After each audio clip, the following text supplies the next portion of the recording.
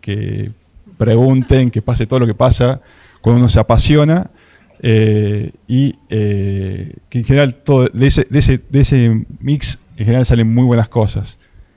Que tengan 2 días hermosos. Felicitaciones nuevamente, Silvia.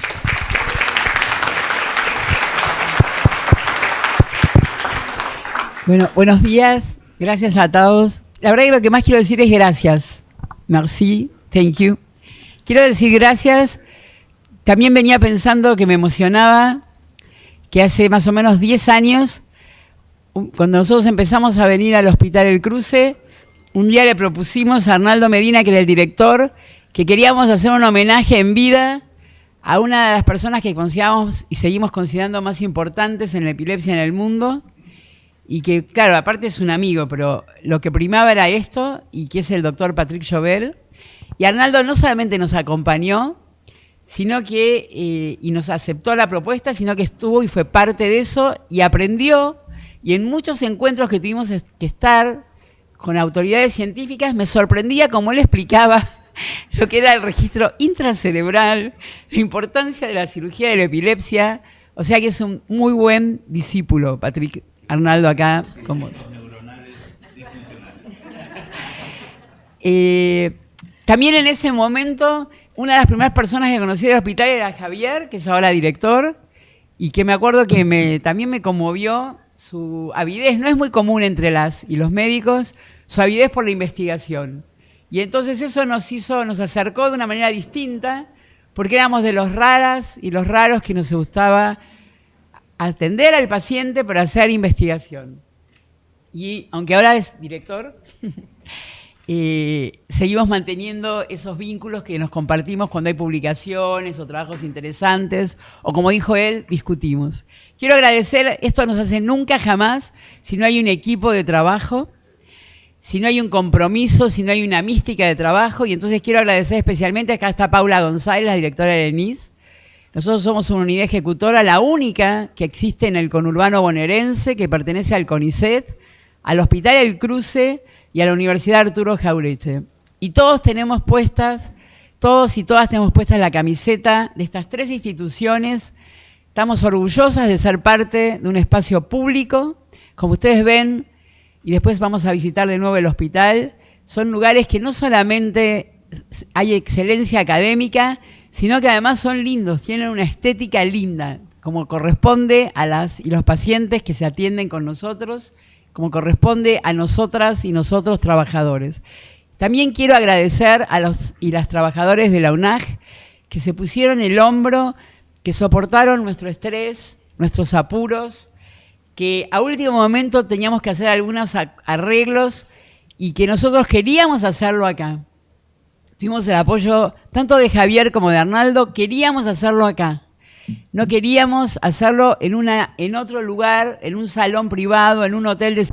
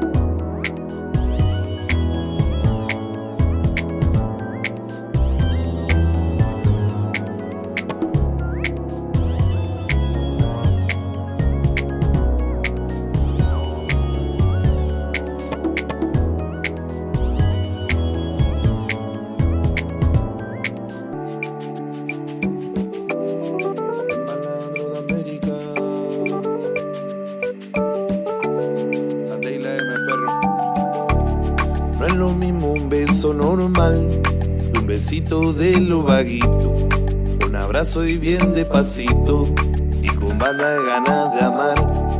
No es lo mismo un beso de vago que los celos de ese tontito, porque sabe que estamos al ritmo y tiene miedo de pestañear.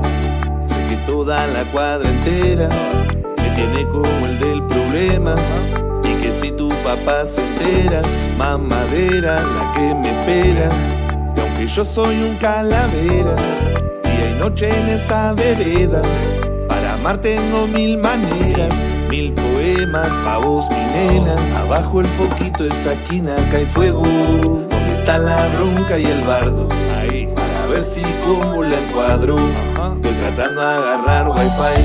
Abajo el foquito de esa esquina te espero, para darte el beso más largo, el verdadero beso de vago, que no vas a olvidar jamás. Es que me tiene loco su manera de mirarme, como ella le hace pa' llegarme, como lo hace tierno al amarme, sus ojos marrones con la luna a brillar. Segundíame hasta el mediodía, hasta que abra la panadería. Pasamos el día con la fría, me rompo el asado y algo pa' tomar. Es que conmigo la pasa mejor, me pinta el día de color, una cumbia, ritmo y sabor, unos besitos y un alfajor.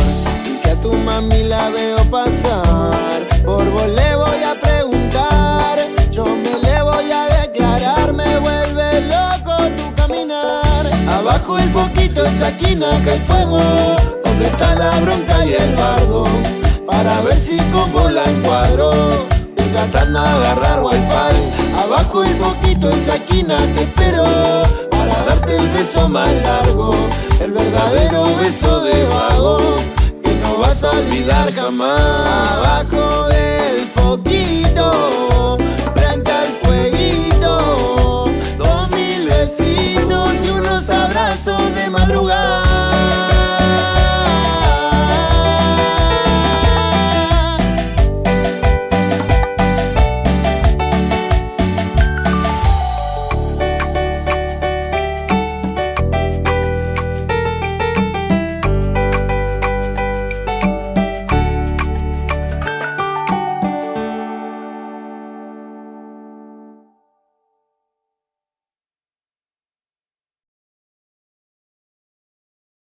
Bueno, ahora sí, muchísimas gracias a todos y a todas, y damos comienzo a nuestro taller BANCAUD.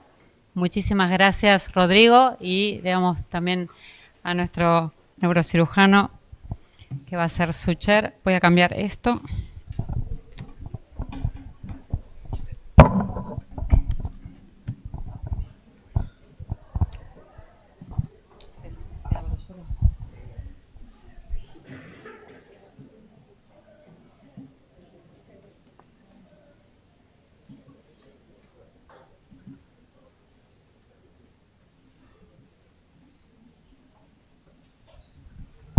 Pablo, te doy la presentación.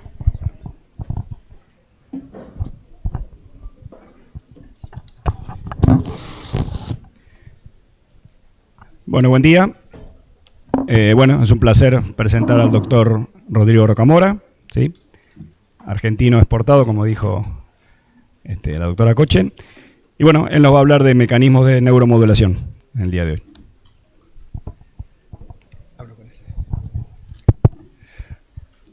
Muy bien, bueno,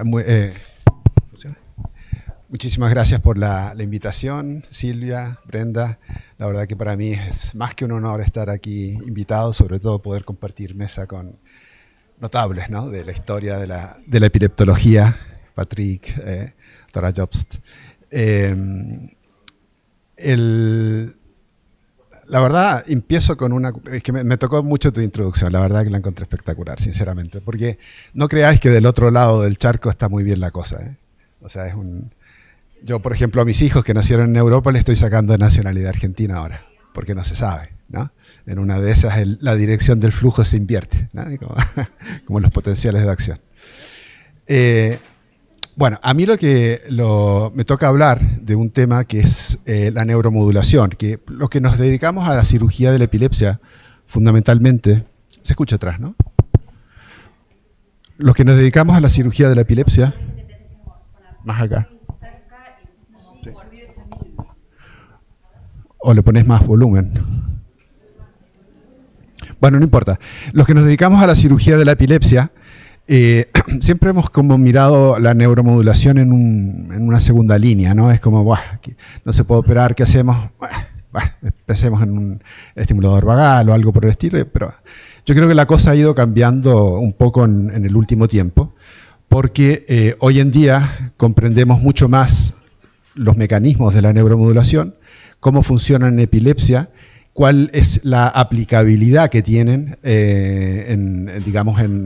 como forma terapéutica y los distintos tipos de tecnología que van saliendo que realmente son bastante interesantes y que podemos analizar. Entonces la charla esta la vamos a dividir en el curso de hoy, que es un poco hablar sobre mecanismos, entender cómo funciona. Si uno no entiende cómo funciona algo, es difícil que uno se lo termine creyendo, ¿no?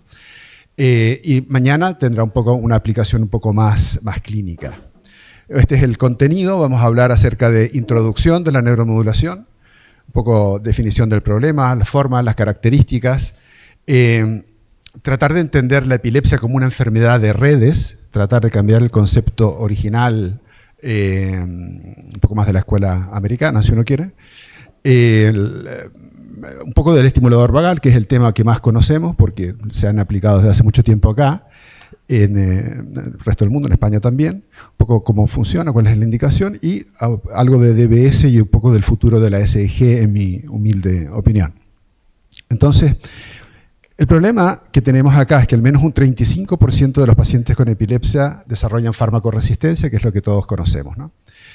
Y esta proporción se ha mantenido a lo largo del tiempo a pesar de diversos fármacos antiepilépticos que presentan características quizás específicas de mejor calidad de vida para los pacientes con respecto a determinados temas, pero seguimos con ese 30-35%. Pero de este porcentaje de pacientes, los pacientes que van a ser candidatos a epilepsia, a cirugía resectiva, van a ser no más del 5 al 15%. O sea, la mitad de ese 30-35%. ¿Qué es lo que hacemos con el resto? ¿Lo olvidamos? ¿Lo guardamos en el cajón? ¿Qué hacemos? Y bueno, es acá donde surge la cuestión de la neuromodulación, ¿no? Pero no solamente eso, sino también os quiero presentar un tema que no lo pensamos a veces, pero la cirugía de la epilepsia, cuando vemos las curvas de libertad de crisis a lo largo de los años, decaen. Si lo vemos a los 2 años, una cosa, si los vemos a los 5 años, es bastante menos.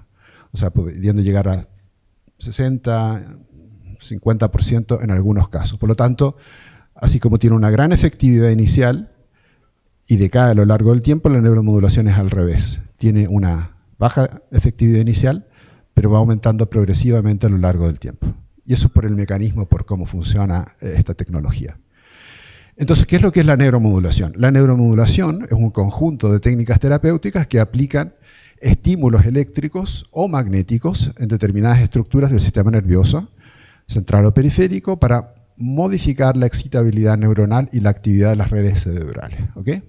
O sea, comprende un determinado tipo de técnicas. Hay otras técnicas que no son parte de la neuromodulación. HIFU, por ejemplo, no sería parte de la neuromodulación.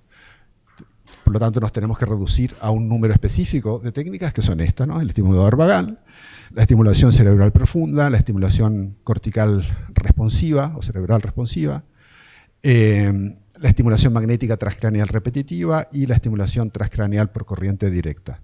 Todas estas técnicas son técnicas que tenemos que conocer porque tienen cierto tipo de características, se han estado desarrollando y se van desarrollando progresivamente en el tiempo y tienen unas indicaciones que se están aclarando, digamos, en su evolución.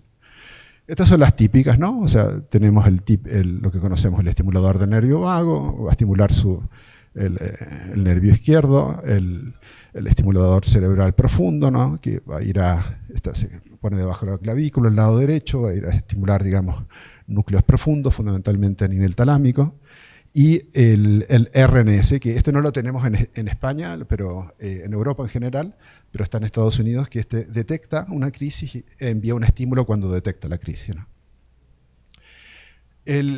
Entonces, dentro de las características ya vamos viendo algunas. Se considera una cirugía paliativa. Es muy raro encontrar pacientes con libertad de crisis después del uso de estas técnicas. Los hay, pero son pocos. Cuando se indica cuando el paciente, como lo dijimos, no es candidato a una cirugía resectiva por diversos motivos, o hay algún tipo de pacientes que dicen, no, mire, yo prefiero no operarme el cerebro, no quiero que me abran, prefiero un sistema de este tipo que lo puedo poner y sacar. Pero esto exige que cuando hablamos de neuromodulación tenemos que cambiar el paradigma y concebir la epilepsia más como una enfermedad de redes que como una enfermedad de un foco epiléptico, aunque estemos hablando de epilepsias llamadas focales. Entonces, en este concepto vemos la epilepsia como redes neurales funcional y anatómicamente conectadas que vamos a tratar de modificar. O sea, no vamos a tratar de ir a modificar un punto en el cerebro, sino una serie de nodos, de conexiones que van a alterar el funcionamiento general del sistema nervioso. Este es el típico esquema de la escuela inicial de líderes y colaboradores, ¿no? Donde hablaba de una zona de inicio de crisis, la zona de propagación temprana, la zona de afectación clínica, la zona irritativa de la actividad intelectual, y todo ese conjunto podía definir una zona epileptogénica. Probablemente vamos a tener que empezar a pensar, aunque sea difícil, y es difícil para nosotros porque no somos físicos, no somos matemáticos, para ellos es más fácil, pero quizás tenemos que empezar a pensar en la epilepsia como una forma de nodos que existen en el cerebro, que se conectan entre sí, que tienen ciertas vías que son facilitadoras, y que si de alguna manera logramos alterar un nodo, me va a afectar el funcionamiento total de la red. Pero para eso, ¿qué necesitamos? Comprender la red. Y eso es lo complejo, porque eso exige normalmente modelos matemáticos. En general, el paciente con epilepsia pasa por un circuito, o sea, una evolución de sus estados neurales, la cual presenta una crisis epiléptica, como vemos acá abajo. Después de esa crisis hay una supresión natural de la probabilidad de tener más crisis, en general. Entra en un periodo de riesgo bajo de crisis, por distintos motivos pasa ese riesgo bajo, se transforma en un riesgo alto y vuelve a tener otra crisis epiléptica. Esto no lo comprendemos bien hoy en día, porque un paciente tiene en un determinado momento una crisis y no en otra, a excepción de las epilepsias reflejas, que es un grupo muy particular. Pero en general no sabemos, vamos avanzando en la detección de estos factores desencadenantes de crisis y de modificación de los modelos biológicos, pero esto es fundamental para poder entenderlo porque con la neuromodulación vamos a estar actuando a distintos niveles en este ciclo. ¿Cómo actúa específicamente en términos generales la neuromodulación? Una realiza una inhibición directa de neuronas hiperexcitables, que son las que están en la zona epileptogénica. Pero también produce una desincronización de la actividad neuronal patológica. Sabemos que el cerebro, para que se comuniquen dos sitios distantes, tiene que haber una sincronización eléctrica que también tiene un correlato neurofuncional a nivel, digamos, de conectividad de neurotransmisores, que permite que una señal pase de un lugar a otro del cerebro. Si no está esa sincronización, no hay comunicación entre estos dos núcleos. Entonces, una de las formas que actúa esta neuromodulación es produciendo una desincronización de una actividad neuronal patológica.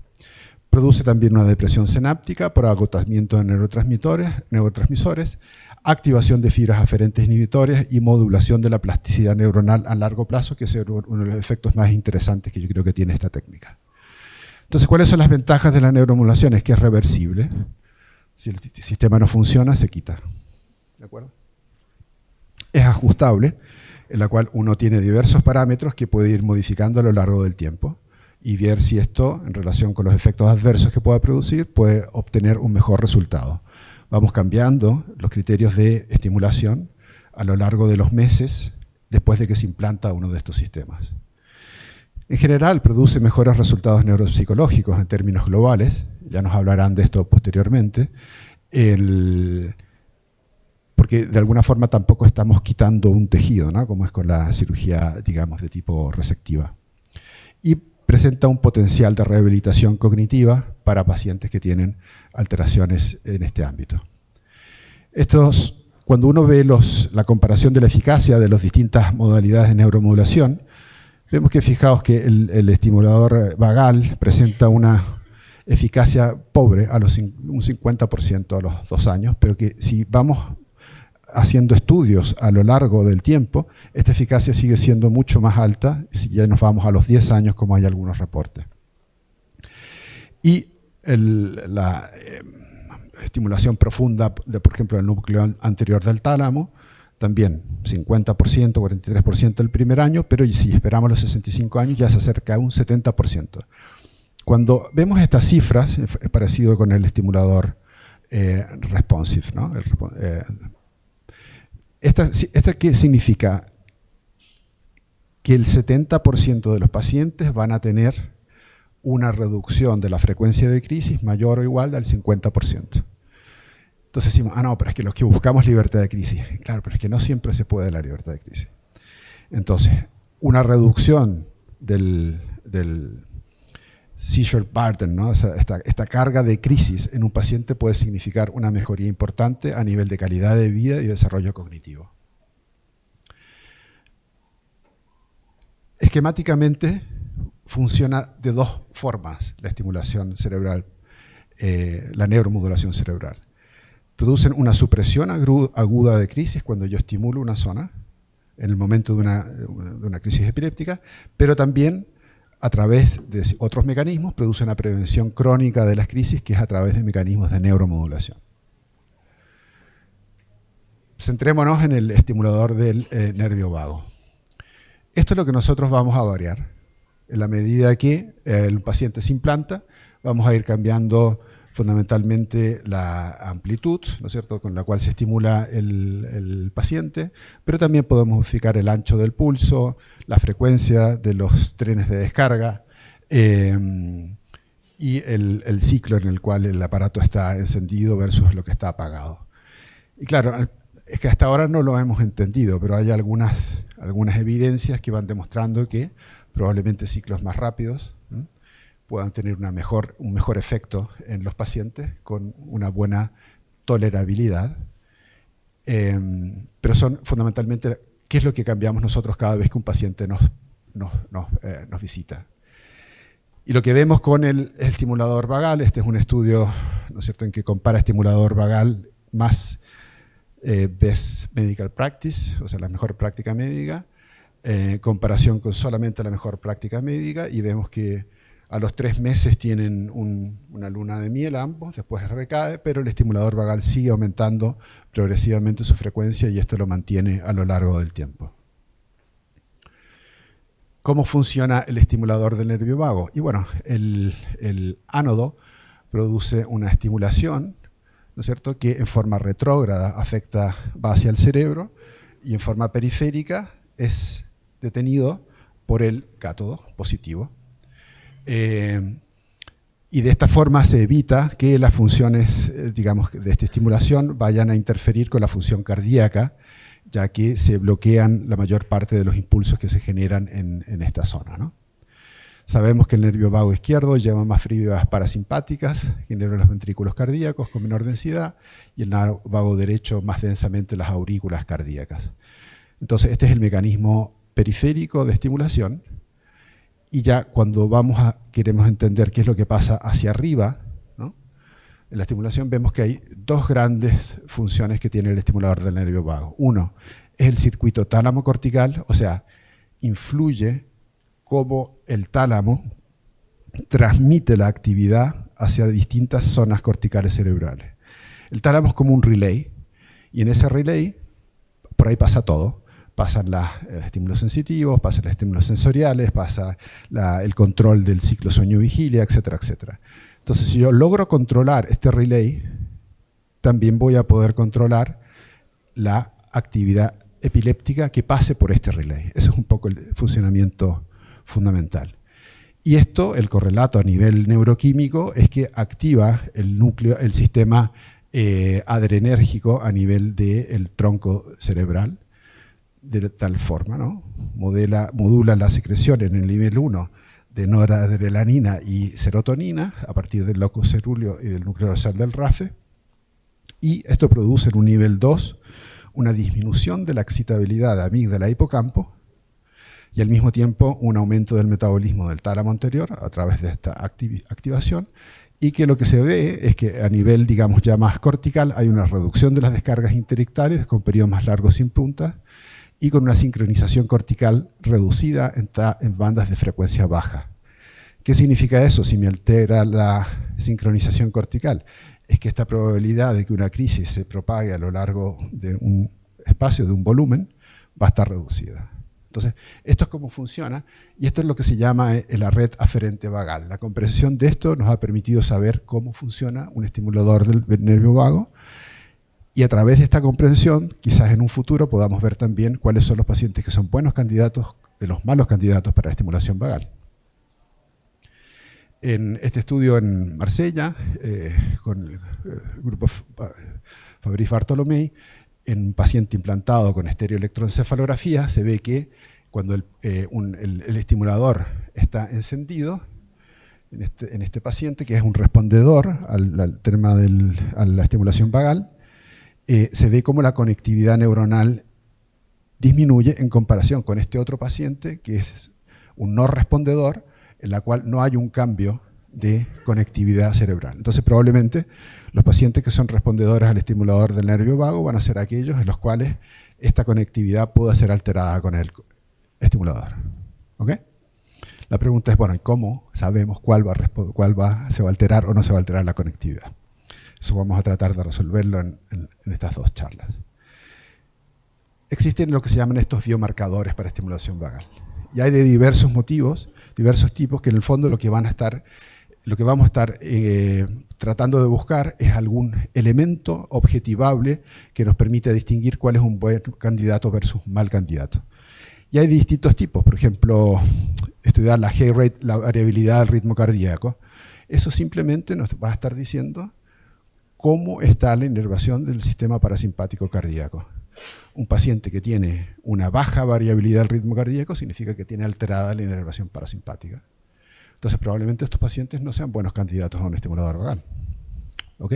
Por ejemplo, se sabe que la estimulación vagal produce alteraciones inflamatorias que pueden ser aumentar un tipo de citoquinas, disminuir otro tipo de citoquinas.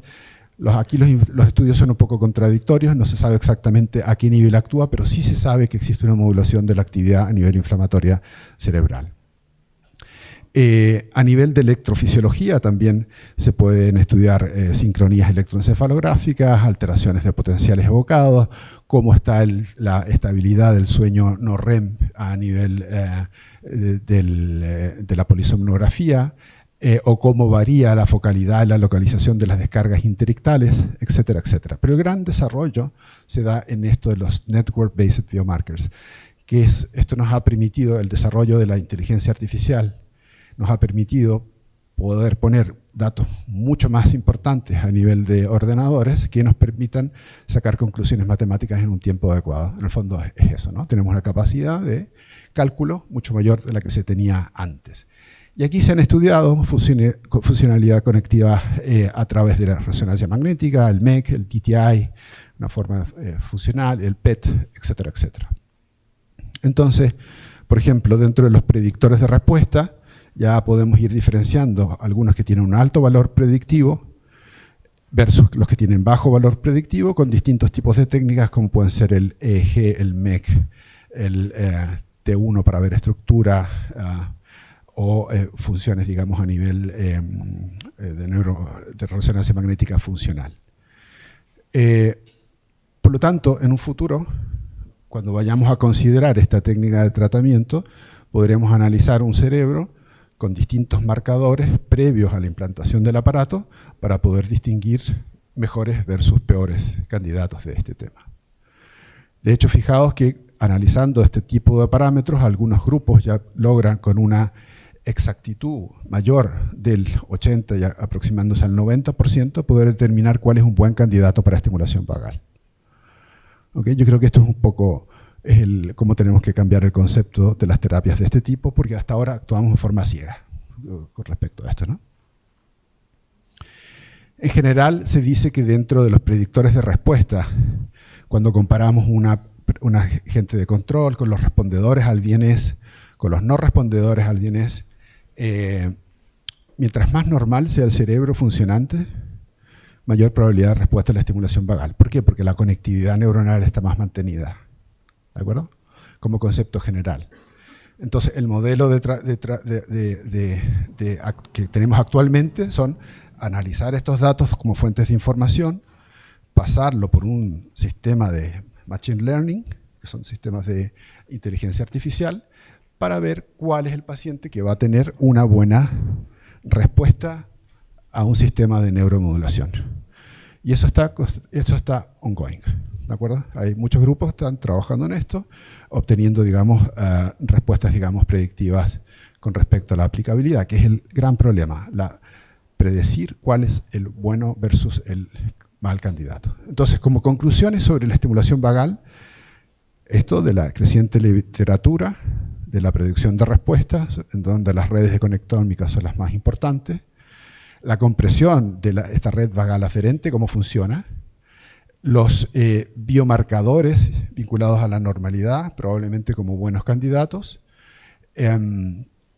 saber que los respondedores muestran una desincronización neuronal global tras la estimulación crónica, y hay ciertos elementos, por ejemplo, el ciclo rápido, que sería más efectivo, titulación rápida, por lo menos en niños, no tenemos que esperar tanto tiempo para ir aumentando las intensidades de pulso, y el uso de la IA para determinar los respondedores. Y dicho esto, vamos a la cerebral profunda, que es, digamos, ya este tema es más complejo, también es más caro, que de alguna forma nos permite entender también cómo funcionan las redes epileptógenas. Sabemos que hay dos sistemas, el sistema de circuito cerrado, que es el que detecta las crisis y envía un estímulo, y el sistema de circuito abierto, que es el estimulador del DBS común y corriente, que es el que va a estimular el tálamo y va a estar enviando estímulos cada cierto tiempo, pero no tiene la capacidad de detectar y responder. Los que hacemos SEEG, hemos visto, lo vemos en la práctica clínica en general, que muchas veces cuando un paciente tiene una crisis, si yo doy un estímulo, por lo menos al inicio de esa crisis, se logra interrumpir en mucha cantidad de veces. Estos sistemas funcionan también así. O sea, existe esa efectividad, esa posibilidad que si yo doy un contraestímulo a una crisis que se está generando, se puede interrumpir en ese momento. ¿De acuerdo? Ese es uno de los mecanismos de acción. Pero no solamente es ese el que funciona. Este es el de la supresión de la crisis. Es decir, yo estoy estimulando el cerebro, va bajando la frecuencia de crisis, pero si dejo de estimular, vuelve la frecuencia de crisis. Pero lo que se observa es fundamentalmente en la medida que yo establezco una estimulación crónica, la frecuencia de crisis en los pacientes que son respondedores tiende a disminuir con el tiempo, a pesar de no tener la estimulación en ese momento. O sea, va cambiando la estimulación cerebral profunda, la forma de conectividad del cerebro, probablemente creando nuevas vías, facilitando algunas e inhibiendo otras. Normalmente el esquema que utilizamos es que tenemos una epilepsia temporal, se propaga a través de un punto que pasa por el tálamo, afecta la corteza en distintas áreas y tenemos una crisis epiléptica. ¿Cuál es nuestro esquema en cirugía de la epilepsia? Vamos a hacer una desconexión o una resección de lo que es el seizure onset zone, la zona donde se generan las crisis. ¿De acuerdo? Esquema clásico. Pero esto no siempre se puede. Si se puede, fantástico, pero existen otras alternativas. Entonces, ¿qué es lo que hace el DBS? El DBS va a alterar este punto de propagación para que esta crisis no vaya a afectar otras zonas del cerebro. O bien, el RNS va a detectar dónde se genera una crisis y va a producir un estímulo que va a tratar de controlar la propagación de esa crisis epiléptica. Esos son los dos grandes mecanismos. Los nuevos sistemas de estimulación profunda son muy detallados, no es solamente un electrodo que produce una especie de burbuja que estimula en todos los radios en forma equitativa, sino que son capaces de establecer radios de estimulación, porque hemos visto que de acuerdo a qué núcleo del tálamo se estimule, va a ser la respuesta que se va a obtener para determinados tipos. Ya lo vemos en el paso del tiempo. Este es un paciente responder.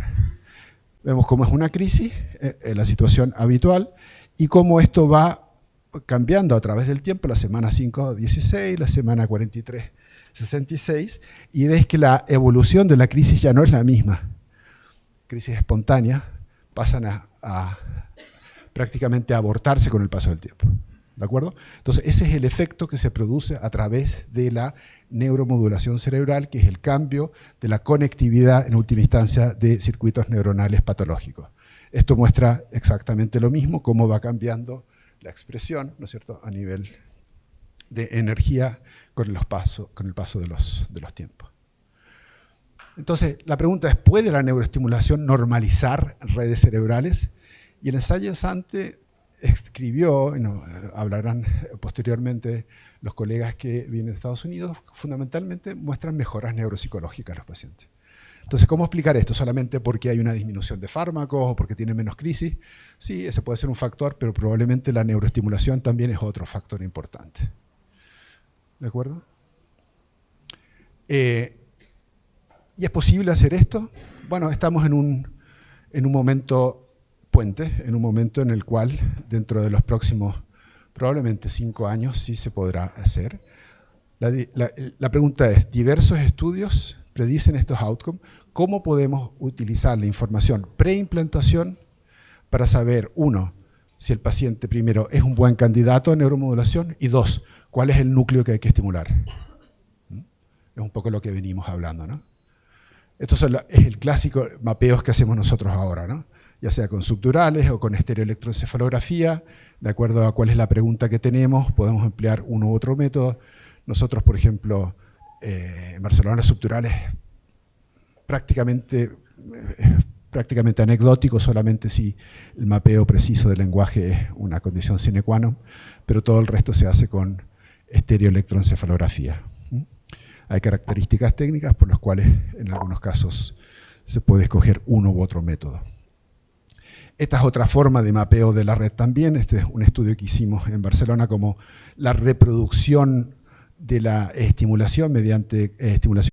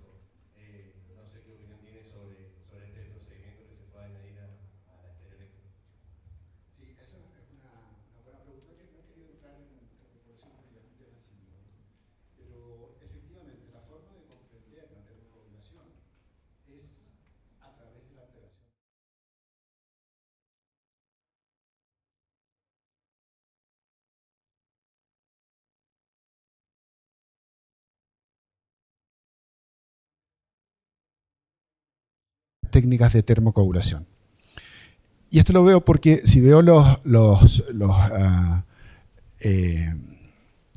charlas, ¿no es cierto?, que dan los colegas, sobre todo de Italia, de mi guarda, ellos en un primer momento, cuando se desarrolla esta técnica, se empleaba fundamentalmente para aquellos casos en los cuales no se podía operar.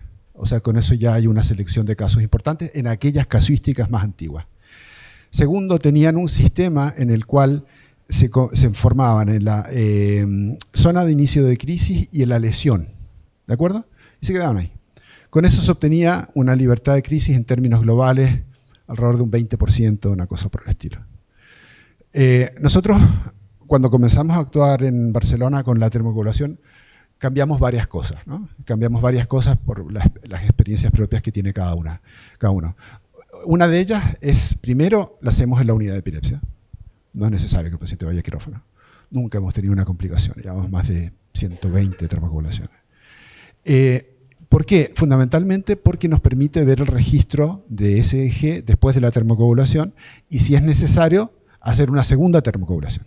Si vemos que después de la primera siguen estas descargas o tienen crisis, digamos, en una zona específica. ¿De acuerdo? Eso es una ventaja. El otro cambio que hicimos es que la lesión nos dejó de importar. Entonces nos guiamos solamente por criterios electrofisiológicos. Zona de inicio de crisis, propagación temprana, importante, ¿no?, dentro de los criterios de la SEEG en general, y la zona irritativa de alta frecuencia, que es un poco más tomado de la escuela de Lüders, ¿no es cierto? Entonces, con esos 3 criterios, nosotros hicimos un primer análisis en los cuales solamente en epilepsias no lesionales, o sea, que con resonancia normal, obtenemos un 25% de libertad de crisis con termocoagulación. Cuando llevamos al grupo total de pacientes, lesionales y no lesionales, un 40% queda libres de crisis. Pero lo interesante es que ahora están saliendo papers de China en los cuales ellos emplean un neurohablador que tiene unas características distintas al que tenemos nosotros y permite no solamente termocoagular en el mismo electrodo, sino entre electrodos adyacentes, con lo cual se puede ablacionar volúmenes mayores. Y están llegando a áreas de 60% en las publicaciones. Y uno puede decir, no, pero es que los chinos... Bah. Le pregunté a mis colegas de Valencia, ¿no?, que son gente seria, que también hacen esto hace mucho rato, y están con cifras parecidas a las de los chinos. ¿Por qué? Porque de alguna forma ablacionan áreas mucho más extensas del cerebro. Y el segundo análisis que hicimos, que también era muy importante, es ver la función cognitiva. Y lo hicimos fundamentalmente en un paper que se publicó en Journal of Neurosurgery hace un año. ¿Cuál es el déficit cognitivo que puede o no causar la termocoagulación en epilepsias del lóbulo temporal, que en el fondo son las más relevantes, ¿no?, el tema de memoria. Y es prácticamente irrelevante, cosa que uno puede ir con relativa seguridad a ablacionar zonas del cerebro en las cuales hay funciones de memoria, puede haber funciones de lenguaje, ¿no?, receptivo en este caso, y como la lesión es tan pequeña y no es una lesión de toda la estructura, la función se recupera. A veces lo que se puede observar en un paciente es una caída a los 3 meses de la función, por ejemplo, de memoria verbal, y después recuperan. ¿Y esto qué permite? No solamente todo el rollo que te acabo de largar, sino que de pronto podés hacer termocoagulaciones bitemporales, cosas que no nos hemos atrevido a publicar hasta ahora porque nos van a cortar la cabeza, ¿entendés? Pero es posible hacerlo y tenemos varios pacientes libres de crisis con epilepsias bitemporales, fundamentalmente porque es posible, digamos, atacar varios focos al mismo tiempo. ¿De acuerdo? Entonces, eso es sí.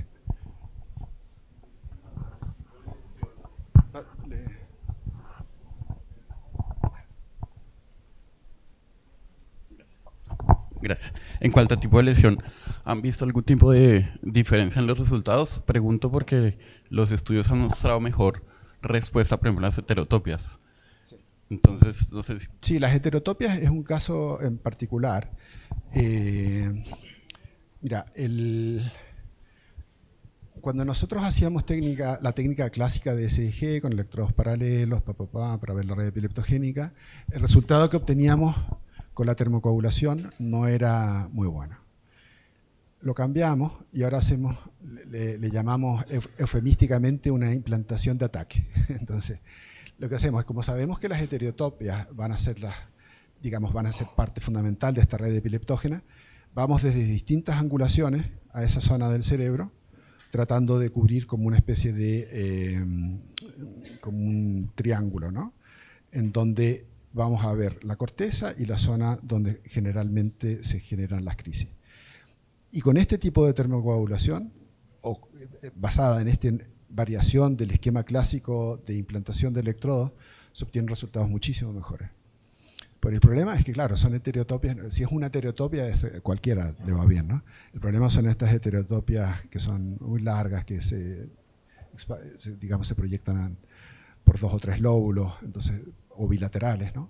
Todo esto se puede acceder con la termocoagulación, ir con conceptos bilaterales. Entonces, eso también ha cambiado mucho la cosa. Antes hacíamos un video EG y decía, no, mira, es que tiene crisis derecha, tiene crisis la izquierda, y tiene heterotopias bilaterales. Bueno, no es candidato porque tiene crisis multifocales en el estudio no invasivo.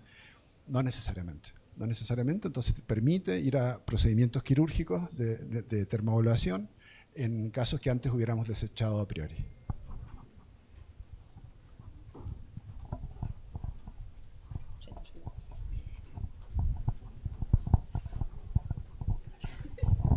Hola, gracias por la charla. Una pregunta. Una vez identificados los nodos de la red o los targets en el caso de termocoagulación, ¿Utilizás alguna software o herramienta para planificar y visualizar ya sea el estímulo eléctrico o la lesión térmica? Muy bien, bueno, gracias por la pregunta. Estamos en desarrollo de esto. Es un software que permite, o sea que ya lo tenemos en el hospital, que a día de hoy lo que permite es la implantación de los electrodos, poder diseñar las trayectorias con todas las vías todas las fuentes de información, resonancia, PET, SPECT, etc. Y la segunda fase, la que estamos desarrollando en este momento, es colocar la información eléctrica de cada nodo para ver, al menos a nivel matemático, cuál es el efecto que se obtiene a partir de la destrucción de ese nodo o de ese grupo de nodos. ¿No crees?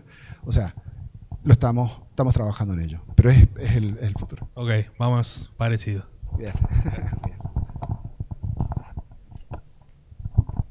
Hola, bueno, muchas gracias por venir acá a Argentina. Excelente la presentación. Saliendo un poco de la termocoagulación, te quería preguntar, hablaste, me encantó, sobre los targets del DBS en talámico, si experiencia que tengan en targets a nivel de hipocampo de DBS y cómo es algo a largo plazo, si hay implicancias en la función cognitiva. Claro. Mira, como decía, en Europa no tenemos RNS, que es normalmente el que se utiliza para la estimulación, digamos, a nivel del lóbulo temporal. El par de pacientes que hemos implantado con DBS han sido epilepsias más bien de tipo multifocal, no exclusivamente a nivel del lóbulo temporal, digamos, ¿no? Uno se podría plantear un DBS en un paciente que tiene una epilepsia bitemporal que no puede ser operado por diversos motivos, ¿no? O que tiene un riesgo cognitivo elevado. Eso se podría plantear también. Pero en general, lo que nosotros, por ahora, lo que estamos haciendo es ir primero a un VNS y si eso no funciona, pasar a un DBS y ver también la combinación de las dos técnicas. Pero al no tener un RNS en Europa aprobado, no tenemos experiencia con ese tipo de casos en particular. Pero mañana, en la charla de mañana, les voy a presentar un aparato que se ha desarrollado ahora en Alemania, que quizás podría solucionarlos algunos de estos temas, ¿ok? Se llama IS. Gracias, doctor. Sobre lo que decía de los targets de DBS, ¿están utilizando núcleo anterior del tálamo o prefieren centro mediano? El anterior del tálamo para epilepsias focales y el centro mediano para generalizada. ¿Y en las multifocales? Anterior del tálamo, fundamentalmente.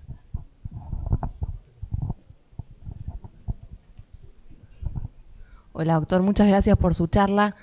Yo quería preguntarle con respecto al patrón de respuesta que uno puede encontrar con el BNS, lo que habló de respondedores y no respondedores, y lo de la conectividad, si habría alguna variable clínica que uno podría estimar que esté relacionada con esa conectividad. Por ejemplo, tiempo de evolución de la epilepsia, frecuencia de crisis, síndromes genéticos.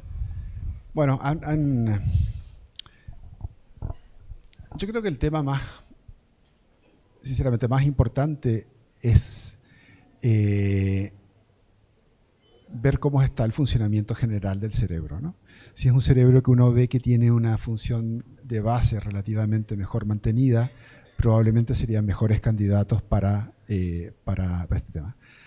Respecto a epilepsias genéticas, y bueno, depende, porque hay tanto grado de epilepsias genéticas, desde las más focales, como puede ser una esclerosis tuberosa, hasta un Dravet, son todas epilepsias genéticas, ¿no? Hay algún grupo, que son estas canalopatías, que probablemente no responden bien, pero otro tipo de epilepsias genéticas que se pueden asociar con lesión, sí sean un buen candidato. O sea, el hecho de ser genético o no genético no es un elemento discriminador para escoger o no escoger, digamos, este tipo de terapia. Yo creo que el elemento más importante, en mi opinión, es tratar de ver qué tal es la conectividad neuronal antes de realizar la implantación de los aparatos. Es por lo menos lo que ha hasta el día de hoy dado una información más relevante. Y esto lo podéis hacer todos vosotros, como seguramente tenéis grupos de pacientes por VNS, simplemente separar los pacientes respondedores versus los no respondedores, y dádselo a los colegas de vuestros equipos, que sean ingenieros o que sean neurólogos, neurocirujanos frikis con el tema de computación, y se pueden estudiar estas cosas. ¿Cómo puedo yo discriminar cuál es un paciente que es un buen candidato? Como la respuesta no está dada, creo que el ámbito de investigación en este aspecto es muy motivador, pienso yo. Pero por ahora, como te digo, el tema es esto. Mientras vea un cerebro que sea más normal posible, probablemente sea un mejor respondedor que una de estas encefalopatías en las cuales no funciona nada, ¿no? Sin embargo, hay estudios con DBS, con Lennox-Gastaut, que tienen buena respuesta. Pero sabéis que los Lennox-Gastaut es una bolsa de gatos donde van un montón de cosas. Entonces, bueno, probablemente los que sean de razón estructural puedan tener una mejor respuesta que los que sean de causa genética.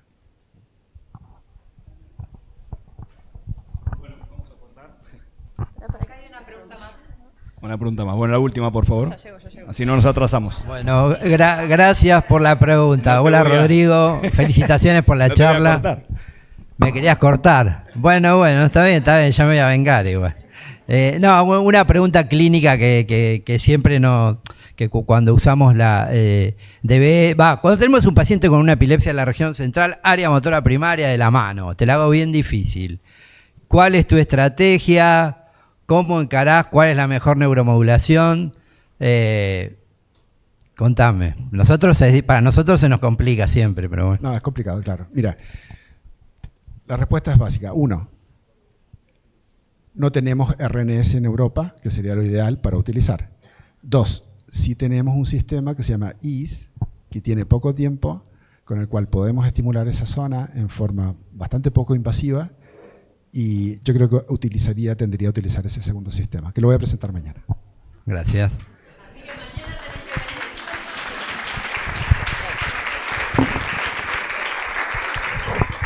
Bueno, muchísimas gracias a todos. Vamos a hacer un break. Hay el café en el fondo del pasillo y hay aulas.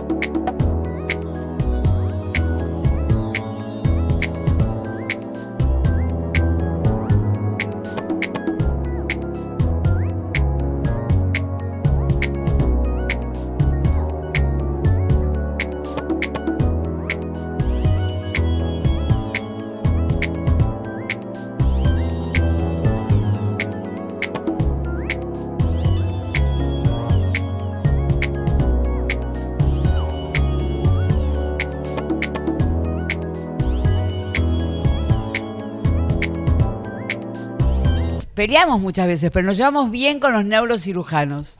Y esto es una situación no muy frecuente. Entonces lo quiero decir públicamente porque se nota en el trabajo de todos los días. Entonces la idea de la presentación de casos clínicos es la que participen, bueno, at first, our guests, international guests, pero la idea también es que participen todos los que quieren dar una opinión. ¿Empezamos? ¿Vos te presentás solo? Y sí. Bueno, buen día. Es un orgullo estar acá, pertenecer a este grupo, ya lo he dicho muchas veces. Trabajamos realmente en conjunto y más allá del éxito quirúrgico que muchas veces le digo a los pacientes, esto es un éxito de todos y siempre incentivo que los regalos sean compartidos. Bueno, vamos a hablar específicamente de, como hizo la introducción el doctor Rocamora,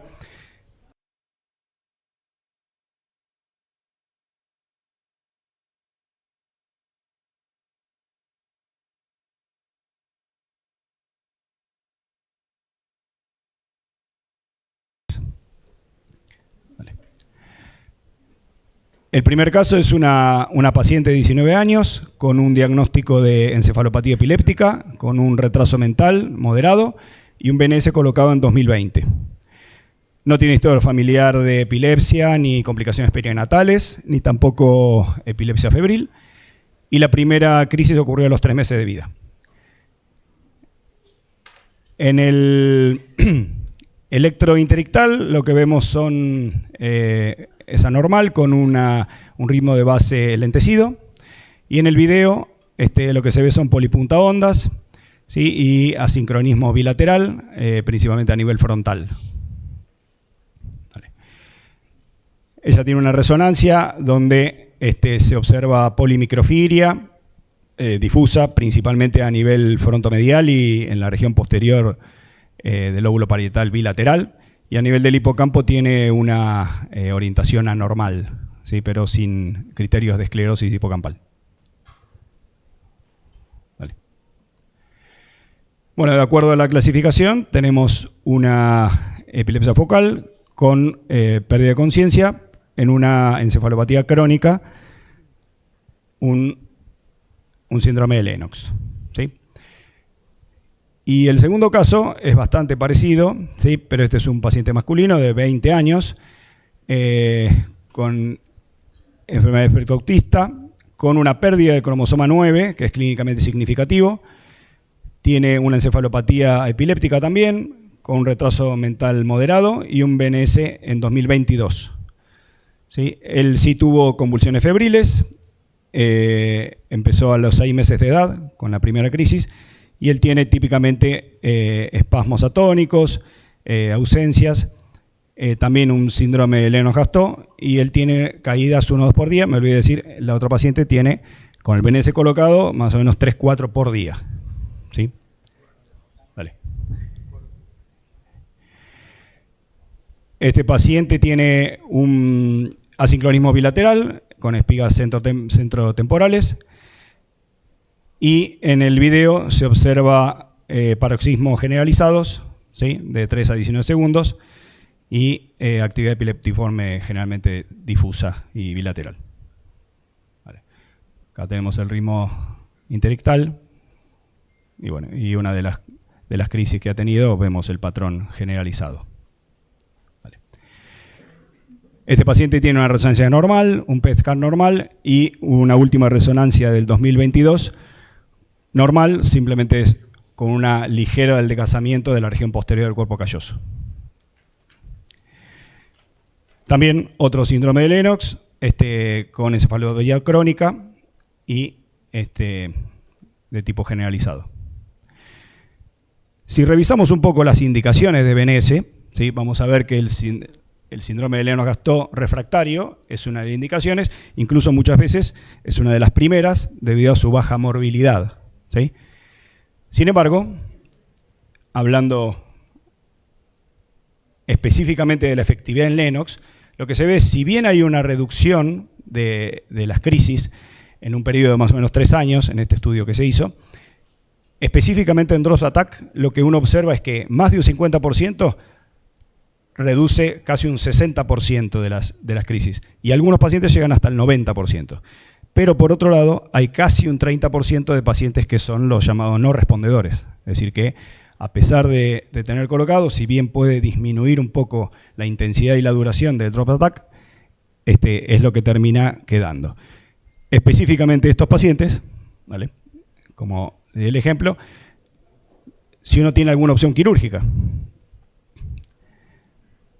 ante esta falla del BNS, uno diría, hacemos una callosotomía completa, 2/3 anterior, callosotomía posterior, colocamos un DBS, si es así, a nivel del target centromediano. ¿Alguna otra opinión? Abro debate. A ver, en estos pacientes, si falla el BNS y el drop attacks es el problema, las crisis con caída, que es lo que sugiere, es lo que supone el mayor riesgo para el paciente, ¿no? Nosotros lo que hacemos es fundamentalmente plantear una callosotomía 2/3 inicialmente. Y últimamente comenzamos a hacer la callosotomía con láser, cosa que digamos, supone menos riesgo todavía para el paciente. No sé si es igualmente quirúrgicamente efectiva, pero es perfectamente técnicamente posible realizar. Eso es lo que haríamos nosotros, tomando en cuenta los drop attacks, no otros tipos de crisis. Y después, si eso falla, un DBS probablemente. Sí, hago la aclaración específica de que lo que más la calidad de vida está muy afectada por los drop attack, ¿sí? Tiene 3-4 por día y el otro paciente 1-2 por día. Y de hecho, los dos pacientes han llegado a quirófano con lesiones en la cara, ¿sí? Con cortes recientes de sus caídas. ¿Alguna otra opinión o pregunta?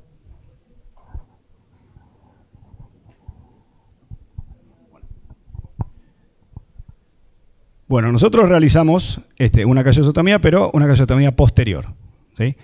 Ahora después vamos a hablar de algunos fundamentos anatómicos y ciertos papers al respecto. Hace 2 meses, la paciente femenina tuvo una reducción de 3 a 4 por día a 2 a 3 por semana, una reducción de casi el 80%. No tuvo complicaciones, ni síndrome de desconexión, ni ninguna complicación, por suerte, en el postoperatorio. La siguiente. Y el paciente masculino, ese fue operado hace 5 meses y pasó de esas 2 caídas diarias a no tener más caídas, ¿sí? Sigue teniendo algunas otras crisis de Lennox, pero ha tenido una reducción del 100% de las crisis. Y la madre muy contenta.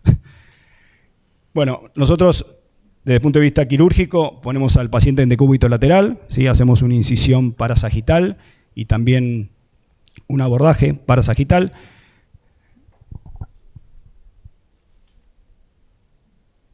Voy a mostrar un pequeño video acá. Es un abordaje interhemisférico, ¿sí? Ahí tenemos lo medial, lo lateral, anterior del cerebro, posterior. La craniotomía es parasagital desde un poquito por detrás de la sutura coronal hasta la sutura lamboidea, ¿sí? Principalmente para ingresar en la parte posterior del cuerpo calloso. Una vez que disecamos la parte medial, ¿sí? Llegamos hasta el cuerpo calloso, que es bien blanco nacrado, y es muy importante identificar la arteria pericallosa, ¿sí? Porque la arteria pericallosa anatómicamente termina por detrás del lóbulo paracentral, ¿sí? Y eso nos da la idea de más o menos la mitad del cuerpo calloso. Y es muy importante porque anatómicamente las fibras comisurales de las piernas son interceptadas a este nivel y de ahí se van hacia posterior. Ahora vamos a ver un paper al respecto. Luego se empieza la aspiración simple, ¿sí? del cuerpo calloso hasta ver el epéndimo, ¿sí? Como se ve ahí, es decir, la parte superior del ventrículo. ¿Sí? A veces también se ve el plexo coroideo, como en este caso.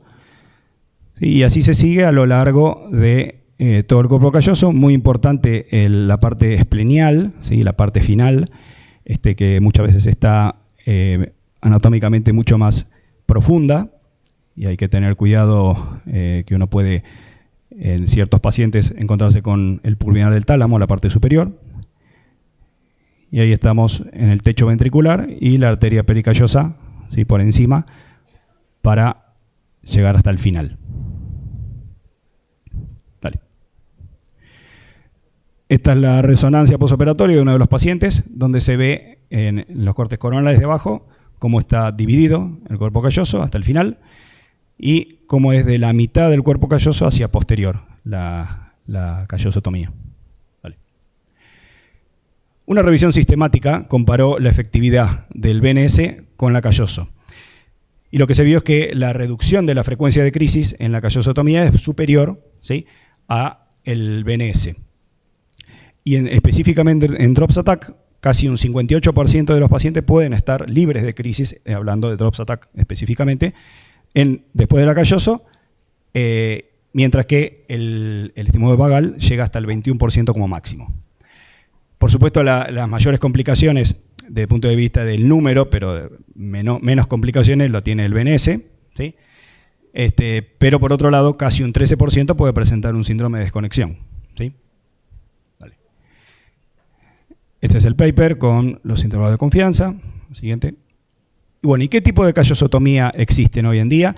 Y en este paper lo explica bastante bien y para qué sirven cada una. Los 2 tercios anteriores, ¿sí?, en general no se llega, a veces incluye el istmo y a veces no lo incluye. Es medio difícil desde el punto de vista técnico, a veces se tiene que incluso hacer una gran craniotomía para poder llegar hasta el istmo, porque son muchos centímetros hacia atrás. Si bien tiene menos complicaciones, tiene una eficacia variable, ¿sí? Ahora vamos a ver algunos aspectos anatómicos.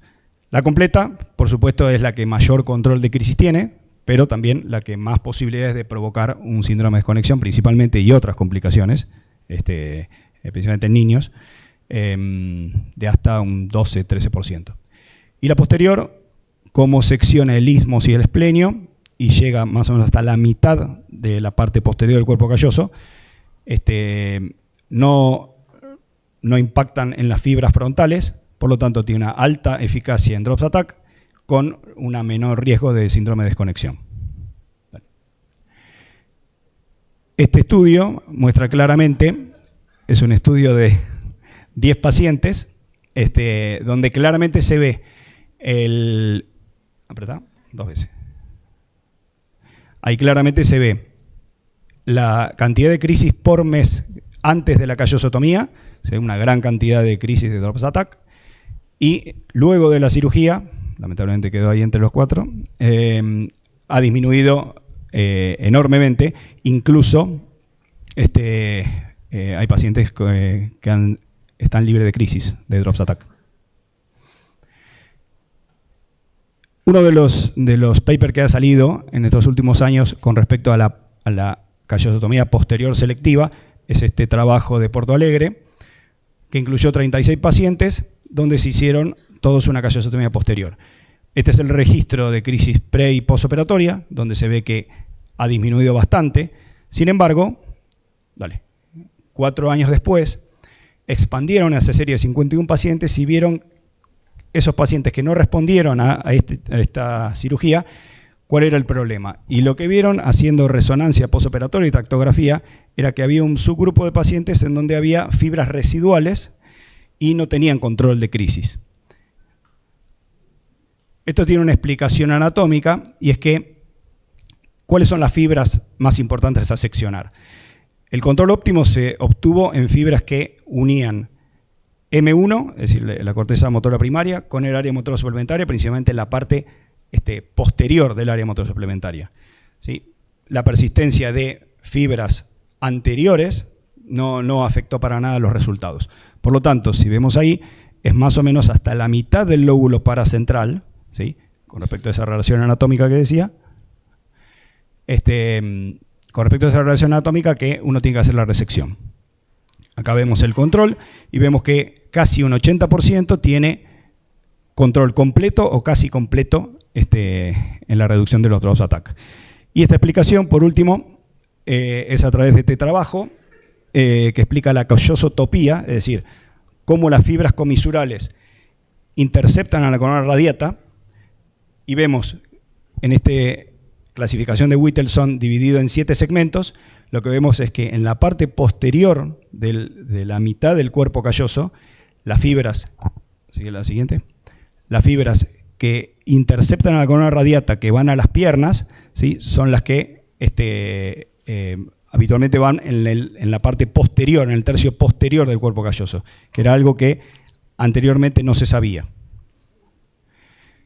Y si bien no existe un consenso mundial con respecto al mecanismo de los drop attack, lo que se dice es que el sincronismo bilateral de áreas homotópicas de ambos hemisferios puede jugar un rol importante.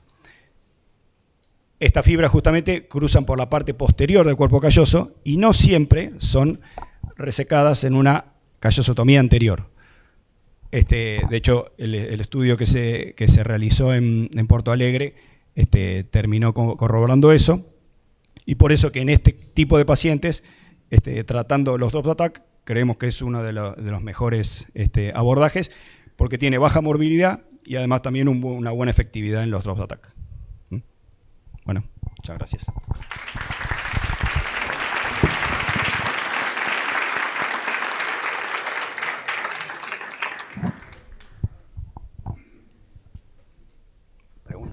¿Alguna pregunta, algún comentario?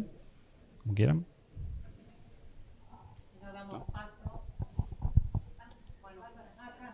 No. Él tiene que. Yes. The surgery was performed where? Was it in Porto Alegre? No. Okay. Just asking, because I'm a little cautious about one center data. Another comment I want to make, actually there's a study in the US for people with Lennox-Gastaut syndrome with the RNS, and they actually put in 2 RNSs over the frontal lobe as well as in the centromedian nucleus of the thalamus. But it seems that the actually frontal lobes are much more involved than the central and median nucleus. So, and I think this is really something to think about, drop attacks and the etiology of drop attacks. And is there some, Patrick always said, all seizures are focal and none are generalized. And probably drop attacks are some focal phenomenon somewhere else. And the question is really, now that we have all these neurostimulation devices, what would be the network node to best interfere? And so it's just something for the future to think about. You want to say something to this? Thank you for reminding the old memories. I would add that, to me, you cannot say drop attacks, because there are many different types of drop attacks. So you need to define them electrico-clinically, because you have these drop attacks of the big bifrontal encephalopathies, etc. That's one thing.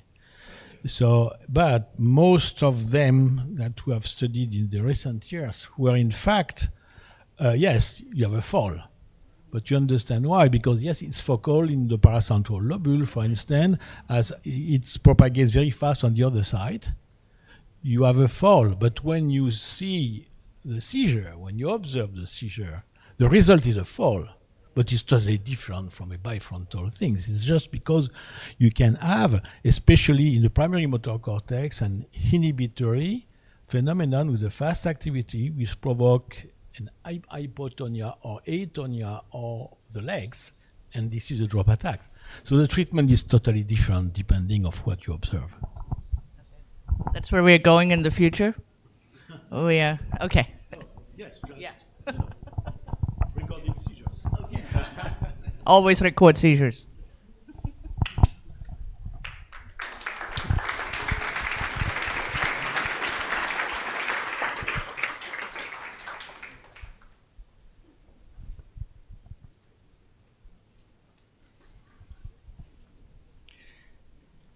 Bueno, ahora el doctor Verdier, neurocirujano pediátrico de nuestro servicio. Una gran incorporación que hicimos en estos últimos años. Bueno, va a presentar un caso de neuromodulación, un caso clínico. Bueno, muchas gracias por permitirme participar de este taller. Para mí es la primera vez y bueno, emocionado y agradecido. Vamos a hacerlo cortito por los tiempos. Este es un caso clínico de una paciente que tiene actualmente 43 años, con un índice IQ, un bajo, perdón, índice de coeficiente intelectual, que tuvo su primera crisis a los 17 años, es diestra, no refiere antecedentes médicos de importancia ni personales ni familiares, con dificultades en el aprendizaje para terminar el secundario, lo terminó a los 25 años. Bueno, es ama de casa, está desempleada debido a su epilepsia y es dependiente en algunas actividades de la vida diaria, vive con su cuidadora que es su hermana. El examen neurológico fue normal. La valoración neuropsicológica mostró que tiene un bajo coeficiente intelectual, con dificultad en el acceso lexical y en la atención, y también dificultades en las tareas de percepción visual. Bueno, la semiología ictal es una paciente que empieza con una alucinación auditiva, como si le estiraran una banda elástica y después no poder verbalizar. A nivel ictal tiene pérdida de la conciencia, con vocalización ictal, desviación de la cabeza hacia la derecha, automatismos manuales de corta duración, con cefalea, somnolencia y amnesia del episodio en el posictal. Tiene generalización aproximadamente 2 veces por mes y una frecuencia diaria entre 15 a 20 crisis por día, sin desencadenantes específicos. Esta es una imagen del scalp a nivel interictal, seguimos, donde vemos que hay en el nivel interictal una actividad de punta onda, complejo de punta onda, en regiones temporales bilaterales, y a nivel ictal tiene ondas también en ritmo teta de baja frecuencia, con propagaciones a nivel temporal derecho, propagación hacia posterior, línea media, y propagación a áreas temporales contralaterales. Bueno, como zona de, epiléptica de sintomatogénica, vemos que por la clínica podemos ubicar la temporal mesial y temporal lateral también, en el intelectal con compromiso temporal bilateral y con dificultades para definir la zona de inicio ictal y la lateralidad. Se le hizo un estudio de resonancia, también en 3 Tesla, donde vemos que es una resonancia normal, no encontramos lesión, y una resonancia funcional que confirma el hemisferio dominante izquierdo por el habla, y un PET donde no encontramos áreas de hipometabolismo. Entonces es una epilepsia focal, no lesional, bitemporal, con dificultades para definir la lateralidad. Por lo tanto, del servicio se planteó hacer una estéreo bilateral simétrica a nivel temporal. Este es el planeamiento, donde colocamos electrodos profundos a nivel de amígdala, cabeza, cuerpo, hipocampo, y también en giro de Hegel en forma simétrica y bilateral. Esta simplemente es la nomenclatura que utilizamos para la colocación de los electrodos y el registro de cada electrodo. La reconstrucción tridimensional, donde podemos ver que los electrodos estuvieron bien colocados, con una buena tolerancia de la paciente en la unidad de video. Uno de los registros ictales del lado izquierdo, con actividad a nivel de la cabeza del hipocampo y giro de Hegel. Vamos a mostrar otra del lado derecho, también con registro ictal a nivel del cuerpo del hipocampo al lado derecho y en giro de Hegel. Entonces, en los registros vemos que tiene una actividad bitemporal, tanto ictal como interictal.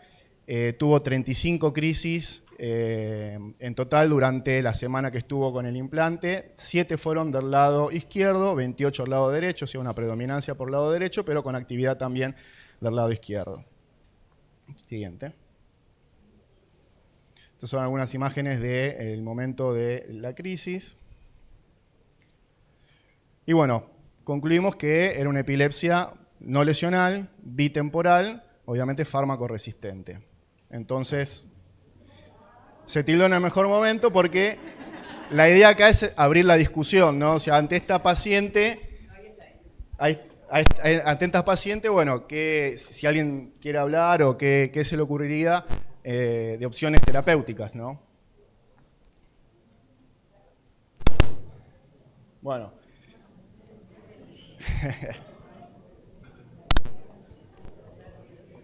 Bueno, nosotros planteamos la duda en opciones terapéuticas si era una paciente candidata a algún tipo de cirugía, ya sea termocoagulación o, como vimos que tiene predominio de crisis del lado derecho, si era candidata a hacer una cirugía a pesar de que es no lesional del lado derecho, o más bien una paciente candidata a neuromodulación. Y dentro de la neuromodulación la discusión era qué tipo de neuromodulación, si BNS, DBS. Bueno, nosotros acá en Argentina tampoco tenemos disponible el RNS, y dentro de DBS, qué tipo de target, ¿no?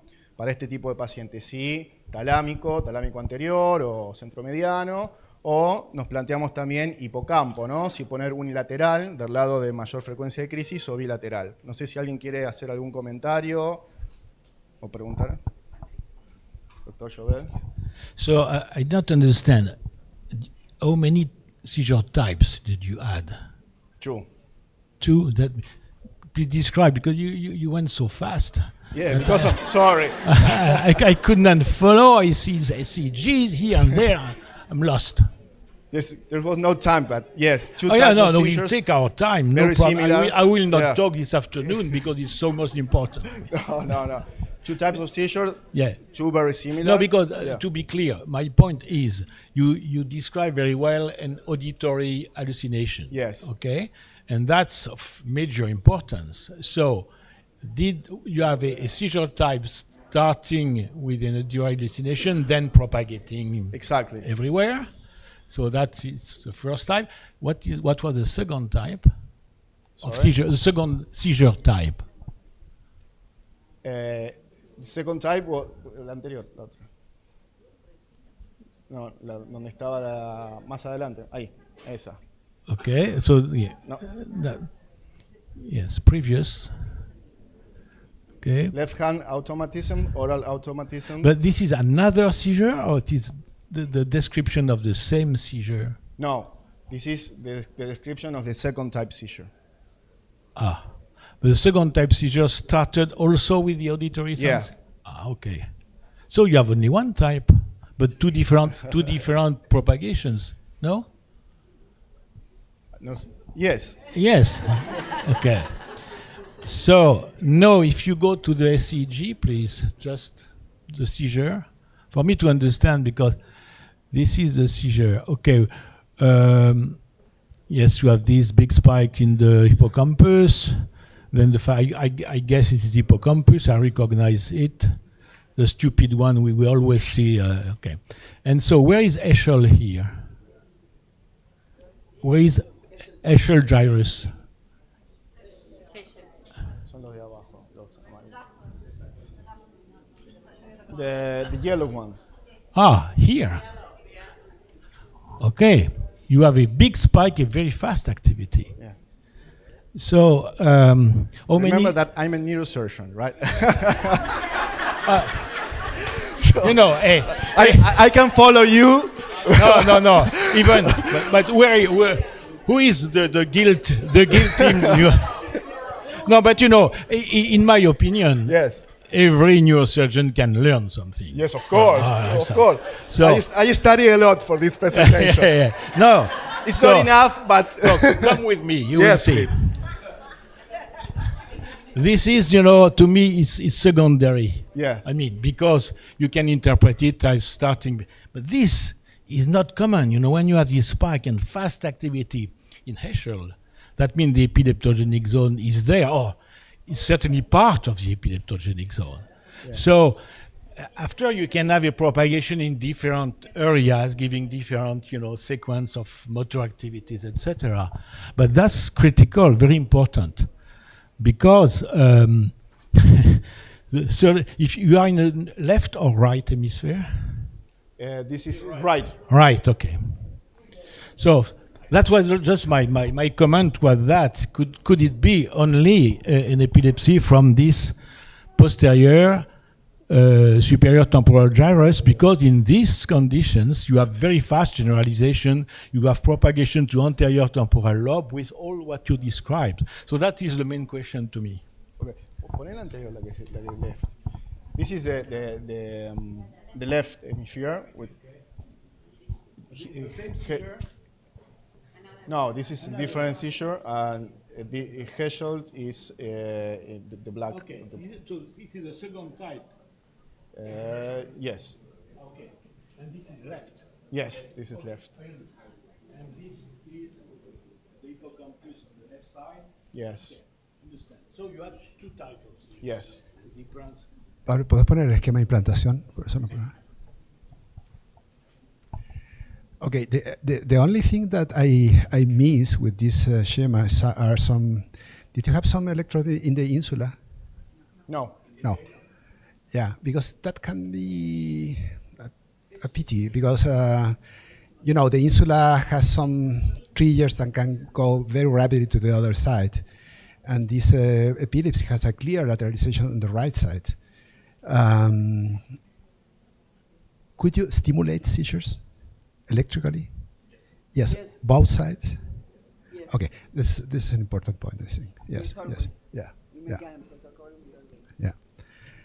Because in my opinion, what would have done, you know, in these cases, to put more insular electrodes in order to understand well how does this, because the insula is not always clinically eloquent.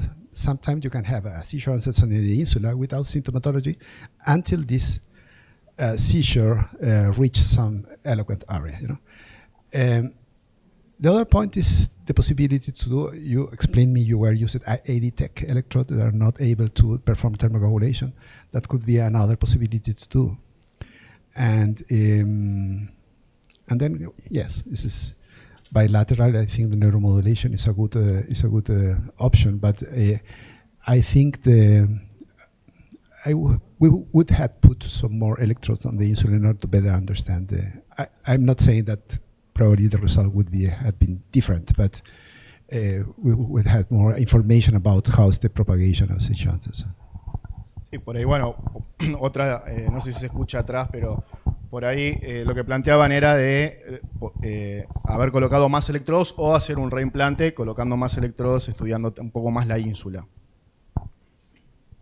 Yeah, I agree with you that this with the auditory aura is indicative of a neocortical kind of seizure generator, and then this is undersampling the neocortical areas, and you have to be aware that you may miss the onset. And it could still be unilateral at this point, but now you're in a situation where we are very frequently where we kind of recognize, okay, maybe this is propagation or not necessarily the onset.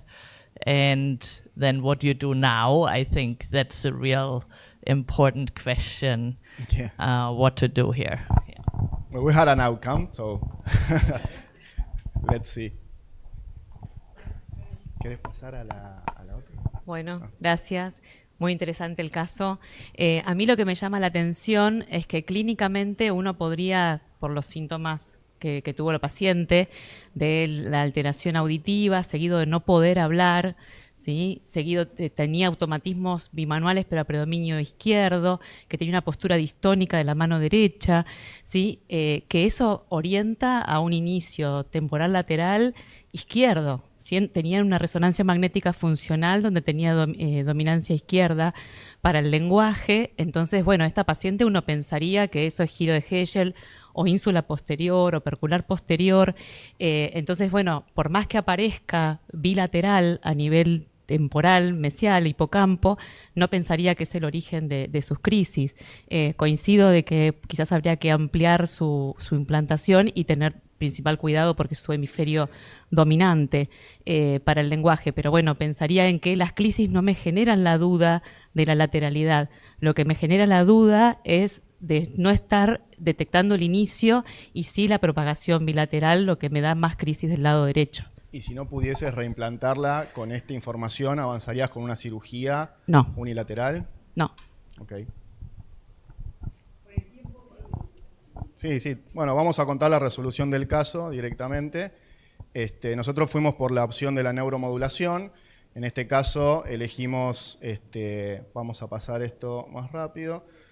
Y bueno, obviamente que toda esta discusión se tuvo en el Ateneo multidisciplinario. Nosotros fuimos con la colocación de un implante a nivel del hipocampo en forma bilateral, un DBS hipocampal bilateral, y ya lleva 1 año de colocado el implante la paciente. Tuvo una reducción de más del 80% de las crisis, ya sin generalizaciones, bajó de 15, 20 diarias a 3, 4 por semana, y mejoró mucho su calidad de vida, ¿no? Está muy contenta, y bueno, esa es la resolución de nuestro caso con un sistema de neuromodulación de DBS hipocampal bilateral.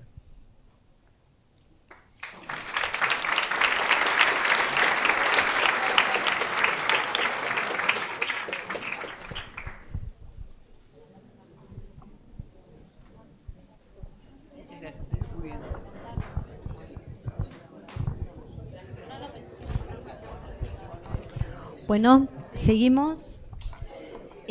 Ahora vamos a presentar a la doctora Bárbara Jobs. Ella es directora del Centro de Epilepsia de Dartmouth-Hitchcock.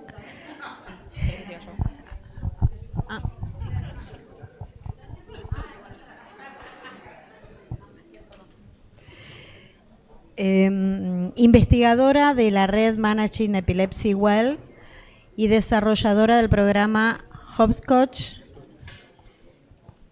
La doctora nos va a dar la conferencia de Brain Stimulation and Cognition in Epilepsy.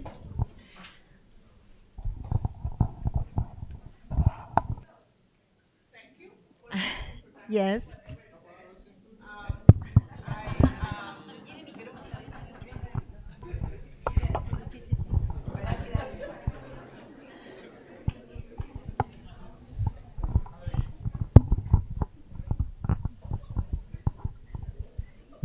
Can we make this work? Oh, here we go. Okay. So thank you for the introduction, and we are very honored with some of our team to be here today in Argentina. We come from Dartmouth, and in case you don't know where Dartmouth is, it is between Boston and Montreal. So it is in the US in the Northeast. And this is what it looks like in our area right now. So we have this beautiful foliage season, and we welcome you anytime to come and visit us. So, but now we're in Argentina, and what I'm gonna talk to you about is a little bit about epilepsy surgery and brain stimulation for seizures, and then about memory dysfunction in epilepsy and how it really relates to interictal discharges. Then I get a little, so this is all work that we do at Dartmouth, so I'm telling you today a little bit of esoteric things, like brain stimulation for consciousness, brain stimulation for memory, and then how to really improve memory in epilepsy, and tell a little bit about hopscotch and self-management, which is a very practical solution to the problem. So we all here stand or rest on the shoulders of giants, and this is my giant. So this is Peter Williamson, who was actually a good friend of Peter's. He was a brilliant epileptologist and described frontal lobe seizures, or worked on frontal lobe seizures, as well as he was one of the first people in the US who did intracranial electrodes, and you see myself here in a much younger state. And he also was a very rich person, and he actually owned 17 Bugattis. So these are those cars from France. And besides the Bugattis, he also had a few airplanes, and that's actually his most valuable Bugatti, the Bugatti Atlantique. that was worth $34 million. And because Peter was very special, he also, of course, met BANCAUD, and then decided back then actually to fly a Bugatti to France, which you see up here, where he is with BANCAUD, and he brought over a Bugatti just to kind of drive BANCAUD around. And he often told that story, and with that, I think there was a long friendship between the School of Sandan, Patrick, Peter, and I'm just kind of a disciple of Peter, and that's also why we are here today, all very dedicated to epilepsy. And it's a little bit like what I'm telling you is a little bit like where I've gone with my career and where I ended up. So initially, when I met Peter and Patrick and whatever, it was all about surgery and outcomes and how many people are seizure-free. However, the magic number is 64%. No matter what we do, it remains 64%. And then we described frontal lobe, like I worked with Peter, actually in this garage here. We were looking at 432 frontal lobe seizures and described the seizures. It was a totally bizarre scene, but it happened. And also worked on occipital. So this is all what I did in the beginning of my career, which was a lot of fun, as you imagine. And then I thought, we have to do better. These 64% are not good enough, and then if we take out the temporal lobe, they all have these memory problems, we have to do better. So the RNS came around, and I just want to say, Peter Williams thought it was total crap, but then actually Martha Morell, a very beautiful woman, showed up, and then he told me, oh, Barbara, you can do it. So I then started working on the RNS, and you already heard about this morning, what this looks like. You can treat bitemporal lobe epilepsy. The patient downloads the data every day, sends it over the internet. And in my young years, I thought this was the coolest device ever. I can see ECOG every day of my patients. I can really learn something about it. And this is what we thought would happen. The patient has a seizure, and then we stimulate, the seizure would stop, and the patient wouldn't notice anything. And you clearly heard this morning that this is not how it works. It works actually that it treats those seizure surrogates and probably over long term modulate the network that makes it different. So this is then the long-term data, that's how it works. But in no way it actually fulfilled my dreams, which were like, we are not taking any brain tissue anymore. We come down to a 70% seizure reduction. It doesn't matter whether you have neocortical epilepsy or medial temporal lobe epilepsy. We have long-term studies, and instead of 64%, we are now at 18%. So it certainly didn't solve the problem, but the ones who don't become seizure-free with surgery, for them, or if surgery is not possible, we have another chance, and there's also a real-life study with the same outcomes, and actually a study is submitted for the post-approval study, which shows about 20% seizure-free.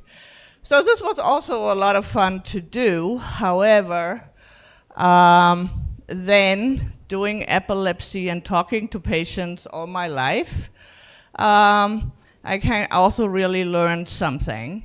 And this is actually a study that was done in 2010, and I hope we have made a huge difference since then.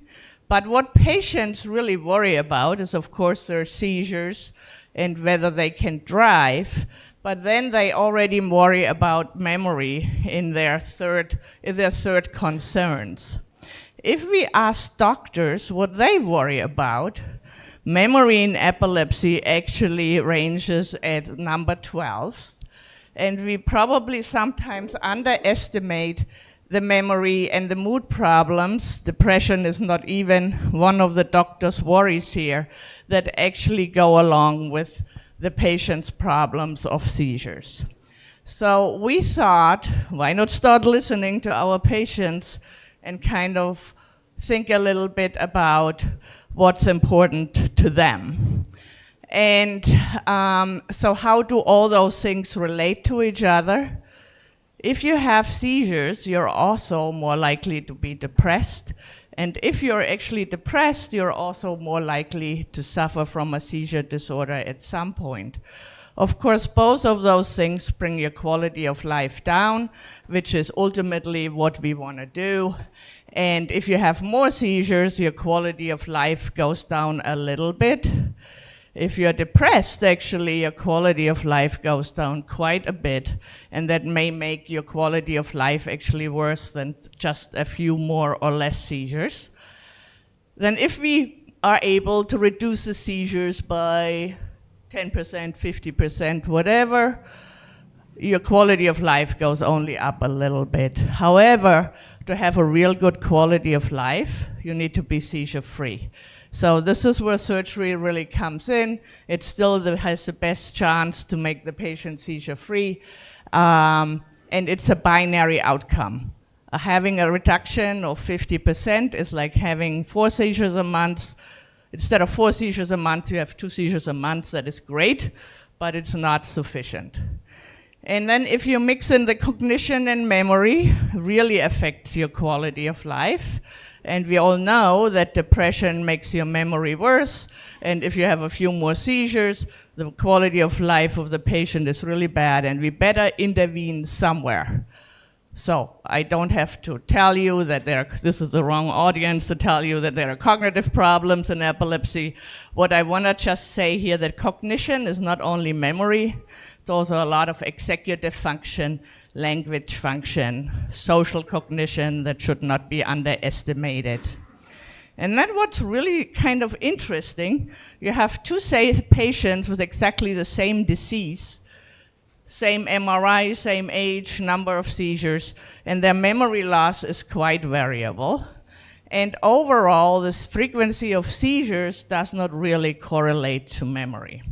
So the question is then, and then this is also another really interesting fact, that what the patients perceive as a good memory and their objective memory are often not the same. So we all have patients where the patient walks in and says, oh, my memory is great, and you measure it and it's terrible. Or they walk in and they say, oh, my memory is terrible, but you measure it and it's actually pretty good. So either we are measuring the wrong thing, which I actually think that we are measuring the wrong thing. We should probably measure something, what we call accelerated forgetting, and you may look this all up. But what we usually measure with our neuropsych testing is probably not what is really the problem. So we at Dartmouth thought, okay, now we want to work on this memory thing in epilepsy. What do we do? And there are many things that affect memory. We can't change the underlying pathology or the genetic. However, maybe we could change a little bit this thing here, the interictal activity, and how is this related to memory? So, and interictal activity can have many forms. As you know, it can be focal, it can be generalized, it can be long, it can be short. So how does this really interfere with the memory function? And so we all know that scalp EEG totally underestimates the actual interictal activity in the brain. And many mesial temporal spikes are usually not recorded on the surface. And here you see really a nice, juicy, big spike in the right temporal lobe here, right hippocampus. And what you see on scalp is nothing. So we are probably, any scalp, we are totally underestimating what is actually the interictal burden of the interictal activity. Because AI is now the big thing, we also developed a spike detector. We optimized it with AI and made it pretty good. So this is a spike detector we developed for intracranial EEG. And then we kind of ran this study here where we thought we go right to the source of truth, which is the intracranial EEG. And here you see one of our SEEG patients here. And we kind of tested memory. We had this task here where we gave the patient 10 words, one after another, to remember. Then we had a distractor task that the patient doesn't only remember the last word. And then the patient had to freely recall the words. And then we kind of looked whether if you have an indirectal discharge, does it have an effect on memory? And what you see here, that it does have an effect on memory during encoding and recall, but it does not have an effect during rest and the distractor task. And the effect on recall is actually greater than on encoding, as you see here. And of course, because this is only a language task, we didn't do a right-sided task. The left-sided IEDs have a greater impact on verbal memory. And these were all the locations we studied in 80 patients. This was not only us at Dartmouth, this was a multi-center study with many other centers too. And then we actually looked which locations did most interfere with memory function. And to our surprise, because we always think it's just the hippocampus, we actually found that during encoding, especially indirectal activity in the parietal lobes and in the inferior and subtemporal areas actually most interfere with memory recall. However, spikes during encoding in the hippocampus did relatively little. Only during recall, actually, we saw if the spikes occur in the hippocampus, they really interfered with the memory task. And here's another where we looked at a few other things we looked at, and the thing I really want to kind of point out here, which spikes are the most important, and actually spikes that propagate through the white matter actually make the biggest difference. So you can always, so what we basically concluded from the studies, it's not every spike is bad for your memory. It is the spike has to occur at the right time, at the right place to interfere with your memory function. The question then also comes up, is this just an attentional problem? You're not recalling something because you're not paying attention. And there's actually the study from 1987, which I love, from Dorothy Castellet-Knowles. And she was actually driving with patients with epilepsy in a car. And it was a driving school car, that the car could be stopped if the patient had a seizure and the patient had an EEG on while driving. And what they noted, that interictal activity actually appeared when the patient was stopping at a red light, but when they were driving, they actually got less. So the conclusion of this was that attention probably modulates this interictal activity. And we did, in our little task that I just showed you, we actually looked also at whether attention modulates spikes, and it definitely does, because in between those, when the patient doesn't look at a word, actually the spike frequency goes up. So attention probably has something to do with it. And what did we conclude from all this work? That it's not really the overall rate, but the rate of the interictal discharges in the right place at the right time that really impair cognition, at least in focal epilepsy, and that actually the lateral temporal cortex interferes most with encoding, and the spikes in the hippocampus actually interfere mainly with recall, and that white matter propagation also probably matters for this memory function. And that also attention has something to do to modulate the rate of interictal activity. So that comes to an age-old question: should we treat the IEDs. We always said no, you don't treat the EEG, you always treat the patient, and you can say yes and no, you really don't know whether you should do it or should not do it. And then if we treat it, it's like the question, how do we treat it? I don't think medications are the right way to go. We actually looked a little bit which medication suppresses intracranial spikes the most. And actually carbamazepine and levetiracetam are the winners. But we all know that it really doesn't make your cognition really better to just medication by itself bring down the cognition. So it's probably not a way to give the patient more medications to work on those spikes. So what do we do then? So in the question we actually asked ourselves, can we do deep brain stimulation for memory problems? Now, so my secret idea was, now we have the RNS for seizures. Could we also modulate that RNS somehow, that it doesn't only treat the seizures, it also treats the memory function?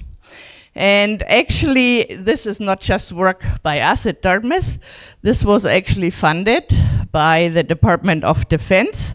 In the US, you have to always ask yourself, why are they so interested in memory modulation? But I got into the work because I thought it's not going to work anyway. So why not take the money and try it out? And so this was actually a group led by Mike Kahana, who is a brilliant neuropsychologist. There were like 15 centers. And what we actually set out to do was based on this. So at UCLA, they actually did a study where they stimulated in 6 patients intracranially the entorhinal cortex. And they had this taxi driver task where you had to remember where to drive with a taxi. And they showed with 50 hertz, 5-second stimulation, intracranially you could improve memory. So if it's true, it's great. We should do something and build a brain stimulator for this. If it's not true, which many of us thought, we have to at least find out. And so what we did, we actually repeated the same experiment, now not in 6 patients, but in 49 patients. Also stimulated the entorhinal cortex and the hippocampus, and guess what? It didn't make memory better, it made memory worse.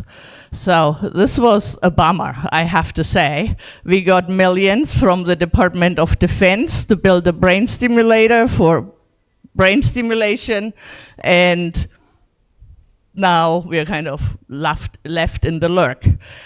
So what happened then, however, Mayo Clinic was a partner of us, and there was one patient where they had not, so usually if you do this word task that I showed you, these 12 words, the patients with epilepsy usually remember 2. And then there was a patient at Mayo where we stimulated the lateral temporal cortex for whatever reason, and out of a sudden, the patient remembered not 2 words, but about 11 or 12, and repeatedly and reproducibly. So then there was really, I have to really credit Mike Kahana for that, who had this brilliant idea, we have to do something differently and not stimulate the entorhinal cortex with 50 hertz, but do something much more sophisticated, because if you think about it, if your brain is in a state where your memory is good and you stimulate, the only thing you can do is mess it up. If your brain is in a state where your memory is bad, you probably have a chance to improve it. And probably those states are not static, but dynamic. So what we did, we actually in the same 80 and more patients who all had SEEG at various centers, we actually recorded our task and basically sorted them with when is the brain in a good memory state, when did they remember the word, and when did they not remember the word, and took the spectrogram for each individual patient and actually ran it through a machine learning classifier. So this is this is this particular individual brain with good memory, and this is this particular brain with bad memory. And then we only stimulated when the brain was in a negative memory state. And actually with this, we could predict, which is like one of the coolest things I've done in my life. You could predict when the patient looked at the word, whether the patient would remember the word later or not, which was amazing. And then we kind of stimulated not in the mesial areas, but in the lateral temporal areas. And lo and behold, we saw a memory improvement of about 20% in the lateral temporal stimulation. And now we had these biomarkers of what is good memory and bad memory on the EEG. And we could actually also measure a change in biomarkers of being in a good memory state with this type of stimulation. So this is all wonderful. So wonderful stuff. We improved memory by 20%. However, 20% is the patient usually remembers 2 words. Now the patient is going to remember 2.4 words. Is this really going to make a huge difference in the patient's life? And this is a huge technological challenge. We come to technological challenges again.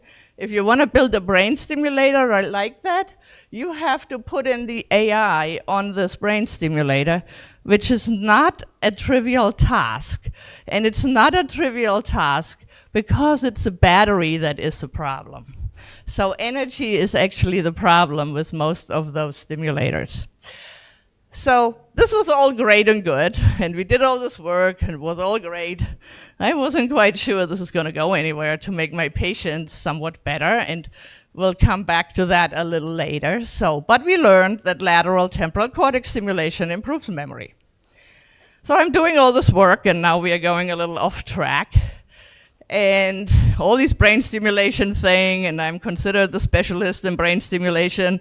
And then Hal Blumenfeld, this guy here, comes to me at a meeting and says, "Hey, Barbara, I want to do the study where we stimulate the CL nucleus of the thalamus during seizures to keep the patient more awake."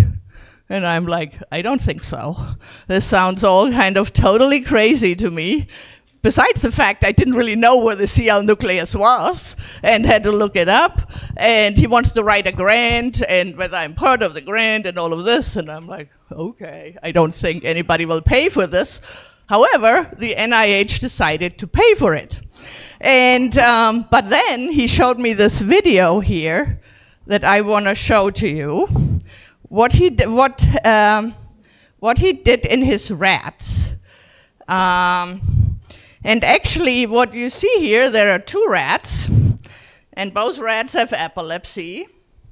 And at some point, the rat will have a seizure. And the left rat has no DBS in the CL nucleus, but the right rat also has a seizure in the hippocampus, but is going about its normal way. So it's the left rat having no stimulation, having a seizure, typical temporal lobe type seizure. The right rat is just going about the way and doing the normal thing. So after Hal showed me this video, I became a little bit more enthusiastic about this project and decided, okay, maybe we'll try this because if this is true, it's really gonna make a difference. And the third person that joined us was Greg Worrell from Mayo Clinic, who is kind of the master of engineering whatever stimulator you need. So what we wanted to do was we take patients with bitemporal lobe epilepsy, maybe one of the patients you showed, and we stimulate, so if a seizure occurs, we stimulate like the RNS, we detect the seizure, we want to stop the seizure with the RNS, And then if it doesn't stop after 5 seconds, and I'll tell you the 5 seconds were totally random, we stimulate the CL nucleus to try to preserve consciousness in the patients. And this is the device we used. It's called the RC+S. It's a research device only that has 4 electrodes. It's like a DBS, but it can also sense. And we put in 2 electrodes into the bilateral hippocampus, 2 electrodes in the CL nucleus of the thalamus. This is where the electrodes are, and our primary outcome measure was actually not seizure frequency, it was consciousness during seizures, and I'm gonna tell you how we measured it. If you don't know where the CL nucleus is, it is this little structure in the thalamus. And why did we choose the CL nucleus? There's actually a lot of work by a person named Nico Schiff, who is at Columbia, who uses stimulation of the CL nucleus for traumatic brain injury and vegetative state, and could show that stimulation of this increased the level of consciousness. And so here's your, sorry, this is a little not clear. If the patient had a hippocampal seizure and it stopped, then it stopped, we didn't do anything. If the hippocampal seizure continued, then we triggered the CL stimulation. And how did we do that? It's actually a technological kind of nightmare a little bit, because you have the stimulator that goes into the brain with the electrodes. The stimulator talks to the communicator. The communicator talks to a tablet. The tablet talks to an iPhone. The iPhone talks to an Apple Watch. And whenever the patient has an you have to think about it. The patient has an intracranial seizure. This cascade runs. The Apple Watch goes off and asks the patient's questions that the patient is supposed to answer at that time. And this is how we measured consciousness in those patients. So you can imagine this is a technological nightmare. All the patients need to charge all these devices. However, our primary never shy away from doing something complicated. So this is, and the patient asks the patient for the name to remember 3 words, and it goes through kind of a 3-minute sequence to ask the patient when the patient has a seizure. Of course, it also goes off when the patient does not have a seizure. So we had all the randomized controls in this. There were 5 patients. So this was a feasibility study, and I'm not sure whether it was really feasible, but we did it. So we enrolled 5 patients. We also admitted our patients, actually initially. So after they were implanted, we admitted them, and we triggered during sleep random CL stimulation. And actually, we could arouse all 5 patients out of sleep to just prove that this has an effect on consciousness. And as I said, our outcome was consciousness measured by the RD watch during the randomization period. So what we did then in the randomization period, we triggered CL stimulation in some seizures, but not in all seizures, to have a comparator. And so we had 5 patients. 3 had improved consciousness during seizures. 1 never had a seizure with impaired consciousness again, once implanted. And the other one also somewhat responded to hippocampal stimulation, so we only had basically 3 patients we could evaluate. And here you see the results in kind of the nerdy science thing, where you see we could kind of, these were our consciousness measures where they kind of were different. So this is not published yet. It's out on a preprint server. If you're interested, look for Blumenfeld and Hull on a preprint server. Okay, this is also good. Great work, great work. Make things different. We really found out something. However, to practically help my patients in clinic is not really, it's far in the future, and I hope I still live when this will happen. And that brought us to this. So we were doing all this memory work, trying, and we also tried to honestly replace, to record place cells and do all sorts of memory work in our unit with microelectrodes recordings. And then one day I just was up in the unit kind of fiddling around with, I think, aluminum foil to record single neurons. And then I thought, okay, if I now find a place cell, it's not going to help my patients a bit. I can write a famous paper, but it's not going to really help the person in front of me.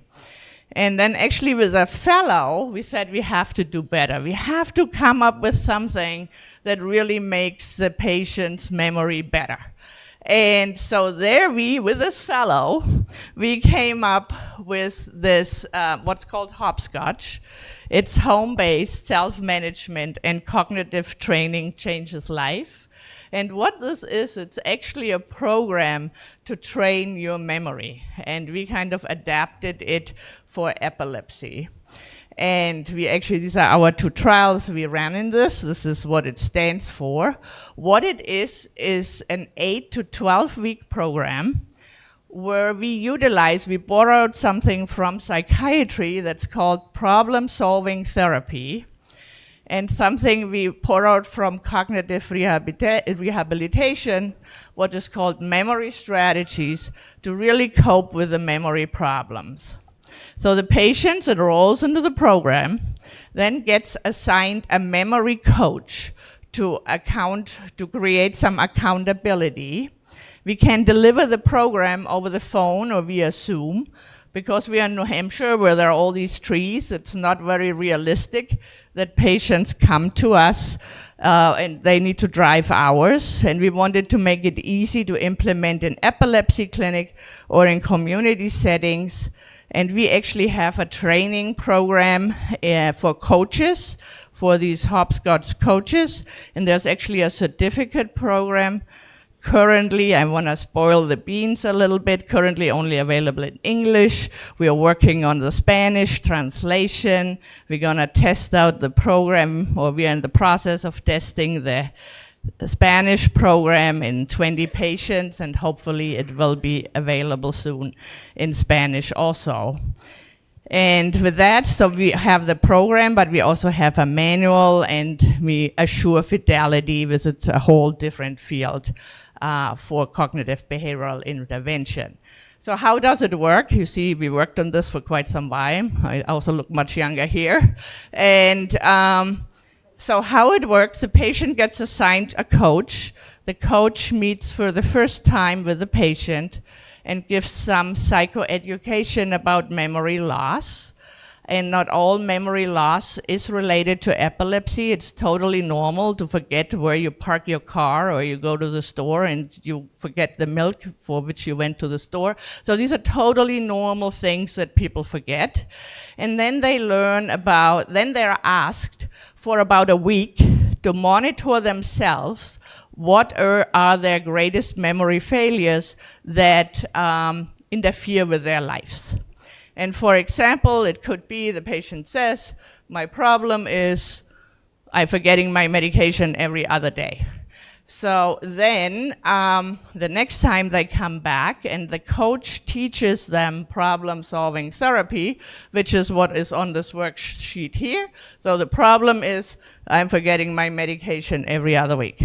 Then the coach will ask, what is your goal? Or not to forget my medication every day.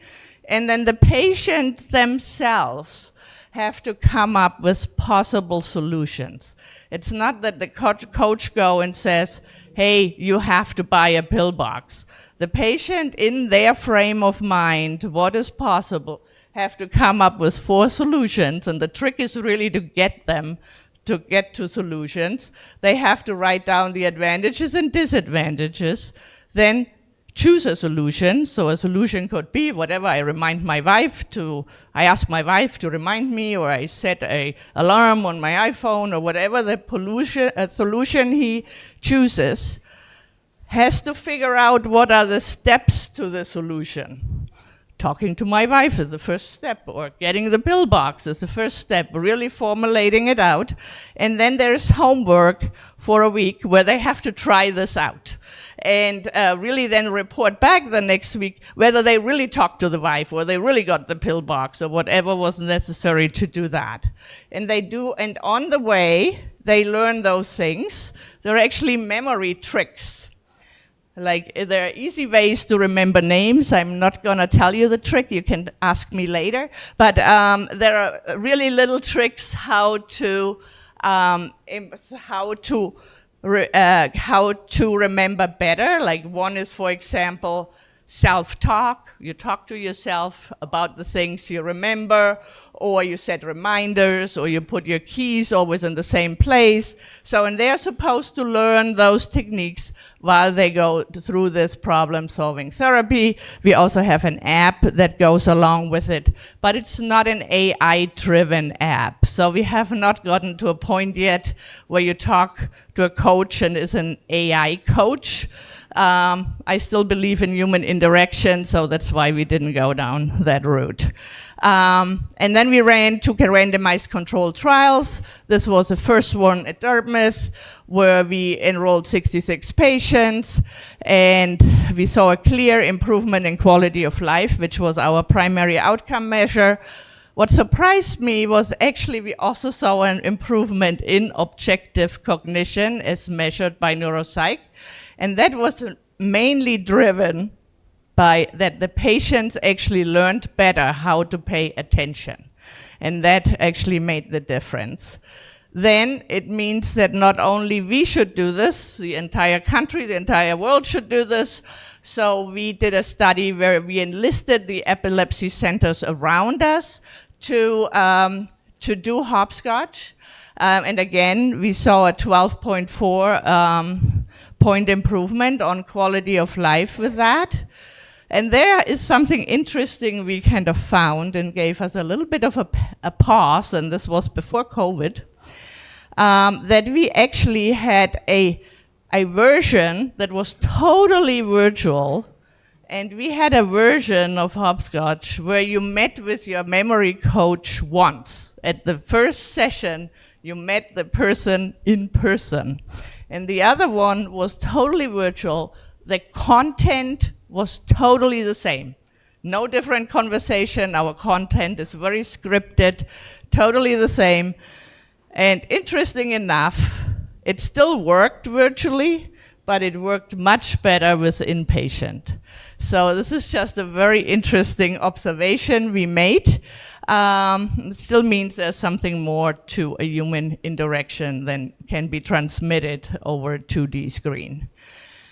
Now we are working on disseminating hopscotch. It's actually at a lot of centers now. We work with 39 epilepsy centers around the country. We train them to deliver hopscotch. We work at the AES. We actually have a workshop to learn how to become a memory coach. Unfortunately, or whatever, it's already full for this year, so I don't want to make too much kind of announcements about this. And we are really working to get this to as many people as we can. And this is the hopscotch team, which I just want to thank for this. This is Elaine, who is actually running our Hopscotch Institute that does now nothing else besides disseminating hopscotch. And of course, all the work I just presented is done by a lot of people, a lot of young, enthusiastic grad students. And this is our epilepsy center, and we love skiing. This is Chris, in case you don't recognize him. And this is Jenny, also in case you don't recognize her. And this is my department, and we usually have a lot of fun doing all of this. Thank you very much.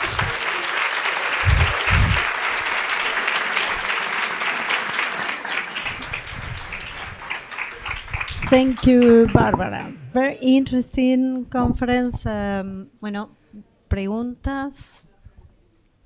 I speak no Spanish, I'm sorry. Well, hi. Thank you for your presentation. It's a very interesting work. I want to ask you, because I study sleep. What happened with consciousness in sleep in thalamus stimulation? Do patients with epilepsy during sleep wakes up, or the response is similar in sleep or in wakefulness? So generally we think that stimulation of the ANT, where we usually put in electrodes in with a DBS that is approved for epilepsy, the DBS he was talking about, we don't think it interrupts sleep. We had clearly shown that the CL stimulus actually interrupts sleep, and what we actually did with our patients, we didn't stimulate the seizures at night because we didn't want to interrupt sleep at night. So we actually had it going till 10 o'clock at night, and then we switched it off and did it the next morning. So we showed a clear, I think it's dependent where you are in the thalamus and what you stimulate. And it could also be that anterior nuclear stimulation could interrupt sleep. We are just not measuring it. So, but the answers of the smartwatch, yeah. Do you study that in sleep? No. Okay. No, we just because we woke them up. It's not so yeah, we woke them up. So we didn't study that in sleep. Yeah.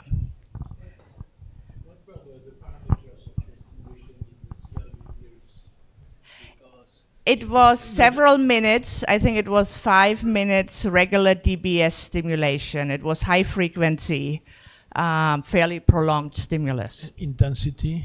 Intensity was like 2 milliamps. It was fairly low. No, because as it's a small nucleus, Yeah, are you it was sure?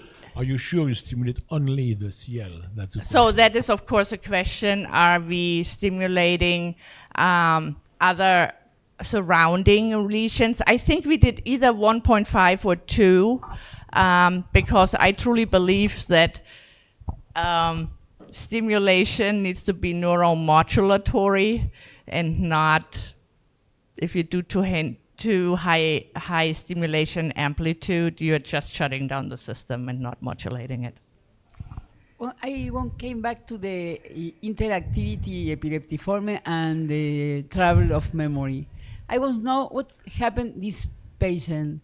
How is the status, the cognitive status in the evaluation in relation to memory?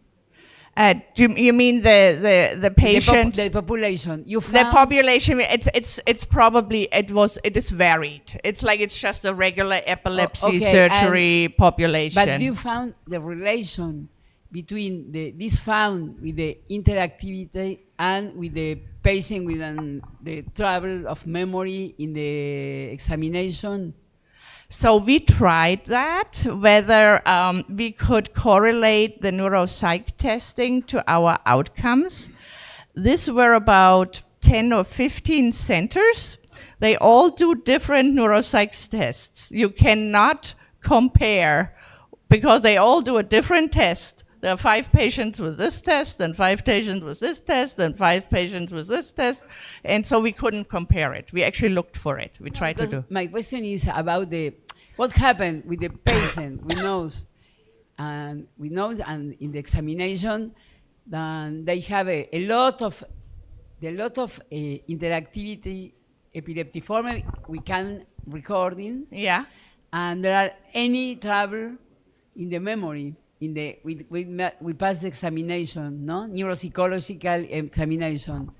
So I ask myself, it is true, it's true that your results, yes, okay. Yeah. But it is true the trouble in the memory is in relation to this founding of a paroxysmal activity, or this patient is the group we found. So your question is more, is it the underlying pathology that is just there, or is it something as dynamic as the indirectal activity? And that's actually a discussion we had a lot with actually Greg Holmes and a lot of the pediatric people who say if your substrate is bad in memory, then the substrate is a problem and not really the electrophysiological activity.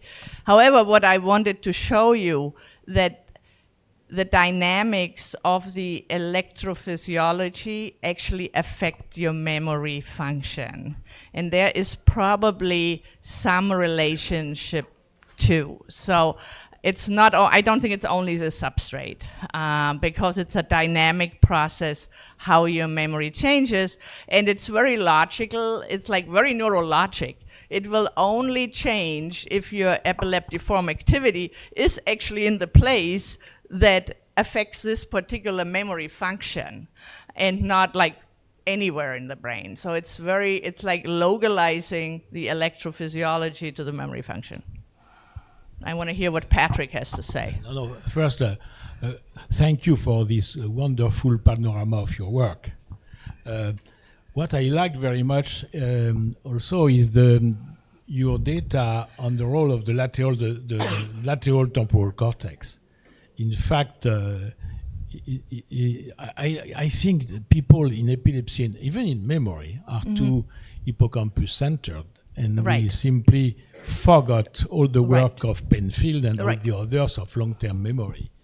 And so even in the work by UCLA, by Itzhak Fried, in the paper when they stimulate the entorhinal, yes, they get not much, but when they stimulate the white matter in the middle of the temporal lobe, they get more results. That means that they were simulating medial and lateral maybe. And so that's, I think it's, I totally agree with that. This, related to this question, did you, because the story of IEDs and memory it's a very old story, one. But maybe there is a clue if you study the morphology of these spikes, because now you know the story with the spikes and fast activity, the HFOs uncrossing the spikes.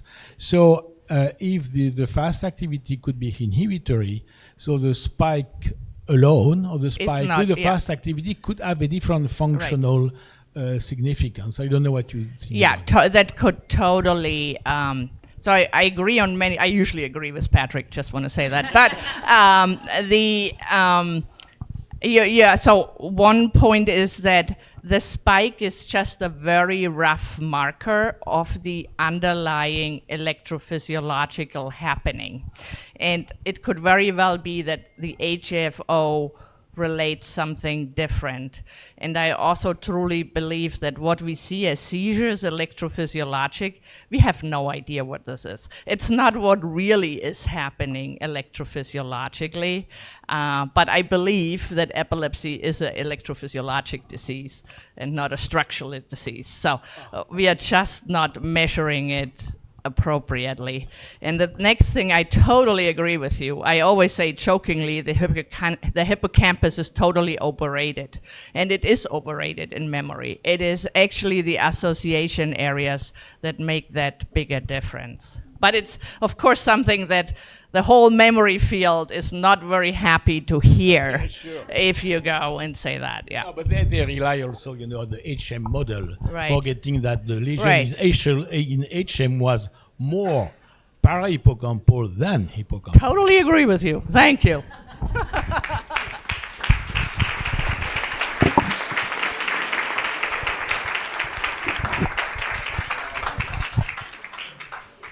Seguimos con la presentación de casos. Krzysztof Bugarski, please. Krzysztof is a neurologist from the Epilepsy Center on Dartmouth Hitchcock, New Hampshire. It's a collaborator of Dr. ¿Está acá?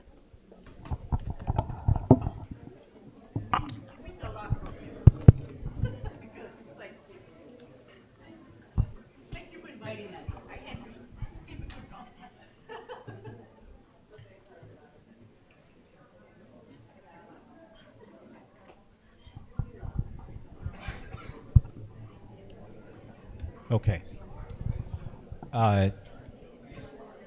Buenos dias. Thank you, everyone.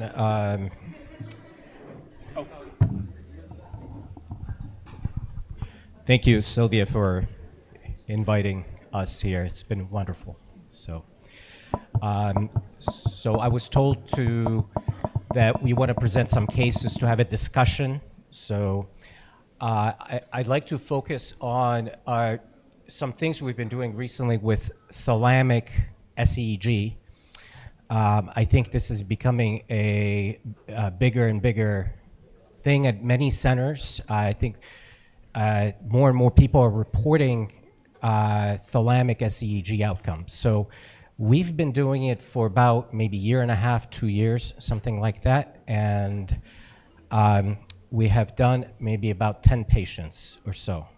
And we have implanted the ANT and the pulvinar nucleus during regular SEEG investigation for refractory epilepsy. So, and we spent a lot of time, should we do this as a research thing or is it clinical with ANT-DBS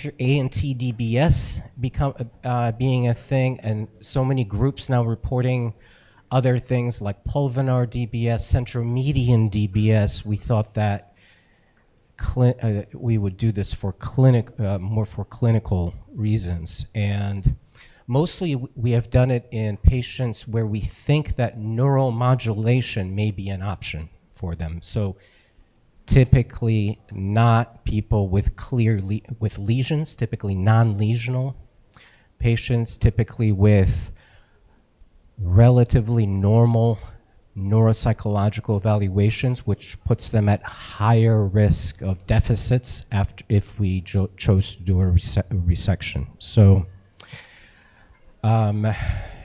so the discussion, I think we should talk about should thalamic context really be part of SEEG? Is this a good idea or not? What are the indications? How do we act on the information? So if we see spread to the thalamic nuclei, what do we do with this information? Why is it important, or when can it be important? And then even bigger questions are, should we consider other targets? Should we consider basal ganglia targets or other regions of the brain where seizures spread? So so these are some maybe some bigger ideas. So this is our patient. He's 53 and he is normal cognitively. He's an engineer and started having seizures about 10 years ago.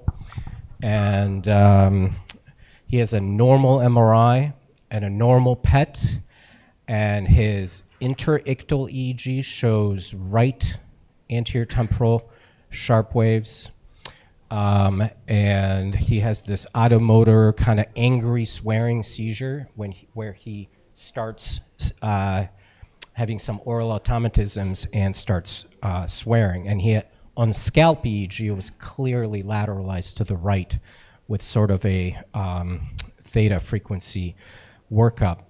His MRI did show an encephalocele in the basal temporal region, and so we thought maybe it's lesional. We're not sure, but our localization was temporal plus cingulate, maybe mesial temporal. And so here is our sort of SEEG. We mostly on the right side, orbital frontal, cingulate, insular, anterior and posterior amygdala, hippocampus, and then you see the RPUL electrode and the LPUL electrode. So those are going through the superior temporal gyrus, through Heschel's gyrus, and into the pulvinar electrode. So superior temporal, through Heschel's, into the pulvinar on both sides. This is a little bit of a view. You see this MRI showing kind of this encephalocele. I can never see these encephaloceles. The radiologists tell me that they're there. So, but so how do we get into the thalamus? We use the free surfer thalamic parcellation, and you can see many different nuclei, the ANT and pulvinar here at interest. The PUM is the largest subnucleus of the pulvinar. Pulvinar has 4 nuclei, and this is perhaps important. The medial one is our target, but there's an anterior one, and all of these do slightly different things. So here's our patient. So you see on the left side, the black dots right here on the left side, they go into the light blue area there. That's the posterior, the median nucleus of the pulvinar. On the left side, it's a little bit more anterior. The dark blue is the anterior nucleus of the pulvinar, and the light blue, again, is the medial nucleus. So again, some localization. So interictal EEG, very much a mesial temporal, hippocampal activity. There's some activity here in the electrode that goes right into the encephalocele also, some interictal activity there. Let's see if this...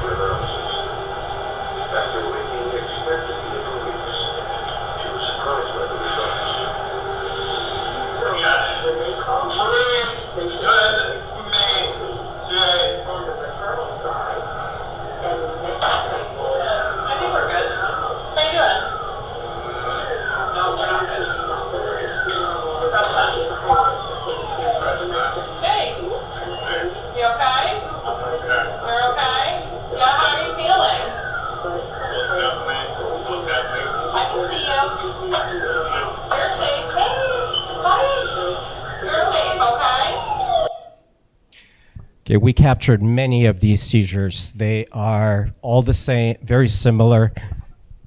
They are an arousal with angry, nonsensical vocalizations. All of them angry, always angry. And some subtle kind of facial kind of things. And then the seizure ends. And they're all, they don't generalize, really. And then his ictal EEG, we see this. This is again in the encephalocele, this part right here. So the interictal stuff continues there in the hippocampus, the amygdala, but there's this recruiting rhythm, and you see that becoming a lot bigger there and rising, and eventually it sort of goes down a little bit, and then there's a hippocampal rhythmic spiking and high frequency sort of onset. And this is when the clinical seizure starts. So there's this 40 or 50 second lead in with from the encephalocele. And so again, so this is a little bit closer, and so look at the electrodes in the pulvinar here. We have the right pulvinar and the left pulvinar, and somehow it's not coming out very nicely here, but we see this very high frequency activity in the left pulvinar on the other side from the right hippocampus. So we have the right hippocampus, fast activity, and the contralateral left pulvinar activity. We thought, so our conclusion is here, multiple seizures, typical semiology captured, initial organization in the right subtemporal encephalocele and spread to the right posterior hippocampus, synchronous gamma in the left medial pulvinar nucleus. So why would that be on the left side? So again, we thought probably that the right electrode is a little bit more anterior. So this brings into The right electrode is in the anterior nucleus of the pulvinar. So this brings the importance of really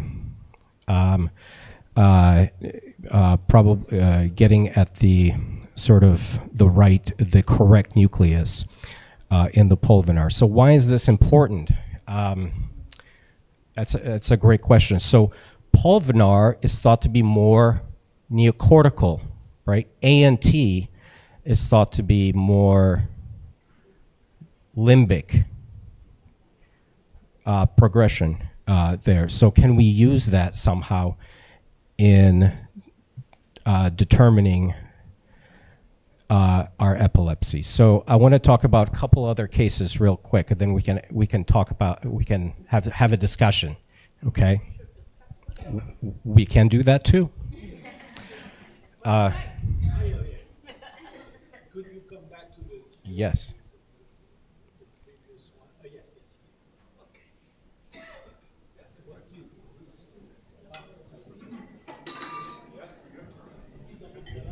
Yes.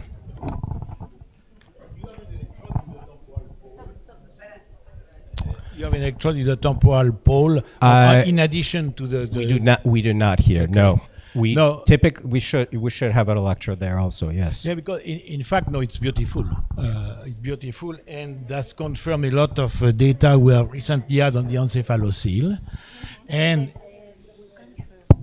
yes. So, I can speak loud. I said beautiful SEEG, and the semiology is explained by the fact that this type of, when you demonstrated it comes on encephalocele, generally the first structure to be involved is the temporal pole, the cortex, and the temporal pole communicates immediately with its cousin, the amygdala. And you see here that the fast activity in the amygdala is faster than the hippocampus. And so it's the amygdala system which is first involved, and that's why you have this movement of the face, and because it's immediately probably projects to the opercular insular region. And so the pulvinar propagations generally occurs in many temporal seizures, as you know, of medial onset. But this could be probably, because it's not an hippocampal center epilepsy, this one. It's more the system amygdala temporal pole. So why it's more contralateral than ipsilateral, we don't know, but what we observe is that sometimes some of these seizures, I would say amygdala center or amygdala driven, can we say, can have a first contralateral propagation in the cortex, before the ipsilateral propagation. I don't know if it is the case, but, and so we published that long time ago, the influence of the pulvinar, and so in Lyon with François Mauguier, they published that. So we saw that many times in temporal seizures. But we had we had exactly the same electrode as you put. That means the Eschel and pulvinar. Yes, that's a very nice electrode. Yes, yes. Oh yes, beautiful. And but we did not put electrode in the ANT, so we don't know what the ANT is doing at the same time. Yes. Do you think if you have ANT spread from hippocampal onset and ANT versus hippocampal onset pulvinar, is that a different type of epilepsy, or is there a different? Should you consider maybe that, in fact, the seizure started outside of the hippocampus, and maybe you did not capture the onset very well? Here? No. In general, hypothetical. Depends. No, in fact, you have a certain number of patterns, as you know. The patterns somewhat depends on the histopathology and somewhat not, because depend. But in this case, I guess you will not do any stimulation there in the thalamus, because you remove the temporal pole and that's it. So that can be discussed with a surgeon, obviously. But I think, yes, you will be successful there. So I think that given the discussion of the thalamus, I don't know. in fact, you have always a propagation to the thalamus. You just said the sentence about the basal ganglia. I was more impressed because we published a paper a few years ago on the propagations to the caudate. And in frontal seizures, the caudate propagation is absolutely impressive and very early. And so I don't know, it's just a few observations. But it could make sense to modulate from the basal ganglia. It depends, in fact, we cannot say thalamic modulation, it totally depends on the system. If you have a posterior epilepsy, yes, you will rely more on prevener, anterior more on the, middle, the MD nucleus or the ANT, so it depends. What we have just to your question, should we put electrode in the thalamus systematically? It is an open question because we don't know yet if it is a pre-therapeutic implantation or not. So we are in the phase that it is still research, I think. But anyway, the anatomy much prevail because you cannot put an electrode in the thalamus, depends on the cortical organizations. That's what I think. Okay. Any other comments? No? Okay. So let's just look at another patient. These are our past 3 patients, by the way. So none of these patients have had surgery yet. So this was 2 weeks ago. So, yeah. What's that? Yeah, invite us back, we'll tell you what happened. This patient was maybe 3 weeks ago or something like that, or maybe a month ago. So again, temporal lobe epilepsy, this woman who has very frequent secondary generalized seizures. That is the predominant seizure type.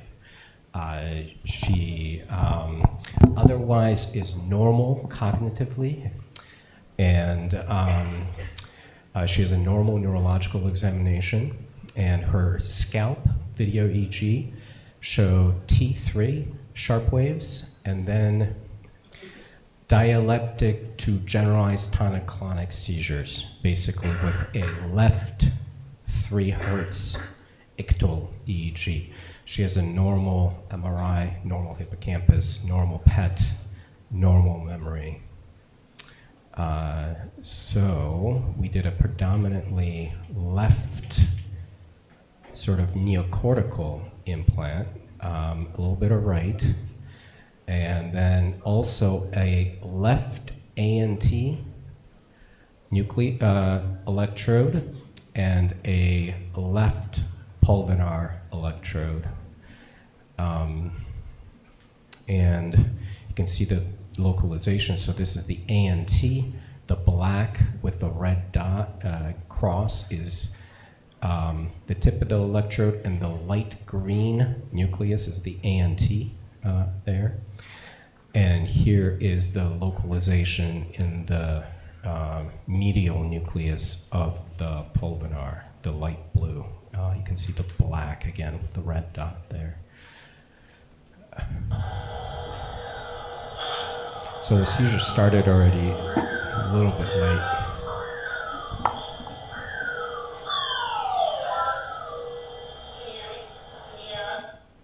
Whoop. That finished a little bit too early.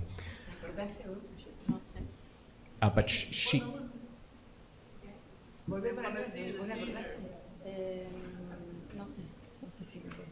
Let's see. Oh.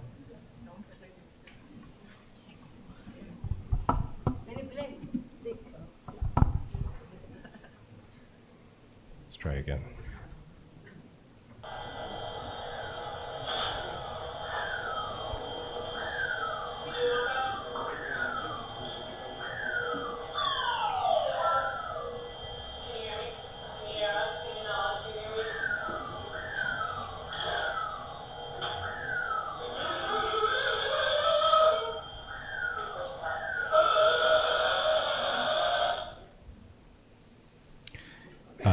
So this is exactly what would happen.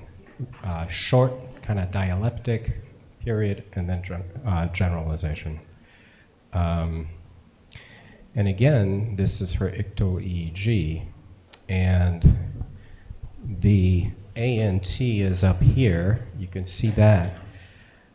No change at all in the anterior nucleus of the thalamus. Here we have rhythmic spikes and fast gamma in the hippocampus, again. And the left pulvinar, again right here, pretty quick spread to the left pulvinar, involvement in the left pulvinar nucleus. So a little bit of a closer look. So this fast ictofast activity in the pulvinars right here.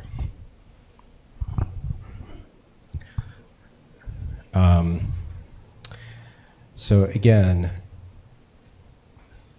so pulvinar spread, no ANT spread at all. And this is different than other hippocampal seizures. We thought she had neocortical epilepsy, so it was very strange that she had hippocampal onset. Previous hippocampal onset seizures, most of those patients have very good ANT spread. But this patient just has no ANT spread and has pulvinar spread. So not sure what that means. Again, the thing I keep thinking is maybe we missed some sort of...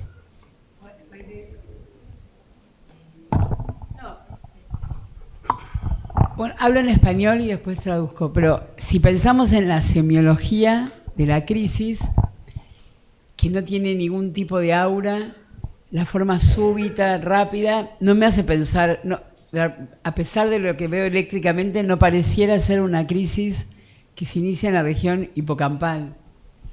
I thought for the semiology of seizure, I don't think in relation to the hippocampal as a origin of epilepsy, independent of the we can see in the SEEG, but the semiology, if I know the semiology, I don't think about the... What is your implantation? I saw just a picture of the electrodes, SEEG electrodes. No, the implantation. No, because to know if your lateral contacts were they? Previous. Yes. Yes, like the. Left temporal pole electrode. Yes. Left amygdala and left sorry. So left temporal pole, left amygdala, left hippocampus head, left hippocampus body, left superior temporal cortex going to the pulvinar, and then the splenium in the back, and then anterior and posterior insular contacts. It's just a question because you cannot understand the patient so fast, but when you see it takes seconds before you get to the generalization, yes. And you see that you have this modification of the head, very slow, and after something in the face, a modification of the face expression, and then this huge opening of the mouth and vocalization before any postural movement. That means to me there is something in the perisylvian region, opercular, maybe opercular insular region, and what you see from the hippocampus could be more the propagation than the onset. So that's my question about this case. Can we see the video again? The video.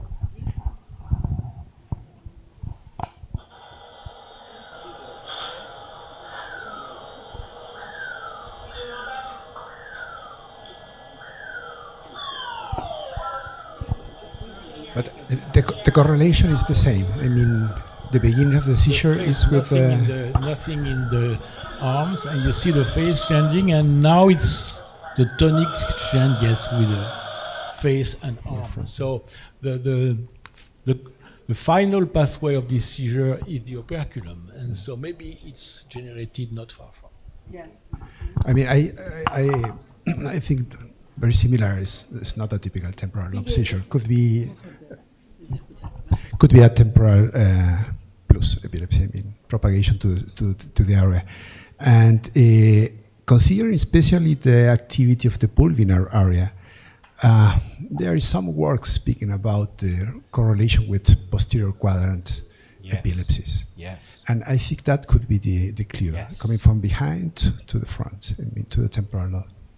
And I thought that may be a useful feature of pulvinar and ANT implantation, is to make sure that you're not missing some sort of neocortical onset, because here this is not hippocampal epilepsy and clearly spreading to the pulvinar despite hippocampal onset on our SEEG. Yeah. So what would you do? What would you do in Barcelona? Well, in those cases, I would have very well to have some electrical source imaging from the interictal activity. I think it's very helpful to localize some depth structures.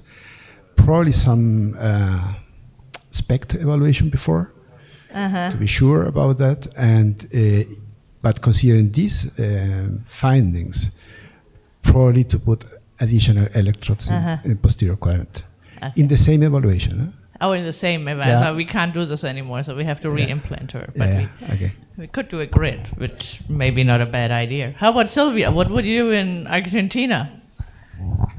No, I don't know, because at first we have not experience, and I'm not completely sure about the role of your recording of thalamus, no? I know if we consider the history, the epilepsy, we can accept the thalamus is always involved. But in this situation, what if you found, is it not lesional epilepsy? Patrick, Cleveland? No sé, I don't know, it's not... Yeah. Anyway, maybe. Now, I think about your scalp EEG seizure recording, you recorded only one type of seizure, multiple, only one type, and it was clearly lateralized? Clearly lateralized T3, slow, like delta onset. Slow, okay. And on the scalp, the delay between the electrical onset and what we saw as the semiology was long or short, or? Yeah, the semiology in the video is a little bit later than the EEG that you saw there. So the EEG starts, and then she sort of gets out of bed and then freezes, and then. No, yes, I agree. If you think that it was really left around T3, but you know, T3 is can also catch some activities from the STG and the perisylvian region.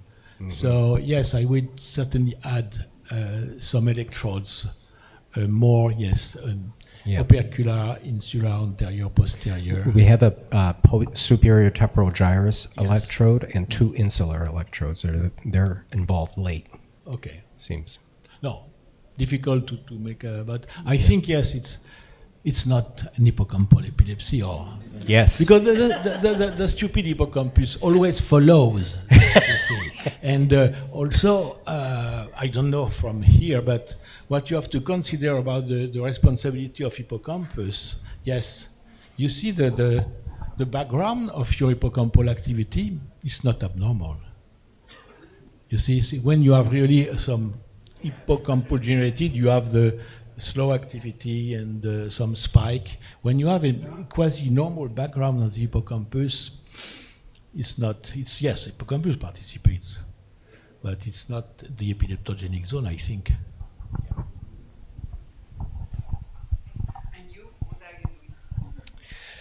Well, We're not sure. We think we will have to reimplant her with what you're saying. I think we thought more extensive neocortical coverage on the left side. Yeah.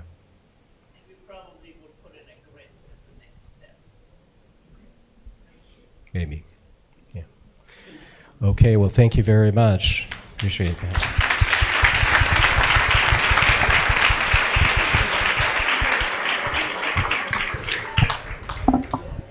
Bueno, tenemos el siguiente caso con Jennifer Huang, también colaboradora de la doctora Jobs de Dartmouth Hitchcock. Es neurocirujana, sí.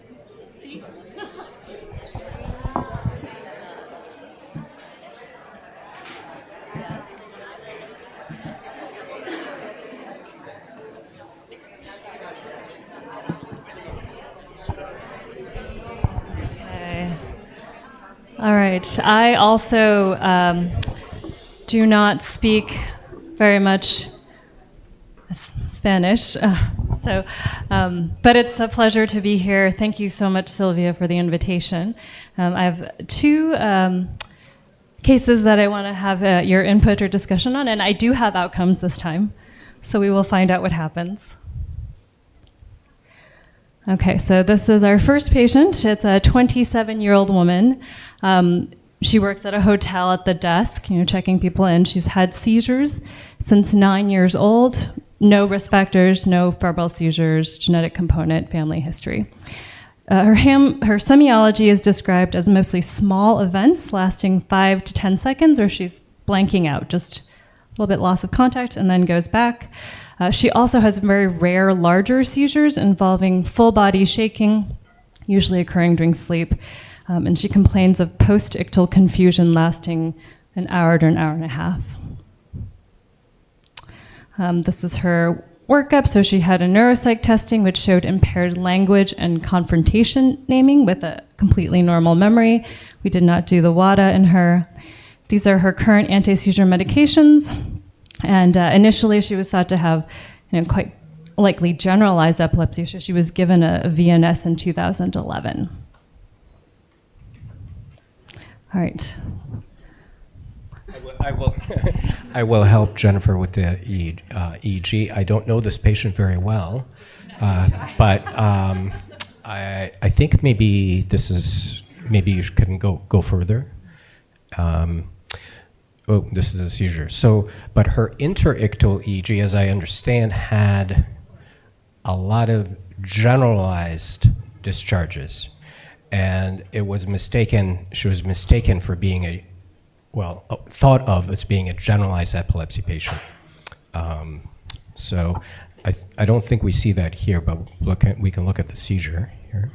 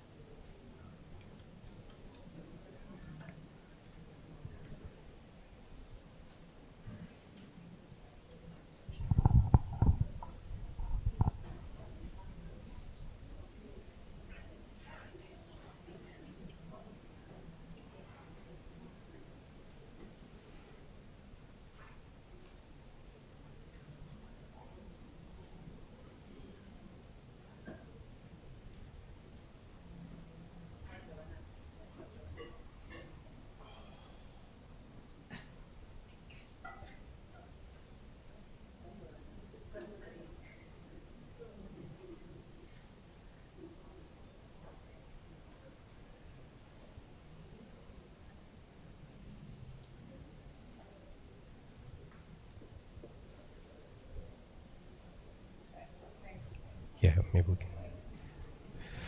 So the seizure itself was clearly a focal seizure with prominent oral automatisms. And the video obscures the ictal EEG there, but I think that you see sort of this generalized, almost fast activity on the EEG.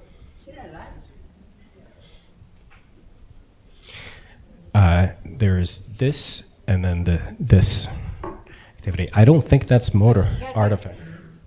Before you describe, no, but she has very important. Yes, yes. Neuronales. I want to comment, it was actually initially my patient, so I want to comment on this a little bit. So she had initially just an indirect EEG, and she had all these generalized discharges, so she looked like she has generalized epilepsy, and whatever she got for, and then we monitored her, and out of a sudden she has this oral automatisms, so this is clearly not a generalized epilepsy. So yes, and that starts the story. So it was it's also an interesting teaching case. Never trust your indirect EEG alone.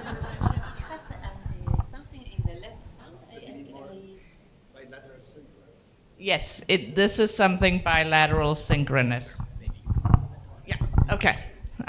You're going to be, excellent. I was now here. Great. Okay, you got it. Barbara is now nominated. Okay. Take advantage. So because of that new finding, she underwent an MRI, and her hippocampus, whoops, there's no, go back. Okay, so here you can see the temporal lobes look quite normal, but she has this heterotopia, as you can see clearly here, and that right occipital horn.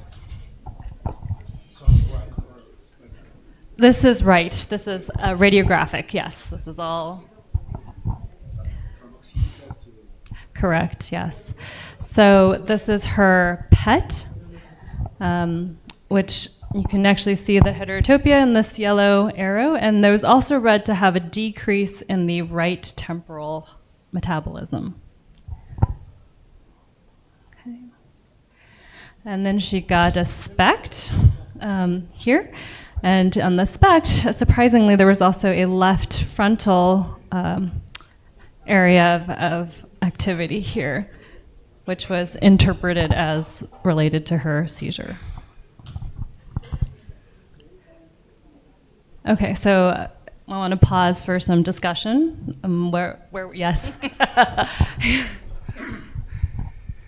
Yeah, I mean, this epileptogenic network from periventricular heterotopias are crazy. You know, I mean, you put electrodes there and you see an activation of everywhere. It's the rule. But if you say the semiology is always the same, it's clearly lateralized. We interpreted the intellectual activity as bilateral synchronies. Probably we could discover that they are treated from one side. What we could have or could do in this case is to make very aggressive implantation with SEEG in order to put electrodes coming from different directions from the brain in order to reach the maximum amount of ablation where the structural lesion is, but evaluating also in different areas in order to have the possibility to thermocoagulate more. I mean, that would be our approach first. Yes. So you would anticipate thermal coagulation and plan the SEEG to maximize the ablation from the thermal coagulation. Okay. Right. Dr. Chabal? I think that, your EEG is very interesting, the semiology as well. Mm-hmm. But to me, the elementary automatism are generated in the opercular insular region, not in the mesial temporal, because it's massive. Yeah. And I think it's there. So, and you see your EEG is clearly in the central region. Difficult to see if it is left or right, but it is around C4, C3, and after you have this activity with rhythmic spikes. Mm-hmm. Obviously, what you find on the MRI is important because this can explain either there is a responsibility of this heterotopia, or the heterotopia plays a role only in the facilitation of propagation. Yes, correct. You know, from in all the system and bilaterally. So you can resolve this case only with a CEG, Mm-hmm. and I agree that you should center I think it's right or left. You don't know. It's right on the MRI, but Yes. on EEG is difficult. Mhm. So you should implant predominantly the right hemisphere, or I would say hemisphere meaning the temporal perisylvian region and the heterotopia. There are many Mhm. techniques that you know about that. Mhm. And I would also put 1, 2, or 3 electrodes contralateral Mhm. in the main regions to know about the propagation and to be sure that epilepsy is only Mhm. right, I would say. Mhm. Thank you. And Sylvia? No, I guess I can send the word you want. No, creo que nosotros, una paciente así, primero creo que es interesante esa trampa que aparecía sobre que el electro parecía generalizado. No parecía, era un electroencefalograma generalizado y cuando hacemos el video vemos una semiología focal. Y esto muchas veces ocurre. No es muy frecuente, pero muchas veces ocurre que, ahora cuento en inglés, muchas veces ocurre que, y esto digo para la cantidad de neurólogos que no hacen video EG, pero que a veces uno recibe un electro interictal con actividad generalizada, y algo que estamos haciendo mucho ahora es pedir al paciente o al familiar en realidad que lo grabe, que grabe con el celular la semiología, porque eso es bastante orientador. Y entonces, pero frente a este caso donde aparece una semiología focal con un electro así, yo creo que es una paciente que antes de intervenir yo tendría que saber cómo se organiza esa red epileptogénica, y creo que la manera de saberlo es haciendo una exploración intracerebral donde exploraría áreas que me pueden dar esta sintomatología, o sea, la región mesial. No dejaría de explorar la región insular porque sé que puede haber manifestaciones que se acompañan de esto. Patrick, vos habías dicho de la ínsula, del cíngulo, habías hablado de la señal opercular, bueno, singular opercular. Creo que sí, estoy de acuerdo. I told like this, it's not so strange the situation when you receive a patient with EEG, generalized EEG, and there are a lot of people who knows a lot of epilepsy, but they don't, in general, they are not to the surgical center.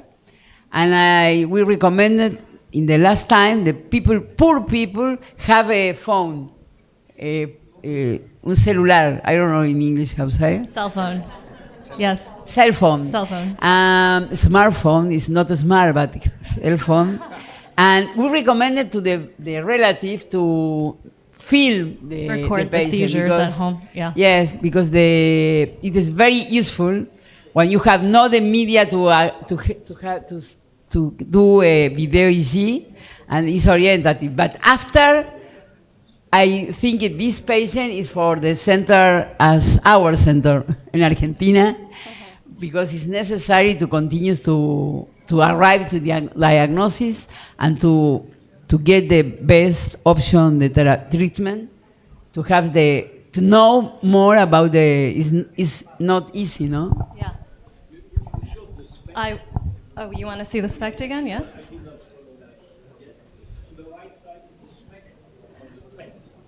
This is the SPECT. That's a co-registration. That is the ictal SPECT. Yes. Syscom.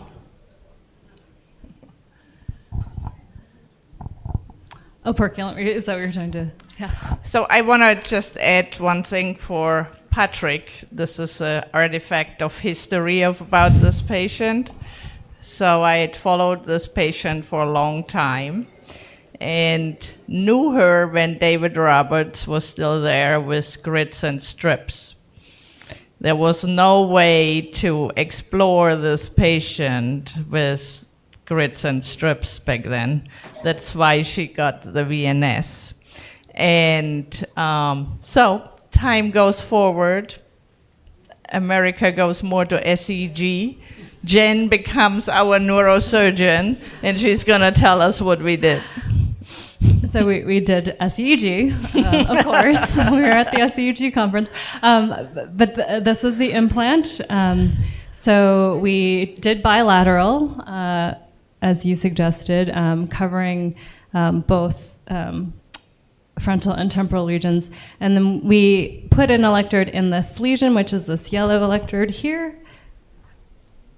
Sort of difficult to see. We don't have thermocoagulation in the US, unfortunately, so that was not an option for us.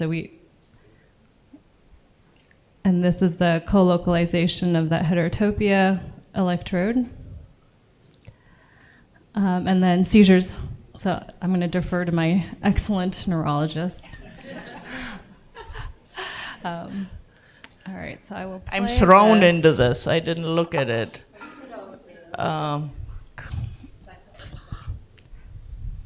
We apologize for the video that it's over the onset. It's on purpose.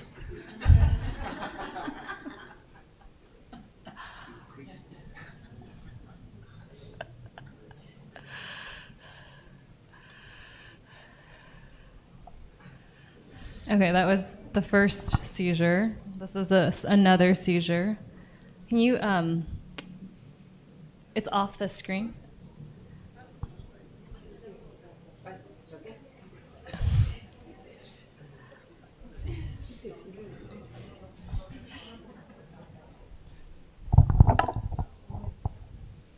Oh, it's playing.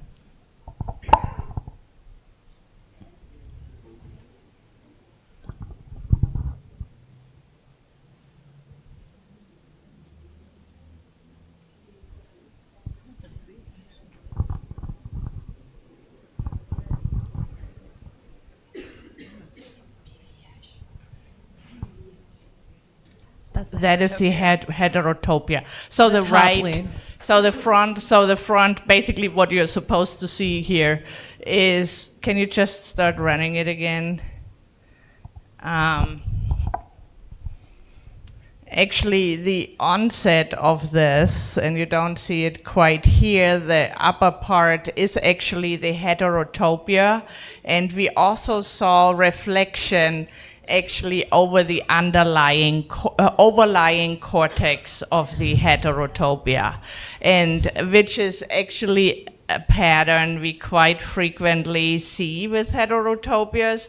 It's not, yes, the heterotopia is the onset, but often the overlying cortex is simultaneously involved in the seizure onset. So here we come again to the question, what to do now? What do you do now? So, and yeah. Jen, go on. Oh. Yes, what would you do? So, and I want to hear from the neurosurgeons too, actually. So you have this.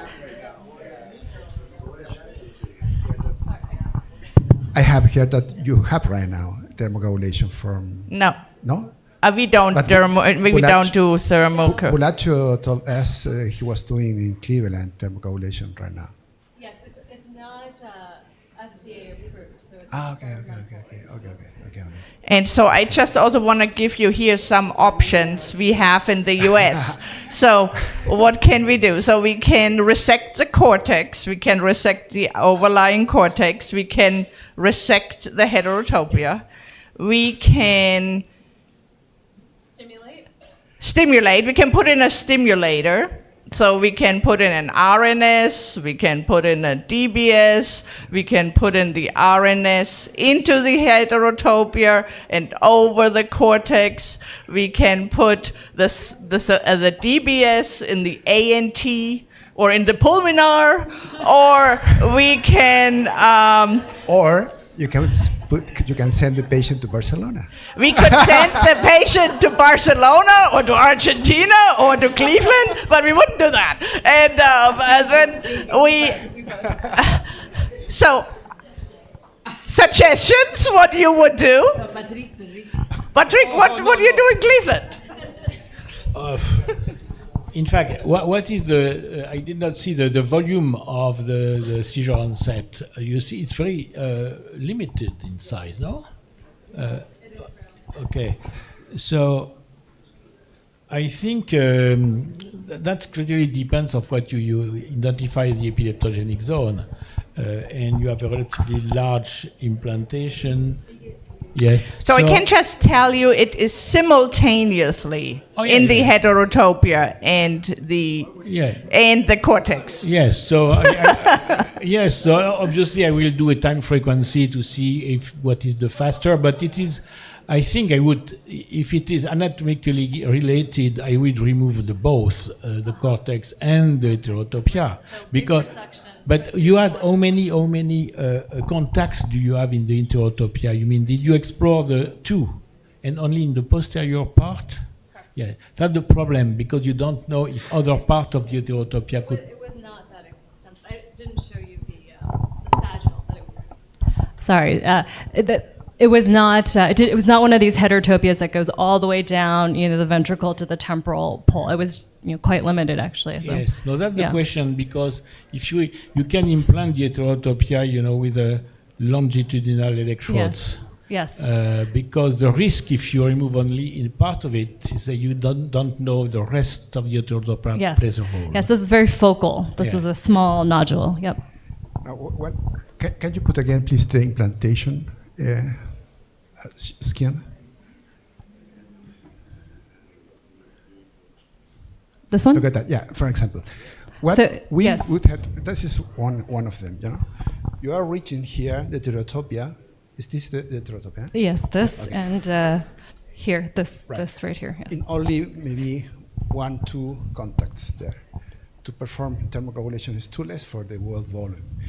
What we do right now is to put different electrodes from these different angles coming to the center of the heterotopia in different slices, trying to reach the maximal volume possible.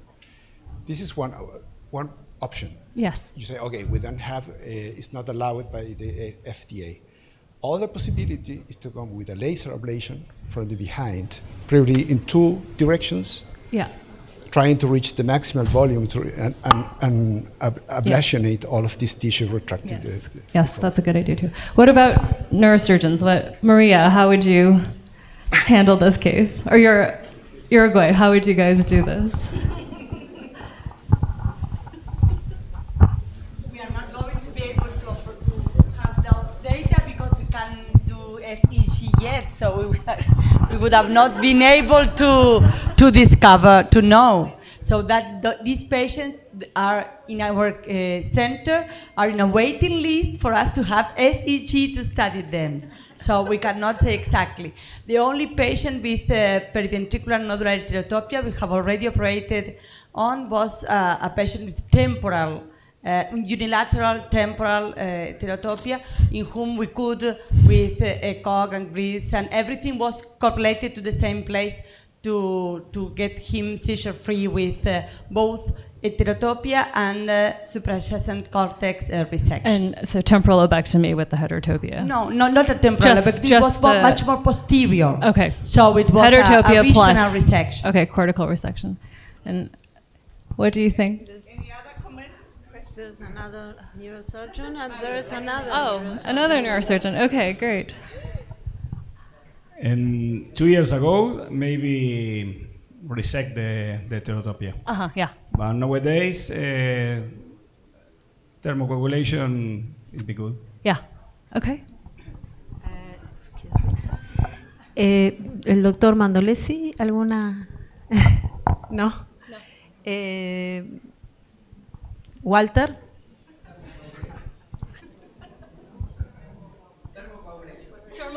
Okay.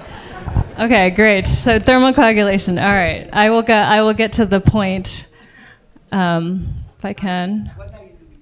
So we did laser ablation, as you suggested, targeting the heterotopia. This is a video of the MR scanner. So this is done in the MRI with live imaging, and here is the thermometry. So this shows the temperature that you achieve when you heat the tip of your laser in the lesion.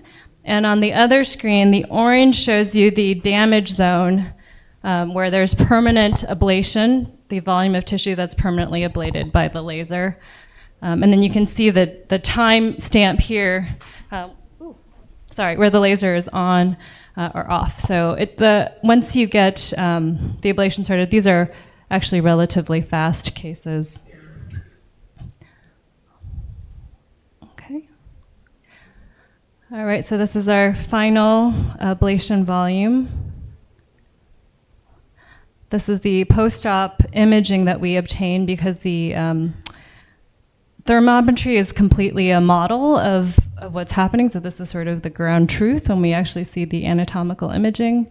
This shows where our laser was. That black dot was the tip of our laser. One probe, yeah.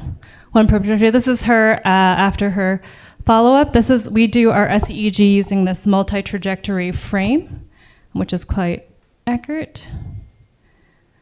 And then this was her last imaging.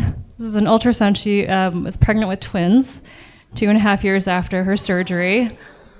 You know, happy ending, yes.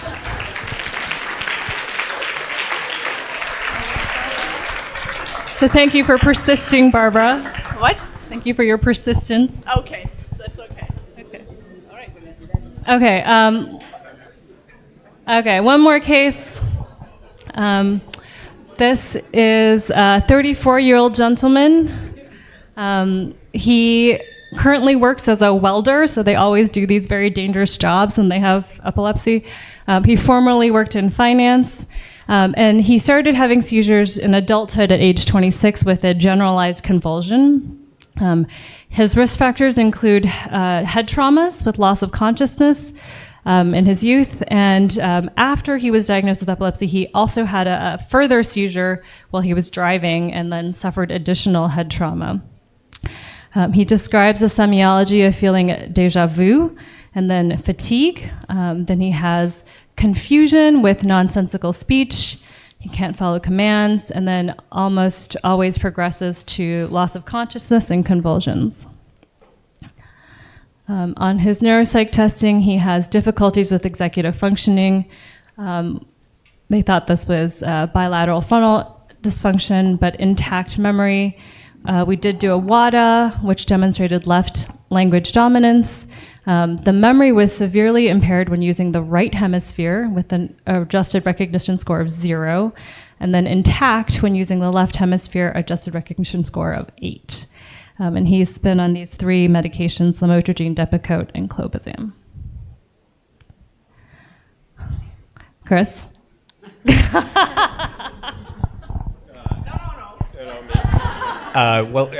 We see nice T2 sharp waves here, anterior temporal on the right side. Do you have the clicker? Or? Is this a seizure? Yes, go. Okay.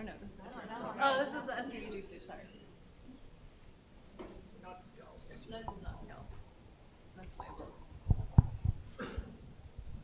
Sorry, I can't see. So,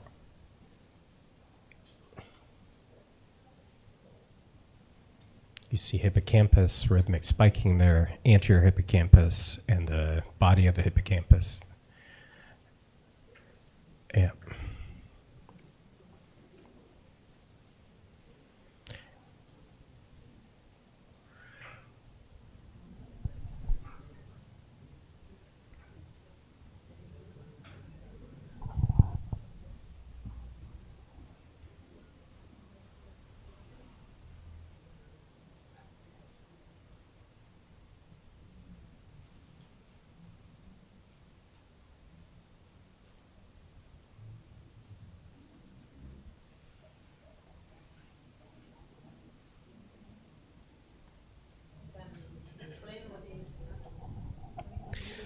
Looks like he is talking, yeah.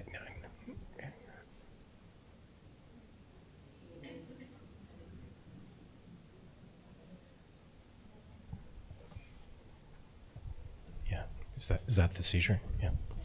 Okay.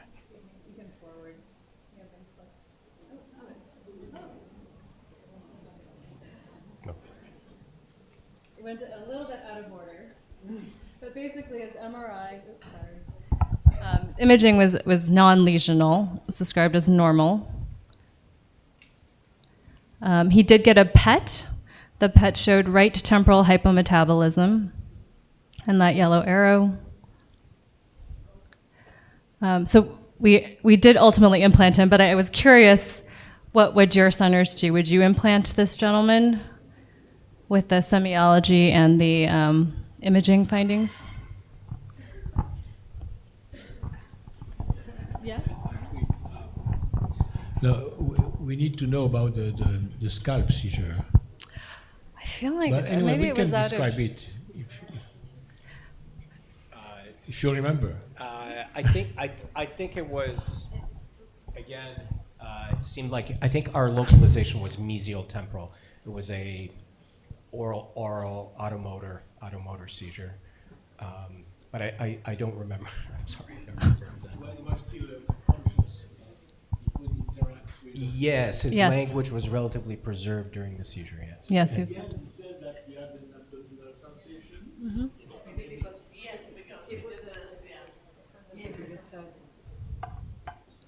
No, it's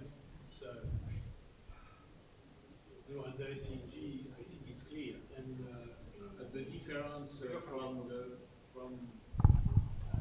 the previous one, we can see that you have a very altered background on the hippocampus activities. And here you have a clear propagation from amygdala hippocampus to the insula, as usual.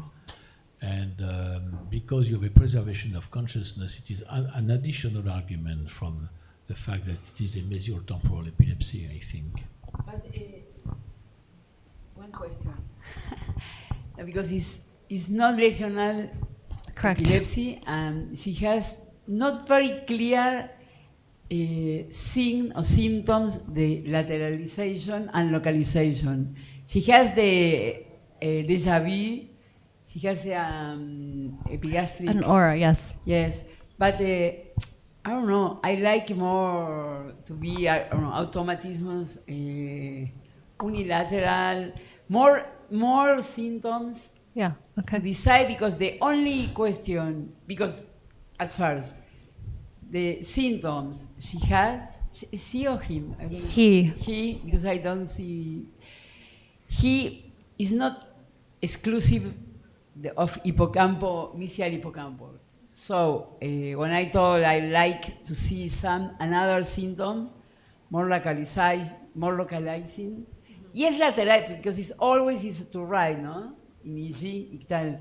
How many seizures are you recording? We recorded 3 seizures, all from the right, yes. Well, the lateralizing is, I guess, is right, but the only objective is the SPECT, no? He did not get a SPECT. The PET. He had a sorry, PET, yes. The PET was the lateralizing, right? correct, Well, yes. I'm not sure to go. I know there are some, I don't know, in Cleveland or in Barcelona or in your place, if they go to directly to surgical treatment only with the PET and with this EEG y tal. I'm not sure. It's really, we discuss. It's the situation we discuss a lot. We are not agree. But you decide to go to this patient to send to surgical treatment without CEG?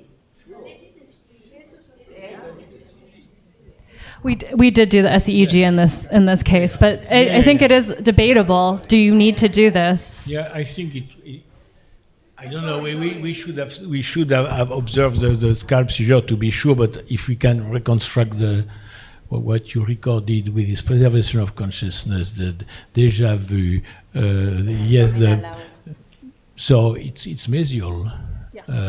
Mesial where we can always discuss, but in fact, if you have not a strong argument for only the amygdala and sparing the hippocampus, generally you are obliged to remove the two structures, especially on the non-dominant hemisphere. Yes, okay. So, yes. I wrong, because I think this slide is the other patient you put. No, I think it's not the CG. No, with this CG, My proposal is to do a SEEG. Yeah. With this SEEG, yes, I propose to surgical. Yeah. Temporal epilepsy. No, in fact, yes. There is a what the Cleveland team would do and what I would do could differ. Okay, because I started a SEEG when CT and MRI did not exist. So, in fact, we learn how to recognize mesial temporal seizure only on the electrical clinical correlation. Sometimes it's very difficult, but in cases like this, if I recognize the semiology, it is clear, it cannot be elsewhere. And so the discussion is, yeah, when you have no lesion on the MRI, you should do a SEEG. What you did. You do a SEEG, you confirm what I knew. So that's why I would not have proposed to do an SEEG myself. Yes, but understood. but I don't know what the majority of my colleagues would have done. Okay. All right. So surgery then, everyone agrees? Mesial temporal resection. Who would do a anterior temporal lobectomy? Only a resume of the case. Everything is right-sided? Yes. But there was a propagation to the left side? Okay. And interictal was also right-sided? Yes. Okay. The semiology combines. Okay. I mean, if we decide this is a right-sided mesial temporal lobe epilepsy needs resection, the propagation to the other side is a common sense in temporal lobe epilepsy, mesial temporal epilepsy. And you can offer also laser ablation. Yeah, true. In this case. Definitely. Okay? In order to be less aggressive, less cognitive impairment, and if not possible, or also always possible to perform an anterior temporal lobectomy. Okay, yes. So in fact, we discussed all those options with him, but what we actually did was a little bit novel. So we are part of this gene therapy trial. You may have heard of it, Unicure. This is the trial, just opened. It's a phase 1/2. So we actually proposed to him to be enrolled in this trial. So he was our first gene therapy patient. If you don't know about the trial, this is a multi-center trial investigating safety, tolerability, and efficacy of this drug, AMT-260, in unilateral refractory mesial temporal lobe epilepsy. And you deliver the drug similar to a laser ablation case through a small catheter in the hippocampus. This is our inclusion criteria. So they have to be adults with a diagnosis of unilateral epilepsy. They have to have more than 2 focal onset impaired awareness seizures in the 3 months before the enrollment period. And then they have to be on a stable dose of medications, and they cannot have any changes into the medications when they're enrolled in the trial. And then, of course, we have to confirm that there's unilateral pathology, which the PET actually is accepted as the proof of that, and then concordant seizure focus. And the drug itself is a virus, so it's an AAV, a modified virus that delivers microRNAs that knock down the kainate receptor, which is important in temporal lobe epilepsy. The primary outcome measure is occurrence of adverse events, so it's not really evaluating the effectiveness of the drug, just the safety. But the secondary outcome will be the change in the seizure frequency compared to baseline at 1 year after administration. So I just want to show you some pictures of how we do the procedure. We place the catheter and the patient inside the MRI.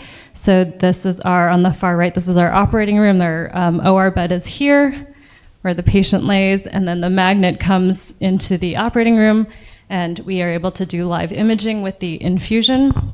We use this special frame called ClearPoint, which is MR compatible. Over here, it's a little tower that gets screwed onto the patient's scalp.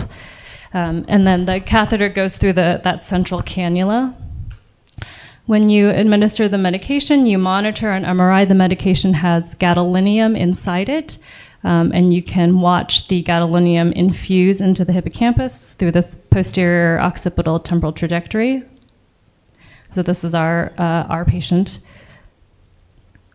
And then you can see the post-infusion volumes in the hippocampus. The green is the segmented hippocampus based on anatomic imaging, and the red is the administered volume of the drug. Here's his post-op MRI, so they get very regular interval imaging and monitoring, and then you can see the right hippocampus actually looks pretty normal. There's not any significant changes after the infusion. Okay, so then the follow-up, so he's been about 3 months out, and for the first 3 months he did not have significant seizures. He just called with his first seizure after his implant. So we don't know what the long-term outcome will be, but it's an interesting study. I think the company itself is actively looking for participants, so if you're interested, I'd be happy to connect you guys to them. Okay, muchas gracias.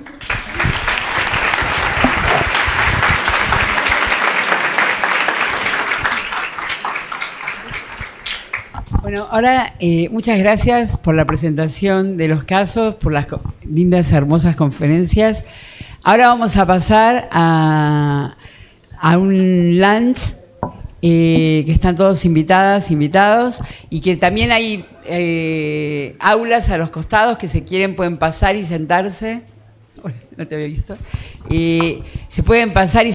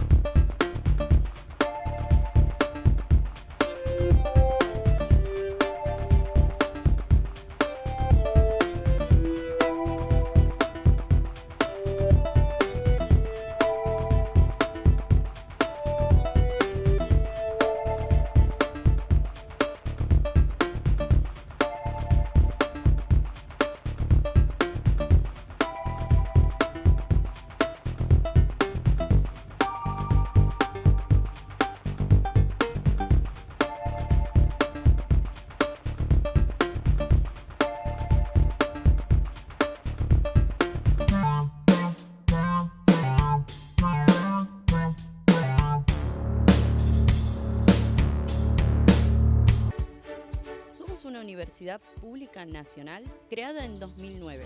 Nuestra sede central se encuentra en la localidad de Florencio Varela, provincia de Buenos Aires.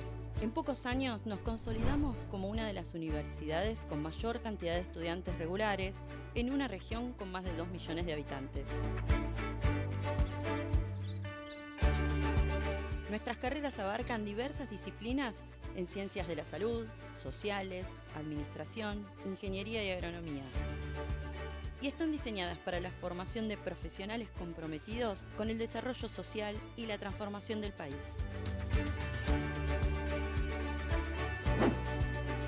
En nuestra joven existencia logramos un importante crecimiento en investigación, con proyectos destinados a la innovación, la industria del conocimiento y la ampliación de la frontera tecnológica.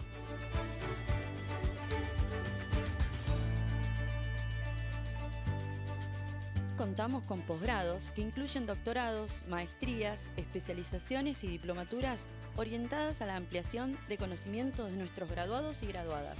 Nos vinculamos con nuestra comunidad a través de una fuerte articulación con empresas, organismos privados y oficiales. Somos una institución con un fuerte perfil internacionalista que se refleja en acuerdos de cooperación con universidades de todo el mundo, permitiendo a nuestros estudiantes y docentes participar en programas de intercambio y colaboración académica.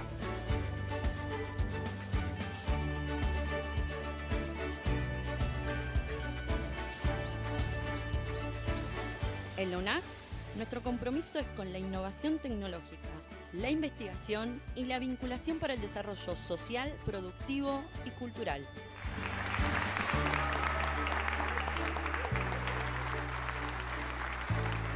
Somos la Universidad Nacional Arturo Jauretche.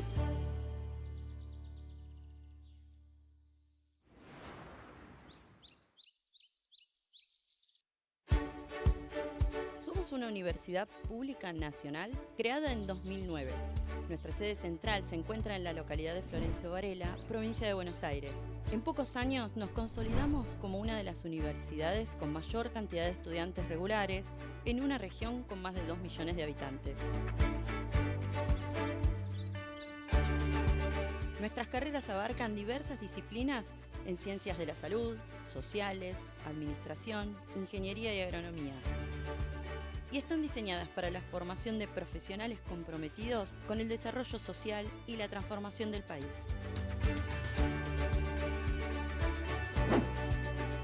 En nuestra joven existencia logramos un importante crecimiento en investigación, con proyectos destinados a la innovación, la industria del conocimiento y la ampliación de la frontera tecnológica.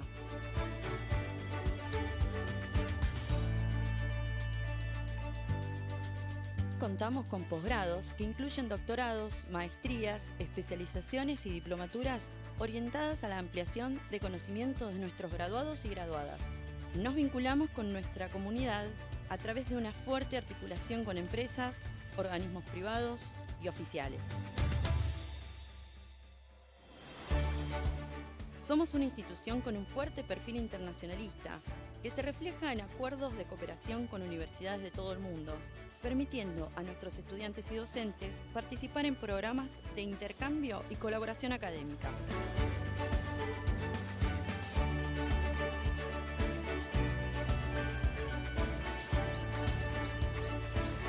En la UNAJ, nuestro compromiso es con la innovación tecnológica, la investigación y la vinculación para el desarrollo social, productivo y cultural.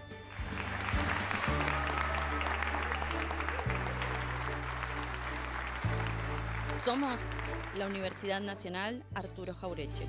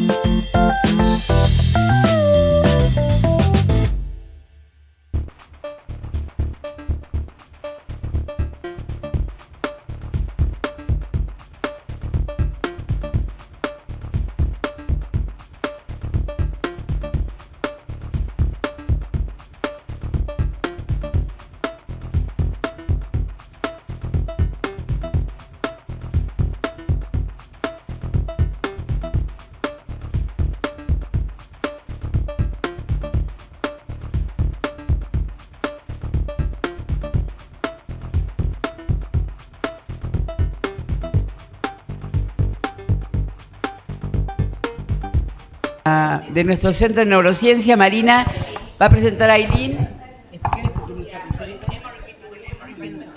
¿Eh?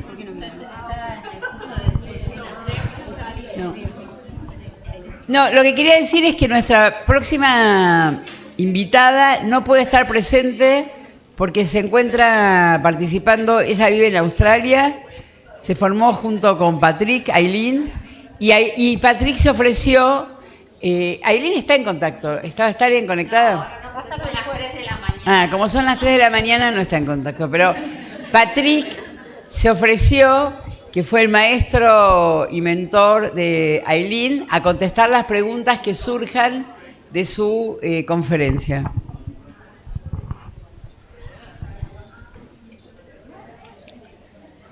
Bueno, buenas tardes, ya almorzados, con un pequeño recreo, fue más de 2 minutos. Así que bueno, ahora la doctora Aileen McDonald de Australia nos va a presentar el Frontal Lobe Seizures Insights from Semiología. ¿Sí? Lo va a presentar en video por un tema de diferencia horaria y como por lo que explicó la doctora.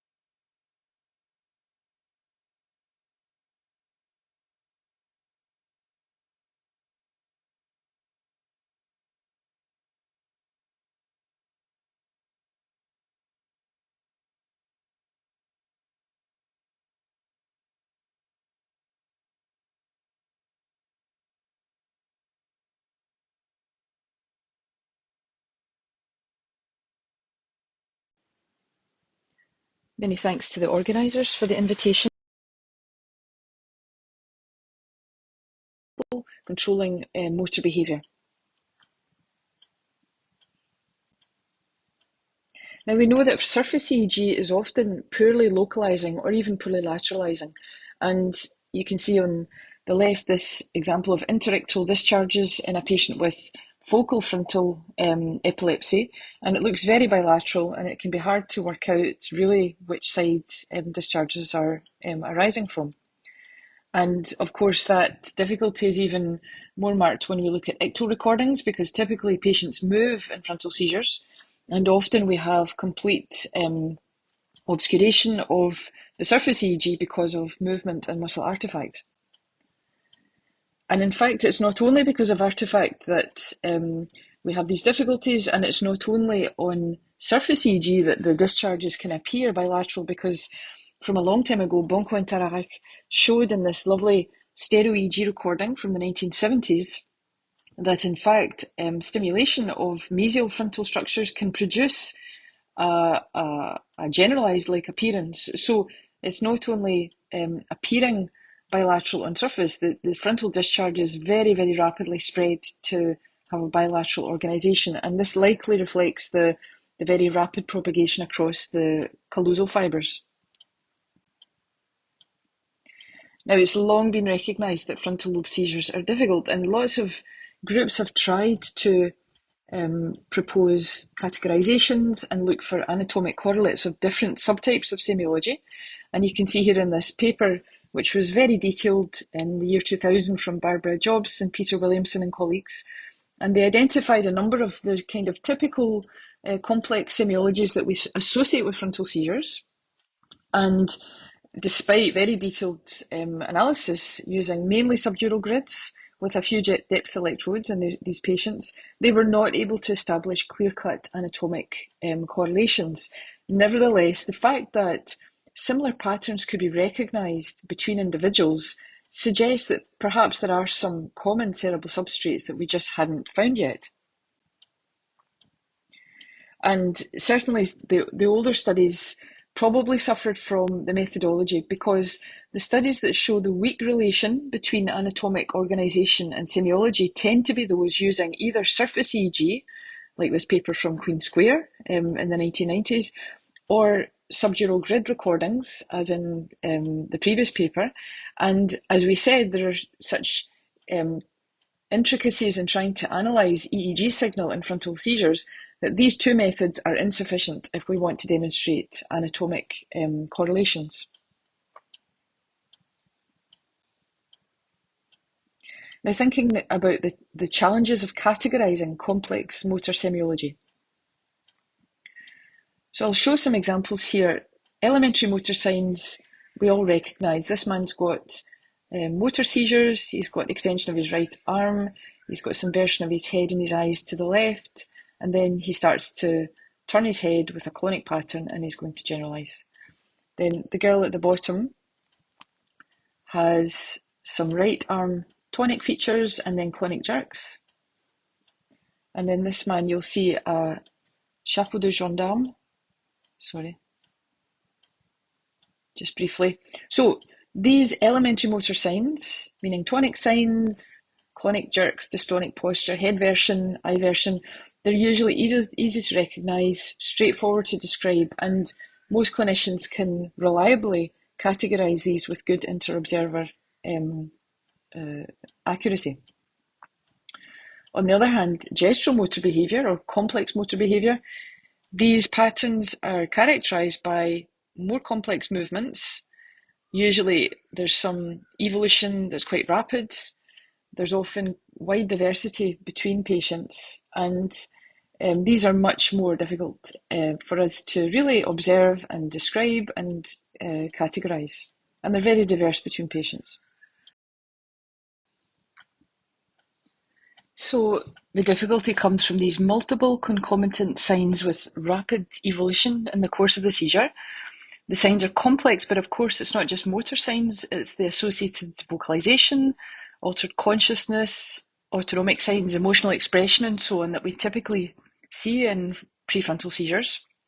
We know that these complex signs have lower inter-observer reliability than elementary motor signs, and this is reflected in difficulties in qualitative and quantitative description.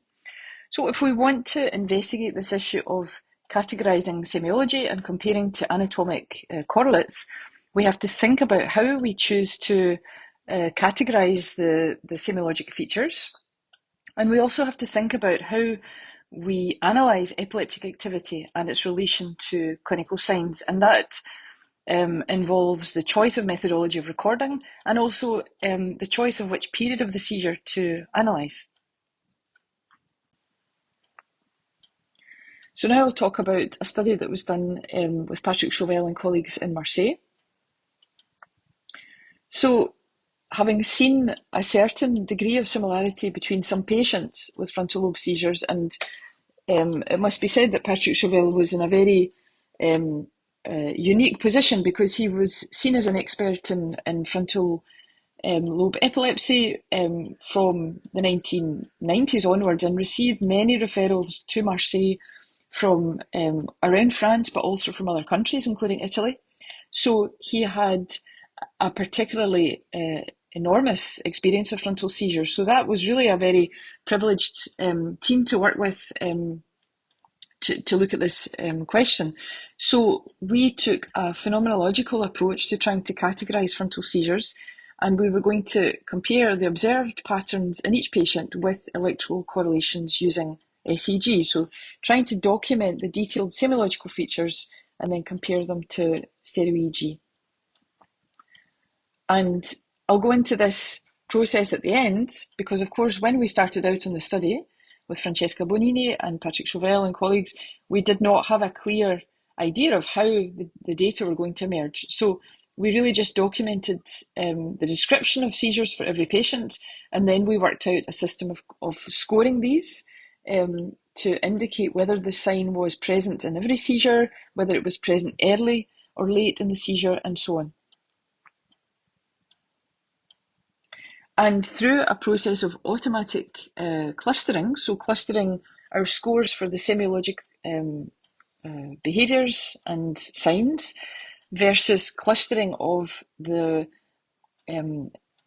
role of different structures as assessed on stereo EEG recording, we were able to come up with 4 groups. And you can see here these were characterised by essentially different representation of different semiologic features. So group 1, elementary motor signs with no complex behaviours. Group 2 was a combination of elementary motor signs and more complex behaviours with what we called a non-integrated appearance, which I'll explain later. Group 3 had stereotypies, again I'll explain that a bit later on, with an integrated appearance. And group 4 had essentially fear-related behaviour with no elementary motor signs. So you can see the top 2 groups did have some of these elementary tonic signs, but the bottom 2 groups did not have these at all. So that was a clear distinction between them. But more importantly than the groups themselves was really the demonstration of this gradient or spectrum. So this was a very exciting and new finding in frontal seizures because we were able to show that there was a clear progressive relation going forward from the most, on the top axis you can see the brain regions automatically clustered according to the scores of their involvement in the seizures.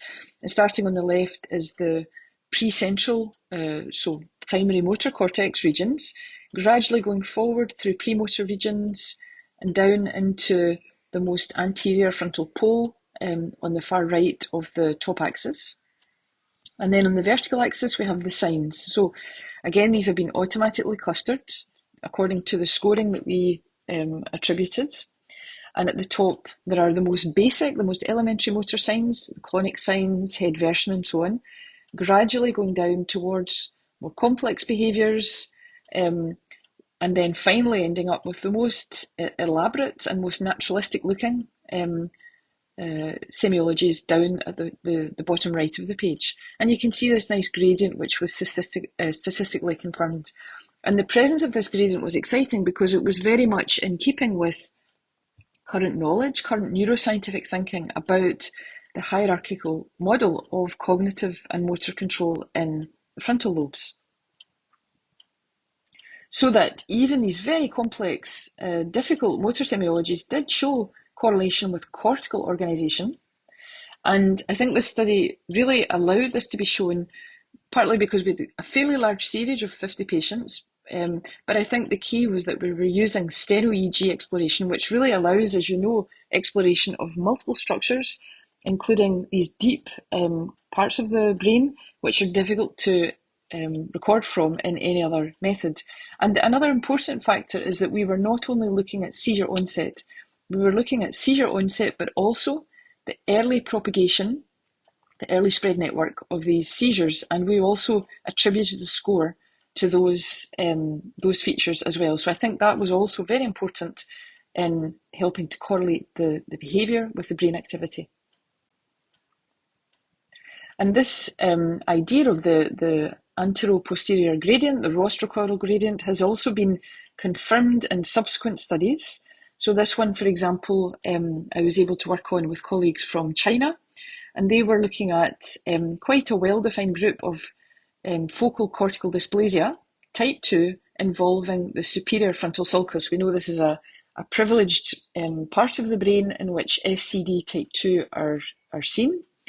And this study was really trying to separate out different semiologic features and different PET features associated with different localizations of the FCD. And this group were using stereo-EEG with some quantification of the signal. And this showed a difference between the so-called group 1, so the more posterior superior frontal sulcus localizations of FCD, with projection of the seizure discharge towards the SMA, and these patients tended to have head version and tonic posturing, so fairly elementary signs. Whereas the group 2 in this study, the more anterior localizations of FCD showed complex motor behaviour with a projection towards the middle and the posterior anterior cingulate gyrus. And this is a very good paper. I highly recommend this paper from colleagues in Italy, published in 2022 in Neurology, where they took a large series of patients with cingulate epilepsy, so not only anterior cingulate localizations, mid-cingulate, but also posterior cingulate, and by meticulous study of the semiologic features and the associated cerebral correlates, they were able to show clear predictors of the antero-posterior part of the cingulate according to the semiologic pattern. And you can see that, for example, features such as emotional semiology, vocalization, fluidity of movement, repetitiveness, so the idea of stereotypies, were all associated with more anterior localizations, whereas tonic and dystonic postures, asymmetry, were associated with more posterior localizations. And this gradient, again, very much in keeping with what we had seen in our Bonini and et al. Study. And thinking again about this rostrocaudal axis, so I said that this was very much in keeping with thinking of the organisation of the frontal lobes in terms of motor control. So we can just kind of recap those examples. So we can think of the primary motor cortex as expressing movements controlled by muscles and muscle groups. The premotor cortex expressing movements defined by the current trajectory and the immediate goal, so almost like reaching and grasping type behaviours, and the prefrontal cortex expressing temporally integrated goal-directed action and behaviour. And so this leads us back to this idea of how do we categorise the frontal seizures when we're faced with a patient. Can we make any kind of predictions about which brain regions might be involved? Because that's, of course, our day-to-day work. And I guess I do try to apply this somewhat intuitively, but I try to sort of pick apart the process that I'm going through. And it must be borne in mind that the correlations we've shown at group level are still very challenging to apply to the individual patient. And that probably reflects the fact that we don't have big enough series yet to really be sure of the predictive power of individual signs or individual clusters of signs. But a starting point is, first of all, to look at the patient's seizure and think, are there any elementary motor signs? So tonic signs, clonic jerks, of course, head version. Are there any more complex behaviours in terms of motor signs, or are both of these present? So this immediately helps to orientate us along this anteroposterior axis of the frontal lobe, with the elementary signs being strongly associated, of course, with premotor, precentral regions, and the more complex behaviours indicating some role for prefrontal cortex. And then if we do see complex behaviour, the gestural motor behaviours, we can then try to work out, are there any repetitive behaviours? Are these stereotypies? If so, are they more involving the axis of the body or the proximal parts like the hips and the shoulders? Or are they more distal? Because we know that this can give us clues as to the organisation within the prefrontal cortex. And then, is the overall appearance integrated looking, naturalistic, in which case it's more likely to involve, to some degree, anterior prefrontal regions? And is there any sign of an emotional character? Does the patient report any emotional features in their subjective semiology? Are there any behavioural changes in the face, the body, the voice? In which case we can suspect a role for the limbic system. So to conclude, so I hope I've shown you that despite these challenges, which are quite significant, frontal lobe seizures can be categorised based on semiology with anatomic correlations. We can demonstrate this rostrocaudal gradient of semiology, which is neuroscientifically coherent. And there's lots of interesting future directions. I think a key thing will be trying to assemble larger data sets. This is quite challenging. I've been trying to work on this in Australia, but it's because of patient privacy, it's very hard actually to find an ethics framework that will allow us to put large data series together for more quantified analysis of semiology, or using quantified methods on video, which I think are a really interesting direction to assess further. But there are lots of other directions, and the stereo EEG recordings are really a very valuable tool for making further progress on the knowledge of the neural circuits underlying different behaviours. So I will finish there. Many thanks for your attention, and happy to take any questions.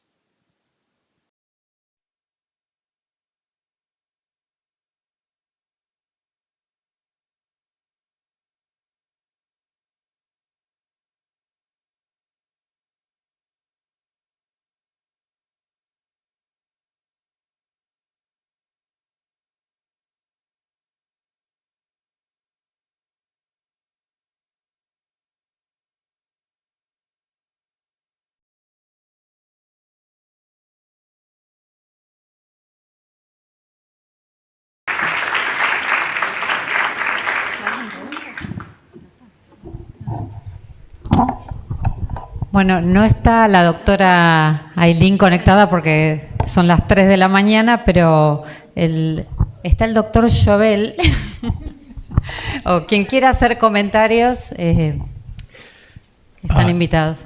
Aileen, this is Chris Bujarski from Dartmouth. I have a question about... Oh. No. For everybody, because the people don't. Because he thinks that She's not here, but Patrick is the avatar. I am Aileen. You are Aileen. You look like her a little bit. My accent is different. Patrick, I have a question about lateralization in frontal lobe epilepsy, because a lot of the things that we talk about here is anterior to posterior extent. A lot of what we have trouble with is knowing if it's the right side or the left side. It's a little bit easier with more of the type 1 semiology, but it's harder with the type 3 and 4 semiology. And also, a lot of times the EEG is very symmetric, non-lateralizing. So I don't know if there's any semiological clues that we have in these more complex semiologies in frontal lobe epilepsy that will tell us about lateralization. In fact, as she said, the EEG pattern are always or almost always bilateral, because of all the calyzal fibers connecting the two hemispheres. So, but it's not always true. It's not always true. I mean that if you have an epileptogenic zone more in the lateral cortex and not enfolded, you can have a very good localization.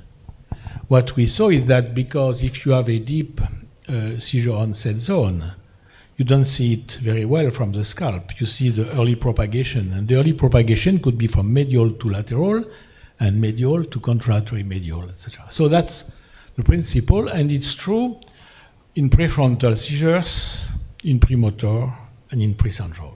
But we have a number of clues. The first, it's true that because of the complexity of the behavior of the prefrontal seizures, it's more difficult to lateralize. But as she mentioned, and I will insist on that, we always rely on the seizure onset, but even more on the propagation patterns. Because, in fact, once seizures are started, it's already propagated. And it can propagate, if you are more posterior, it will propagate to the premotor and motor region.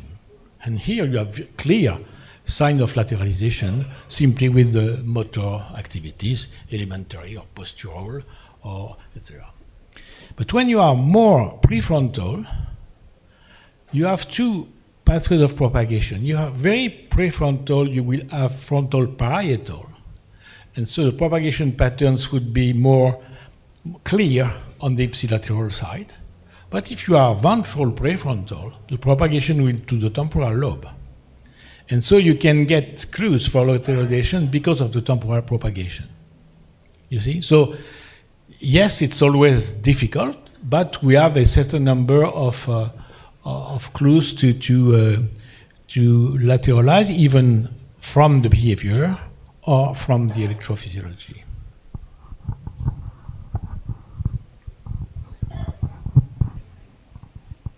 I will make my own comment. All this work, the work she presented mainly our paper. You want to see another slide? No. Just a comment. It took 5 years to do this work. Working every week with meetings.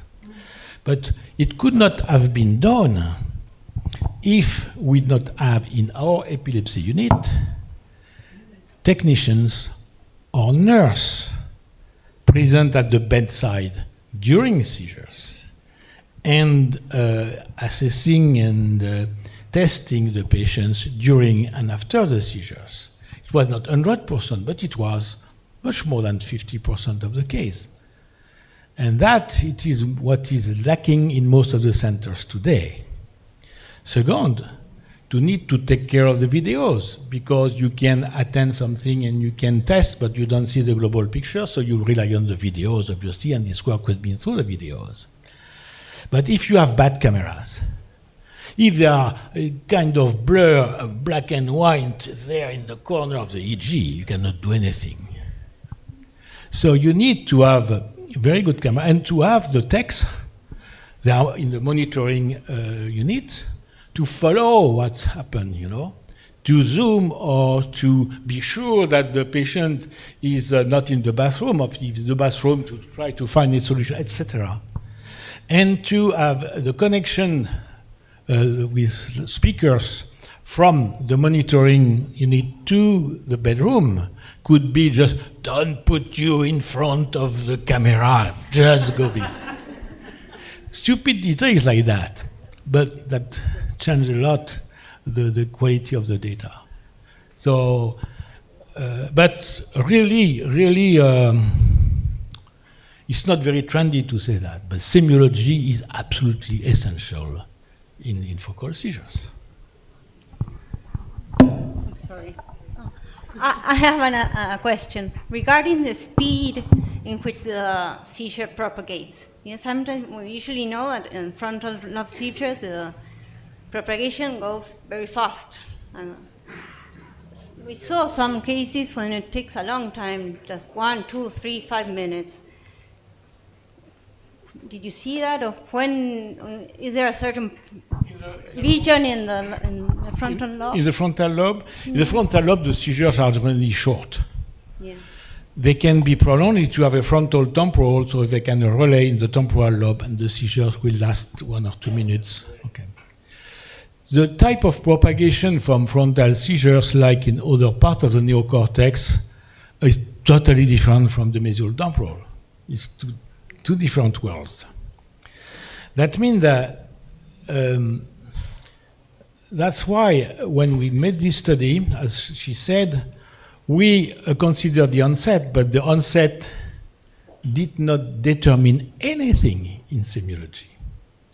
So that's why we followed with the video until the end of the seizure, and sometimes when you have the onset of this kind of semiology, you have not only 1, but 4 or 5 areas involved together.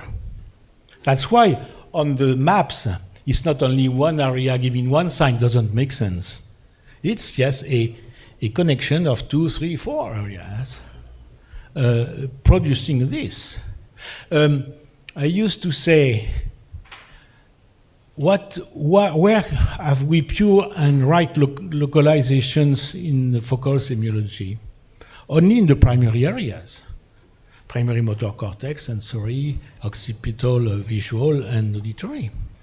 In the rest, to say that, oh, in this part of the superior frontal gyrus, I have this symptom or sign. Stupid. Impossible. Because it's a highly integrative cortex, and the semiology is a product of propagation, is this complex network, and that's why you gave this what we call integrated. Integrated means you cannot describe this semiology in terms of the left arm does that, right leg this. No, it's a total behavior, like singing, like fear. You cannot, in fear, you will not say, oh, you open the eyes, you will. No, you see, it's a mask of fear. And this is characteristic of these highly integrative associating regions. And so, to be clear, we remarked, and after we confirmed that in our last paper last year, that during the fast activity, in many seizures, you get nothing when it's very fast. The seizures start, the semiological seizures start at the end of the fast activity, when you have this rebound with the repetitive spikes. So this also is a trait. I agree, it's fast, is very, the fast activity, in fact, is spreading relatively far. Depends on the case, in fact. But it's always in a kind of network you can recognize. The chance we have in the frontal seizures are generally, they occur in clusters. So when you see the first seizure, you understand nothing. But after doing 40 or 50 seizures, you categorize easily and you can have a better description. Don't let me talk, I will. Bueno, muchísimas gracias, Patrick, por representar la Aileen, y seguimos con los casos. Bueno, seguimos ahora con los casos clínicos.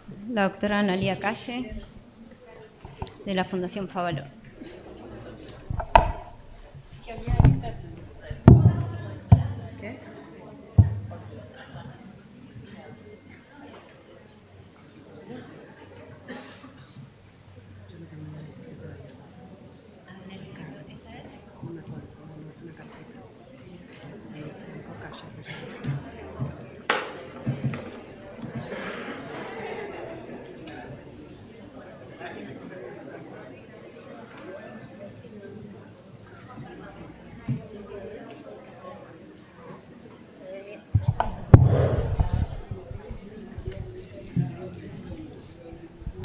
Bueno, ¿qué tal? Buenas tardes. Gracias, Brenda, gracias, Silvia, gracias a los organizadores por la invitación. Es un placer estar acá.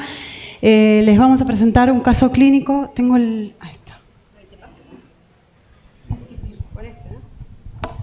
de un paciente que algunos, si querés me pasa.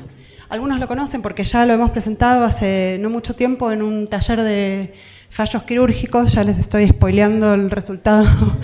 Pero bueno, la idea es discutir opciones alternativas. Es un paciente de 38 años, diestro, sin una historia médica de relevancia, tiene un desarrollo neuromadurativo normal, completó su escuela secundaria sin dificultades, trabaja como IT, o sea, como me sale como sistemas, y sus crisis empezaron a los 15 años, con una frecuencia semanal, en general la mayoría nocturnas, está con este esquema de medicación, digamos, desde el punto de vista de la medicación, por ahí no es un esquema muy interesante, pero bueno, lo que hay.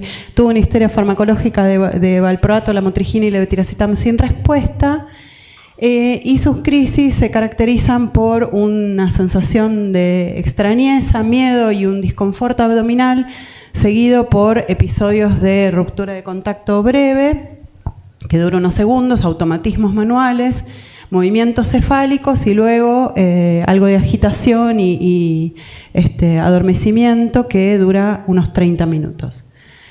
Les voy a mostrar dos crisis. Pasala si querés. Ahí va, a ver si anda.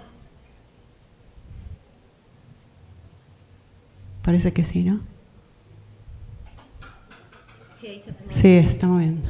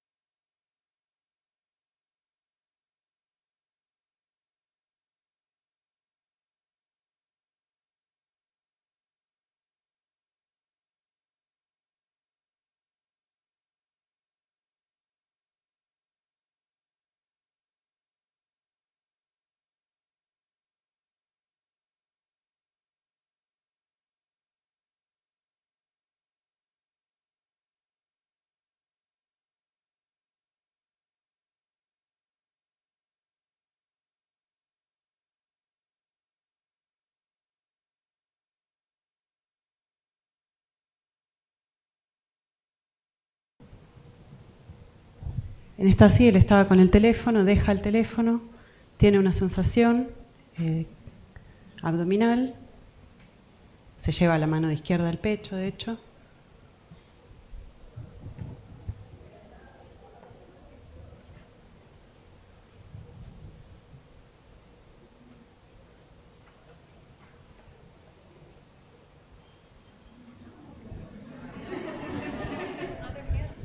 Bueno, y lo que se observa entonces en esta segunda crisis es que se lleva la mano izquierda a la cara.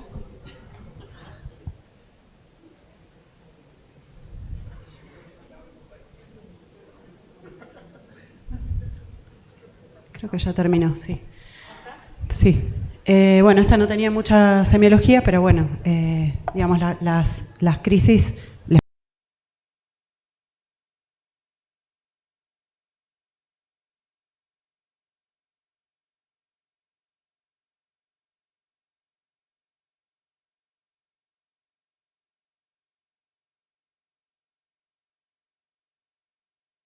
semiología temporal derecha, la segunda podría parecer izquierda.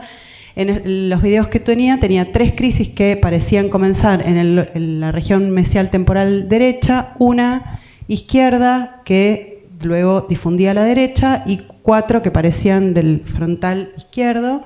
Y en el segundo video que tenía hecho en otro lado, pudieron recabar 6 crisis, de las cuales 3 parecían del lóbulo temporal mesial izquierdo y 3 que parecían temporales bilaterales sin una clara lateralización. Eso es de acuerdo al eje. Y la semiología era la que les mostré. Algunas parecían izquierdas y otras derechas. Este es el trazado interictal de este paciente, donde, bueno, ustedes pueden observar que se observan de manera independiente descargas en región temporal anterior, izquierda y central y derecha. Gracias. ¿Se puede señalar acá? ¿Con este? ¿Con el verde?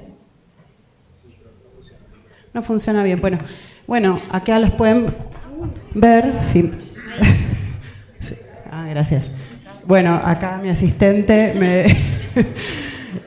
pueden ver las descargas en forma entonces bilateral independiente, el lado izquierdo, que son las 2 de arriba, y el lado derecho, que son las que se observan en los trazados de abajo, ¿no? ¿Querés seguir? ¿Alguna pregunta con respecto a la semiología?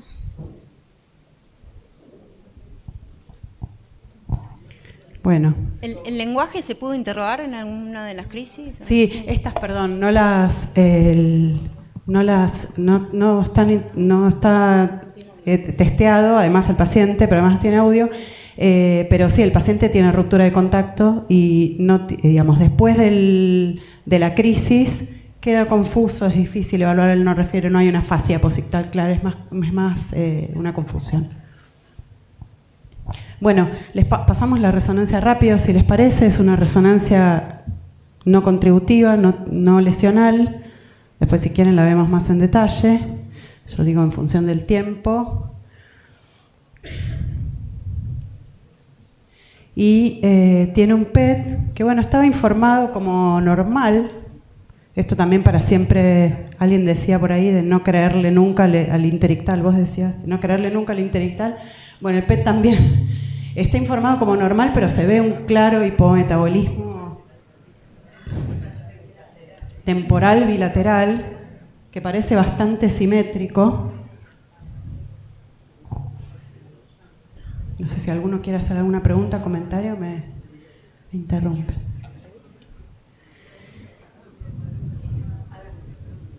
Y una evaluación cognitiva donde también Perdón, les estoy tapando este sector. Voy a ponerme acá. Lo que pasa es que no veo, sino... ¿Sí? Ok. ¿Dónde tiene una disfunción cognitiva? Digamos que tiene trastorno atencional, pero también de memoria y también de funciones visoespaciales y algunos aspectos del lenguaje. Esto es todo, digamos. Bueno, la dominancia parece izquierda. ¿Qué pasa? ¿Cómo? No sé dónde poner. Voy entre las 2 pantallas. Entonces, lo que nosotros decidimos es implantarlo a este paciente para, después de 2 videos de superficie, una semiología temporal, que parecía temporal, pero de difícil lateralización, algunas crisis que indicaban izquierda, otras derecha, decidimos implantarlo y lo que se hizo... les voy a mostrar entonces cómo es el implante. Acá, si querés, anda pasando, Mari, medio así rápido porque les voy mostrando. Entonces se hizo un implante simétrico izquierdo, donde ustedes pueden ver 3 electrodos en amígdala, cabeza y cuerpo hipocampo, y los que son estos 3, verde, marrón y negro, y los 3 de abajo es lo mismo, pero del lado derecho. Estos 3 son derechos. ¿Querés pasar una más? Y también, bueno, les pusimos dos frontales con esta, aunque no parecía por la semiología, por el resultado del video anterior. Pasarlo si querés. Y les cuento lo que obtuvimos entonces en el video. Entonces, lo que se observaron fueron descargas interictales en estos electrodos colocados del lado izquierdo, que son estos tres, verde, marrón y negro. Pasala si querés. Y de manera menos frecuente, pero presente también, descargas derechas. Estas son las crisis que les mostré y les voy a mostrar entonces qué es lo que observamos en estas crisis. Poné la primera si querés. Bueno, tengo el inicio de estas crisis. No, es. A ver, voy con el. Ahí va, esa. Pensé que era video. No, perdón, es diapo nomás. Entonces, esta es la primera crisis que les mostré, para que recuerden. Este es el paciente que al principio dudábamos si andaba el video o no, porque tenía estaba inmóvil y luego comenzaba con automatismos de la mano derecha y de la pierna derecha y tenía esta postura distónica de la mano izquierda, que incluso se puede ver ahí abajo en la foto. Lo que se ve al inicio de la crisis, cuando el paciente todavía no se observaba semiología, es esta actividad rítmica, rápida, reclutante, que en los tres electrodos temporales izquierdos, amígdala, hipocampo izquierdo, pásame más. Este es el desarrollo de la crisis. Posteriormente, esta actividad se reproduce de una manera simétrica de los mismos tres electrodos del lado derecho, y ahí es cuando se empieza a observar la semiología. O sea que en realidad nosotros la semiología que estábamos observando es cuando empieza a descargar el derecho. Seguilo si querés. Que luego la descarga del lado izquierdo, termina y aparece, y permanece del lado derecho de una manera. Seguí, Mari, si querés. Bueno, hasta que termina esta crisis, ¿no? Esta es la primera que les mostré. Y esta es la segunda que les mostré, donde tenía no mucha semiología al inicio y luego se tocaba la nariz con la mano izquierda, donde se observa un inicio similar y en este caso no se propaga hacia el lado derecho. Nosotros logramos recabar 6 crisis. Les voy a mostrar el inicio de las 6 crisis que logramos grabar. Esta es la primera, esta es la segunda, esta es la tercera, esta es la cuarta, bueno, la quinta y la sexta. Todas inician en la región temporal izquierda, amígdala, hipocampo, que algunas con mayor o menor rapidez difunden hacia el área homóloga contralateral, y este es un compactado de cada una de las crisis para que ustedes puedan ver que algunas siempre inician a izquierda pero rápidamente difunden a derecha, algunas tardan un poquito más e incluso después queda descargando el lado derecho. Esta es la que les mostré al inicio, donde la semiología era derecha, ¿se acuerdan que era automatismo, postura distónica izquierda? La semiología derecha, que corresponde a toda esta segunda parte. Esta es la, bueno, y estas otras dos. ¿Alguno quiere hacer alguna pregunta? ¿Tiene alguna pregunta? ¿Quiere hacer algún comentario? Las 6 izquierdas, las 6 empiezan acá, sí. Las 6 empiezan en izquierda. No hicimos estimulación. Bueno, nuestra hipótesis entonces es que estas eran crisis que se originaban en la región temporal mesial izquierda con difusión a la región homóloga contralateral. Por lo tanto, se discutió este paciente y se decidió hacer una lobectomía temporal anterior, amígdala hipocampectomía, y tuvimos una esclerosis mesial en la anatomía patológica, a pesar de que en la resonancia, después la revisamos, digamos, a posteriori, no se veía nada que sugiriera una esclerosis mesial. ¿Alguno quiere hacer alguna pregunta?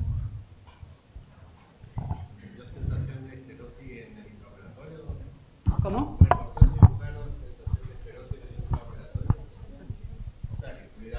no lo recuerdo, la verdad. No me acuerdo. Bueno, el paciente tuvo... Después le preguntamos al neurocirujano, a ver si se acuerda. No creo que se acuerde. No se acuerda. El paciente estuvo... Bueno, después de esto estuvo 6 meses libre de crisis, con algunas anomias para nombres propios, algunas con trastornos de dificultad, sin trastornos anímicos. A los 6 meses tuvo una crisis focal, luego al año empezó a tener crisis focales y después siguió teniendo 1 o 2 crisis por mes, similares a las crisis previas.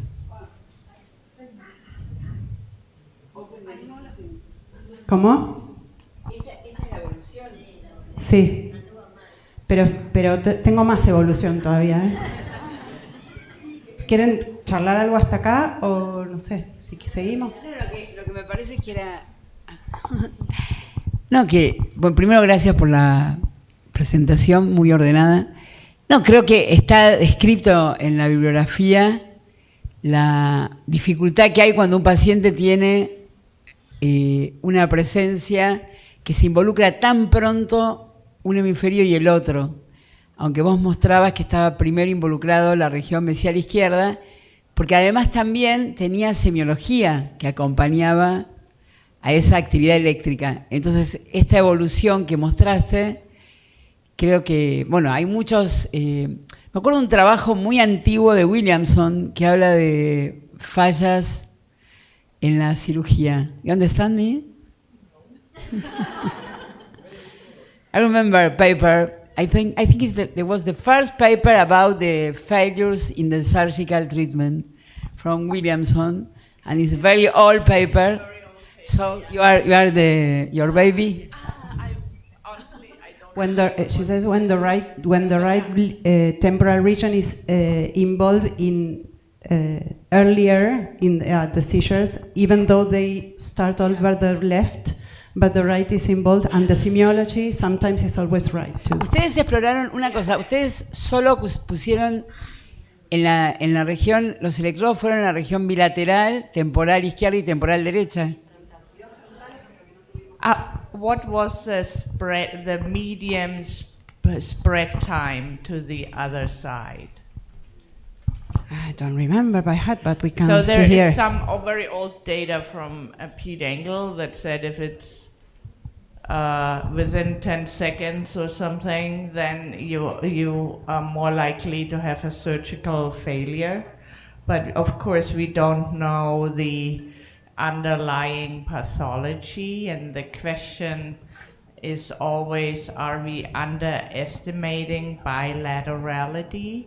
I just want to add the RNS data, where with the RNS now we see that a lot more epilepsies are bilateral than we think. And when we do SEEGs, we only have 10 days of SEEG or something.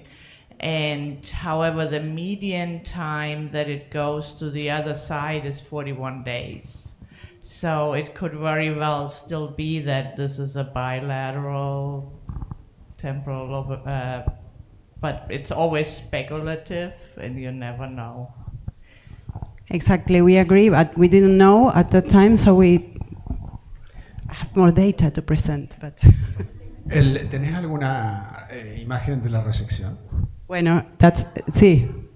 He's asking if we have an image. So our hypothesis post this. No, una para atrás. Porque como comentario general, si el paciente se operó y estuvo 6 meses sin crisis, resecaste una parte de la zona epileptogénica seguro. Si hubiera sido bilateral desde un primer inicio, hubieras tenido crisis de forma mucho más temprana del otro lado, ¿no? Entonces, normalmente lo que uno tiene que sospechar en estos casos es que hay una resección incompleta. No se puede descartar la bilateralidad porque puede que el otro tenga un fenómeno de kindling, ¿no? Especialmente el lóbulo temporal. Pero yo creo que lo que primero habría que hacer es ver la resección, que sea completa la resección, y posteriormente volver a monitorizar al paciente si sigue con crisis. Eso es lo que nosotros, digamos, después de este fallo quirúrgico, estas fueron nuestras hipótesis, si es que en realidad había sido insuficiente o en realidad estábamos frente a una epilepsia bitemporal. Bueno, los estudios postquirúrgicos de este paciente tenía una evaluación cognitiva que persistía, digamos, el trastorno de memoria con respecto a la evaluación prequirúrgica, con peoría en el lenguaje y mejoría en la memoria visual y visoespacial, y la resonancia postquirúrgica,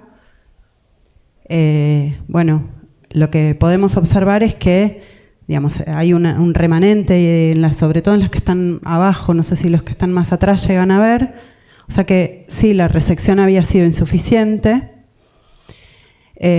Por lo tanto, volvimos a hablar entre nosotros en el Ateneo y lo planteamos con el paciente. The patient was very keen to be operated. O sea, que el paciente quería operarse. Y se hizo una segunda cirugía donde se amplió la resección. Y esta es la evaluación cognitiva postquirúrgica, post-segunda cirugía, donde lo que se puede observar es una, bueno, no quiero tapar, pero una peoría en todas las funciones de memoria y atencionales, ejecutivas, con, digamos, relativa preservación del resto de las funciones. El paciente, esta declinación en sus funciones cognitivas la afecta en su vida cotidiana, nota dificultades en su trabajo, digamos, sobre todo en lo que tiene que ver con memoria. Trabaja en sistemas, como les decía, y les resulta, digamos, a veces difícil realizar tareas nuevas. Entonces, bueno, vamos a volver para atrás, bueno, esto ya termina, pero entonces estamos ante un paciente, y volvió a tener crisis, ¿no? Después de esto no lo dije, pero sigue con crisis el paciente, menor frecuencia que el anterior, pero tiene crisis mensuales. Entonces estamos ante un paciente que se operó ya una segunda cirugía, que tiene un compromiso cognitivo posterior a esta resección temporal, y bueno, acá estamos para que nos ayuden a pensar qué podemos hacer con él. Siempre con la misma semiología. No tiene un video posterior a esta cirugía. No lo volvimos a evaluar, pero lo que él refiere, digamos, por lo que nos cuenta su esposa y él, es que la semiología es similar. Hola, yo tengo varias preguntas. La primera es si, porque encontraste crisis solo izquierdas, entonces tomaron la decisión de no hacer estimulación cortical, ¿cierto? Pero mi pregunta es, si hubieses llevado a hacer estimulación cortical y hubieses tenido crisis del otro lado, con claro inicio contralateral, ¿hubieses tomado la misma decisión de llevarlo a cirugía? Esa es la primera, ¿eh? No sé, probablemente no, pero con el diario del lunes, como decimos, es más fácil poder tomar esa decisión. Claro. No, lo digo porque lo tenías implantado, entonces me llama la atención que no hayan aprovechado hacer la estimulación cortical, sí. No, más como por eso. Y la segunda es, cuando el paciente está obviamente libre de crisis, 6 meses, está bien pensar en que uno resecó mal, pero la pregunta es llevarlo a una segunda cirugía, nuevamente planteándose que fue una resección incompleta, sin llevarlo nuevamente a una implante o a un registro, para ver si estábamos seguros si esa era la zona de inicio ictal o si realmente había un inicio contralateral. ¿Por qué llevarlo a cirugía resectiva de una vez y no haberse planteado un implante previo?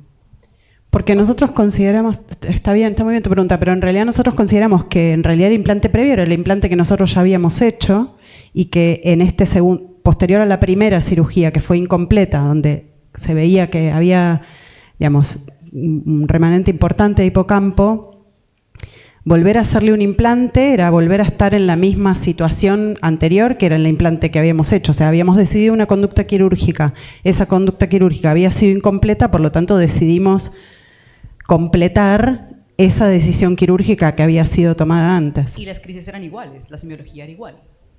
Después de la primera cirugía, la semiología, según nos refiere el paciente, era igual, pero no le volvimos a hacer un video. Vale, ahí está la tercera. Vale, gracias.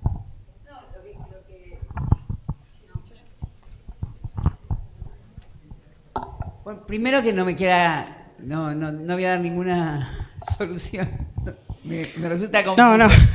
Pero, no, lo que pienso es, me llama la atención, se abre una hipótesis acá, si esto es una epilepsia, a pesar de encontrarse la esclerosis hipocampal, uno, frente a este fracaso, quizá uno debiera pensar si no es una epilepsia pseudotemporal, y entonces que haya otras estructuras, no sé, como la ínsula, por ejemplo, que sean responsables de esta epilepsia, y por eso el paciente, en la primera cirugía, tiene un tiempo que se detienen las crisis, y que uno puede pensar que la red epileptogénica estuvo afectada, y que quizá queda parte de esa zona epileptogénica, de esa red epileptogénica que quedó, que no fue tocada. La segunda cosa que también me llama mucho la atención es por qué el deterioro cognitivo luego de la segunda cirugía, porque lo que se hizo, ¿lo operaste vos? Porque lo que el doctor Mandolesi es vos. Porque la segunda cirugía, vos no tocaste hipocampo y amígdala, o sea que tocaste corteza. Sí. Se resecó la parte de hipocampo que quedaba. Ah, tocaste hipocampo, sacaste esa parte que había quedado. Claro.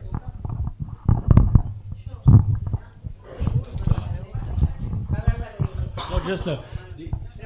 Did you no? No, my question was that you showed the intellectual activities, but did you present the scalp seizures? I did not remember. No. No, yes, that's why I don't know. Scalp? No, the scalp seizures we did not present. Okay.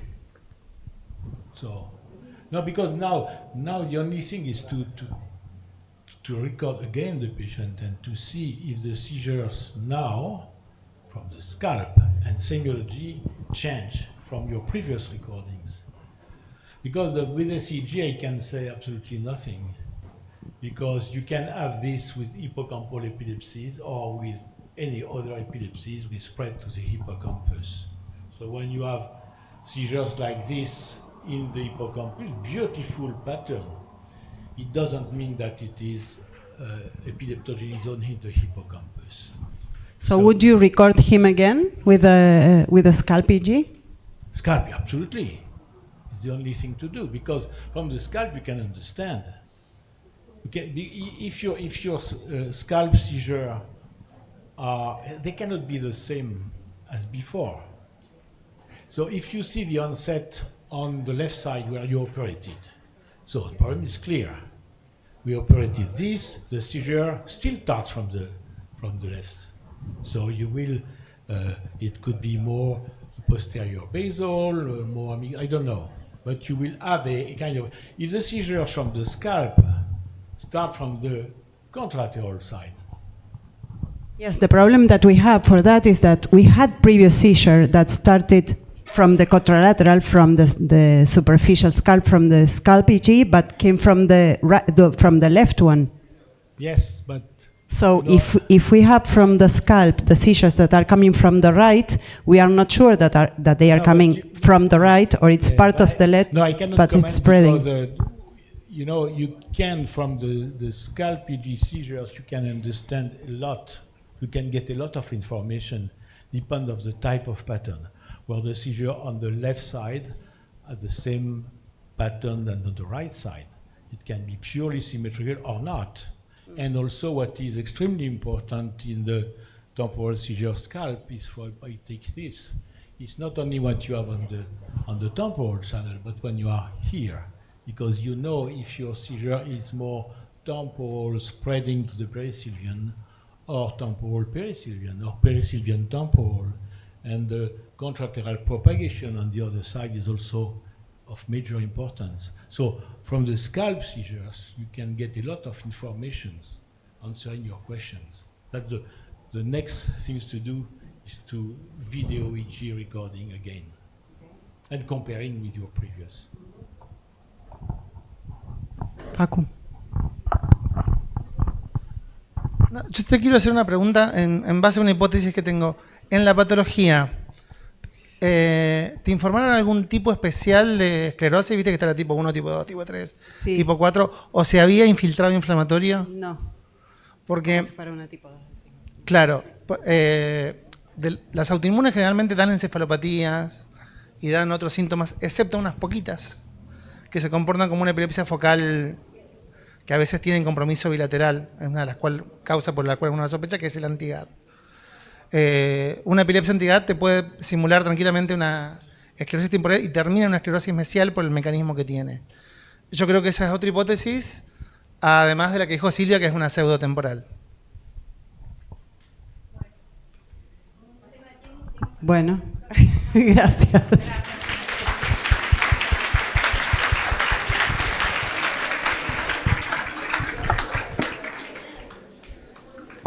Doctor Mandolesi.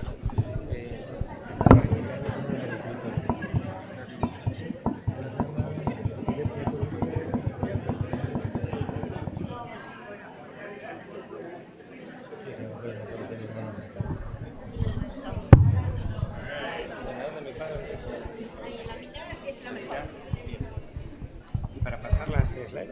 ¿Con este? Sí, a ver si funciona, si no, ahí va. Pasa. Bien. Hay que prender el micrófono. Sí, ¿no? Ah,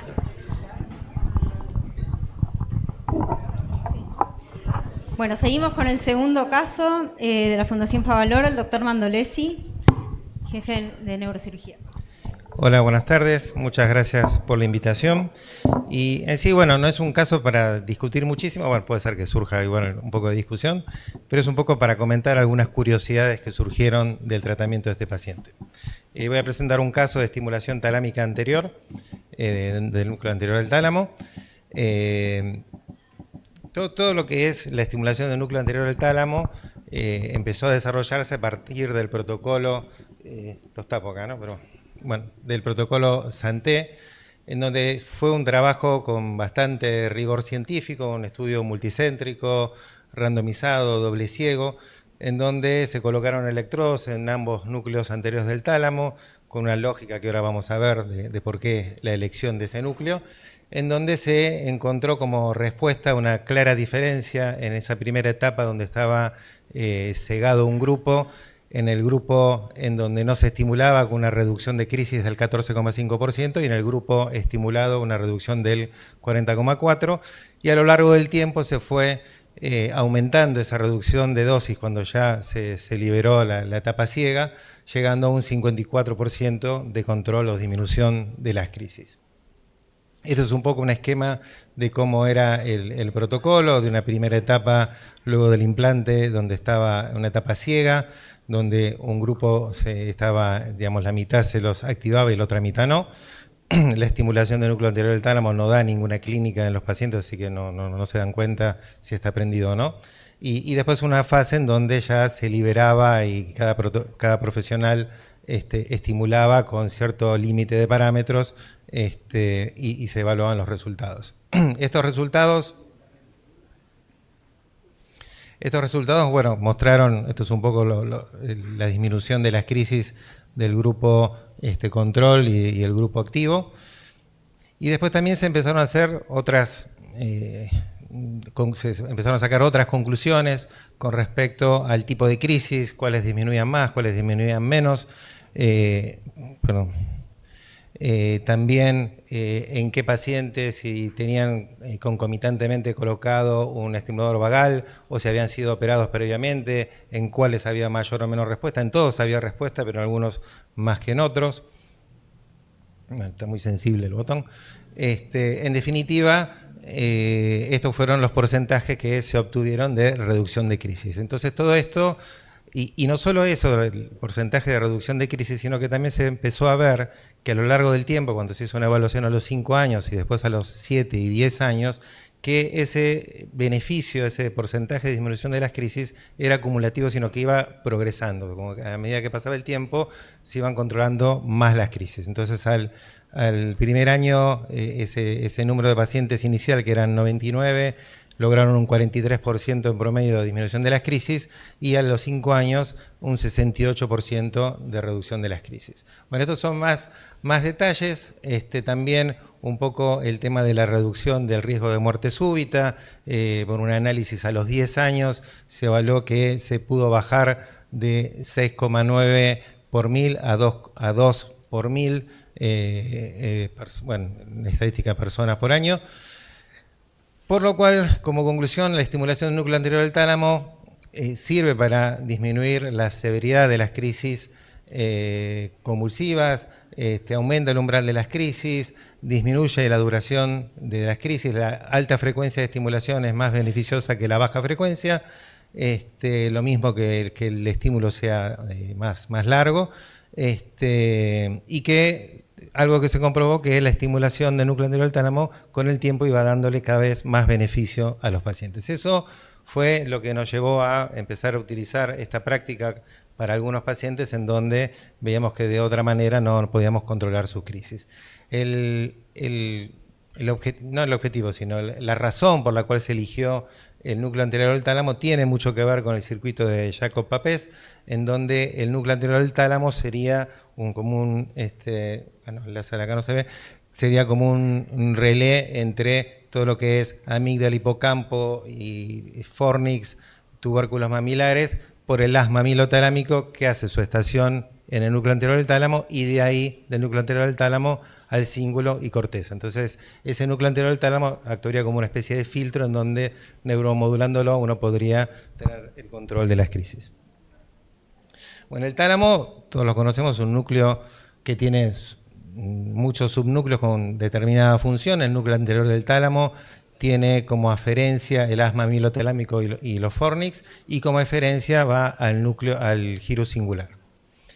Este caso que vamos a presentar es una chica de 25 años, diestra, que tuvo un desarrollo neurológico normal, sin antecedente de trauma, de meningitis ni de convulsiones febriles, con un trastorno depresivo mayor que empezó con crisis a los 12 años, con una presentación de crisis focales motoras y arresto del lenguaje, que en algunos casos evolucionaba a una crisis tónico-clónica generalizada.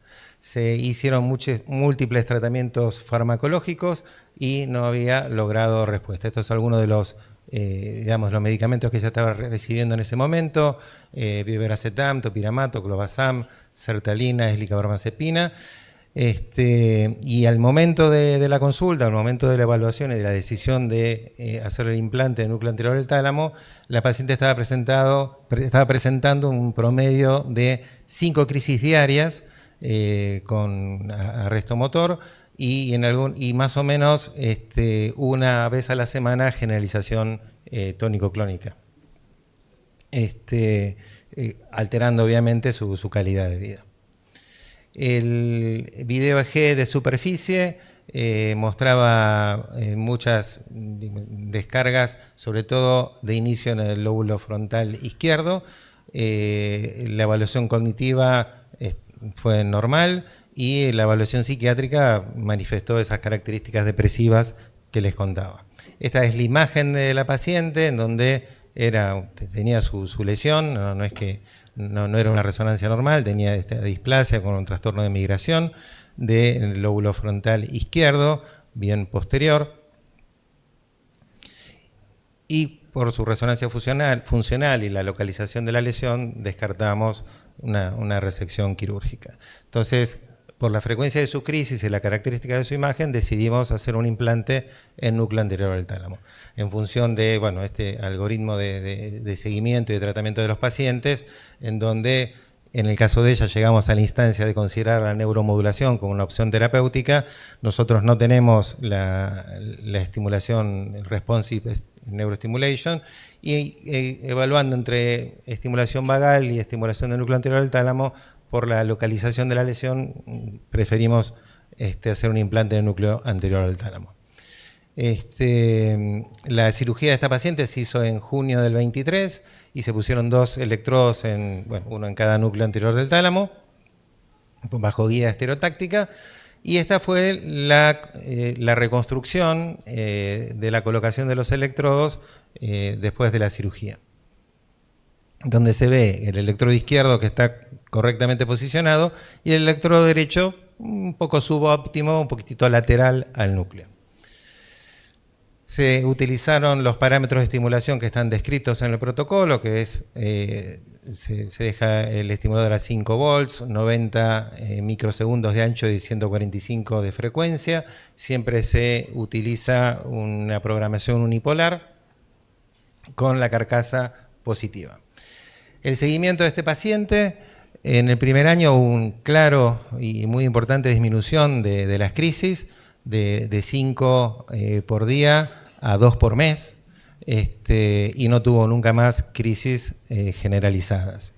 Después de un año del implante se decidió, y por la evolución que tenía, se empezó a disminuir la dosis farmacológica, y en agosto al año siguiente, al año y 2 meses, consulta a la paciente porque empezó nuevamente con crisis y más que antes todavía, empezó a tener aproximadamente 10 episodios diarios de crisis. Ante esta dificultad, lo primero que pensamos, bueno, lo primero que uno hace es chequear que el aparato esté activo, que es algo que puede pasar muchas veces por campos magnéticos o por algunas circunstancias el aparato se apaga. En este caso lo chequeamos y estaba correctamente configurado, estaba activo, estaban los electrodos activos. Entonces, bueno, lo primero que se hizo fue volver al esquema farmacológico anterior pensando que nos habíamos adelantado un poco y por ansiedad le habíamos bajado la medicación antes de tiempo. Y después hicimos un segundo chequeo del sistema eléctrico del estimulador y chequeamos las impedancias, que la impedancia, bueno, la resistencia que puede tener ese electrodo que puede estar activo, pero si tiene mucha resistencia de parte del tejido, es como si no lo estuviera. Y ahí nos dimos cuenta que el electrodo, las impedancias del lado derecho, que era el electrodo subóptimo, que estaba un poquito lateral, estaba bien, y las impedancias del electrodo izquierdo, que era el que estaba bien en el núcleo, estaban muy elevadas, que hacían que estuviera entregando una dosis de 1 volt nada más. Se corrigió ese tema eléctrico. Esta es la tablet donde uno lo programa, e inmediatamente la paciente volvió a lograr la reducción de las crisis. Entonces, de esto es que las conclusiones que podemos sacar, o lo que uno se puede deducir es que realmente no sé si 2 electrodos son necesarios, porque siendo uno que está subóptimo y funcionaba bien, la paciente siguió teniendo crisis, y el que estaba óptimo en el núcleo no estaba funcionando bien y la paciente volvió a tener crisis como siempre. Entonces, una de las preguntas sería, bueno, algo para discutir, y si realmente con un solo electrodo sería necesario y del lado donde está la lesión, ¿no? Bueno, y un problema, un poco también esto a discusión, es que se habla mucho del núcleo anterior del tálamo, se está empezando a hacer cada vez más cirugías de núcleo anterior del tálamo, pero no es algo tan sencillo. Yo llevo muchos años haciendo cirugía de Parkinson, colocando electrodos que son iguales, con técnicas muy similares, pero el núcleo anterior del tálamo tiene como una dificultad adicional. El núcleo anterior del tálamo es un núcleo muy pequeño, no se ve bien en resonancia. Durante muchos años en cirugía de Parkinson nos manejábamos con blancos indirectos, con núcleos que no se veían, usando ventriculografía y montones de trucos y coordenadas anatómicas de un atlas hechos sobre base de 2 cadáveres, o sea, con muchísima variabilidad, formalizados encima. Bueno, durante muchísimos años nos manejamos con eso. El núcleo anterior del tálamo casi que sería una situación semejante, es un núcleo que se necesita una resonancia muy específica, muy bien hecha para poder verla. En la gran mayoría de las resonancias muchas veces no se puede ver. No hay un control eléctrico intraoperatorio que nos permita decir, como ocurre en el Parkinson, donde uno claramente ve que está entrando el núcleo subtalámico, el globo pálido interno. En el núcleo anterior del tálamo no hay una descarga o un patrón de descarga característico que nos diga, bueno, estamos en el núcleo anterior, con lo cual no tenemos un control intraoperatorio. Está muy cercano a estructuras vasculares, con lo cual uno no puede jugar mucho con diferentes trayectos. Y la trayectoria más eficiente es a través del ventrículo, con lo cual tenemos un núcleo chiquito que no se ve, que tenemos que pasar por el ventrículo, que uno puede perder líquido y que si uno no queda bien en el núcleo no va a tener una buena respuesta. Y de eso es un problema en todo el mundo. De hecho, hay trabajos que hablan de cómo poder optimizar o hacer que esa localización del electrodo sea lo mejor posible, porque de la buena localización de ese electrodo depende que tenga una buena respuesta. Nosotros, por ejemplo, nosotros tenemos una casuística de 14 pacientes. Los primeros 5 pacientes tuvimos realmente muchas dificultades en tener buenas localizaciones. De hecho, no fue muy diferente en la publicación inicial del protocolo de Santé. Ellos tuvieron un porcentaje de localización óptima de los electrodos de 67%, bajísimo para lo que uno considera. O sea, uno consideraría que tendría que ser casi del 90-100% de buena localización. El protocolo inicial de Santé tiene una correcta localización de 67%. Nosotros en nuestros primeros 5 pacientes, utilizando la técnica clásica, tuvimos, y estos son los ejemplos feos que tuvimos, donde los electrodos no siempre están en el núcleo, a pesar de que en muchos casos tuvimos buena respuesta igual. Y después, en los siguientes 9 pacientes, cambiamos la técnica, agregamos pequeños trucos que uno se le va ocurriendo de mejorar la técnica para asegurarse de poder tener una buena localización en el núcleo, como se ve en estas imágenes. Si obtuvimos un porcentaje de 87,5 de buena localización. Y el tema principalmente es como les decía, un blanco difícil rodeado de venas. Uno tiene que pasar con el electrodo a través de esas estructuras vasculares intraventriculares.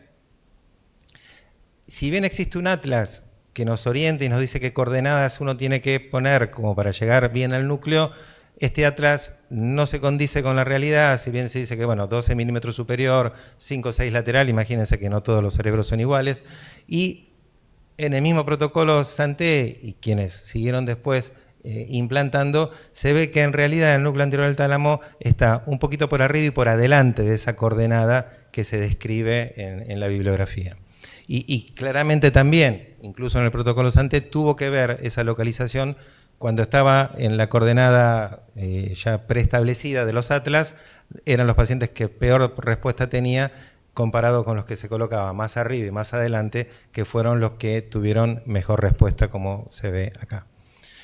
Entonces, el núcleo anterior del tálamo puede ser visualizado por resonancia, pero es muy difícil conseguir que nos puedan hacer una resonancia, una calidad suficiente y con las secuencias adecuadas para que podamos ver. Pero se puede ver, no tengo puntero acá, pero se puede ver el núcleo. Sobre todo lo que se puede ver muy bien es el haz mamilotalámico, que cuando se divide en dos, entre medio de esas dos ramas del haz mamilotalámico, ahí está el núcleo. Entonces esta es una imagen de cómo se ve en resonancia, cómo se ve en el preparado histológico y en el dibujo de un atlas.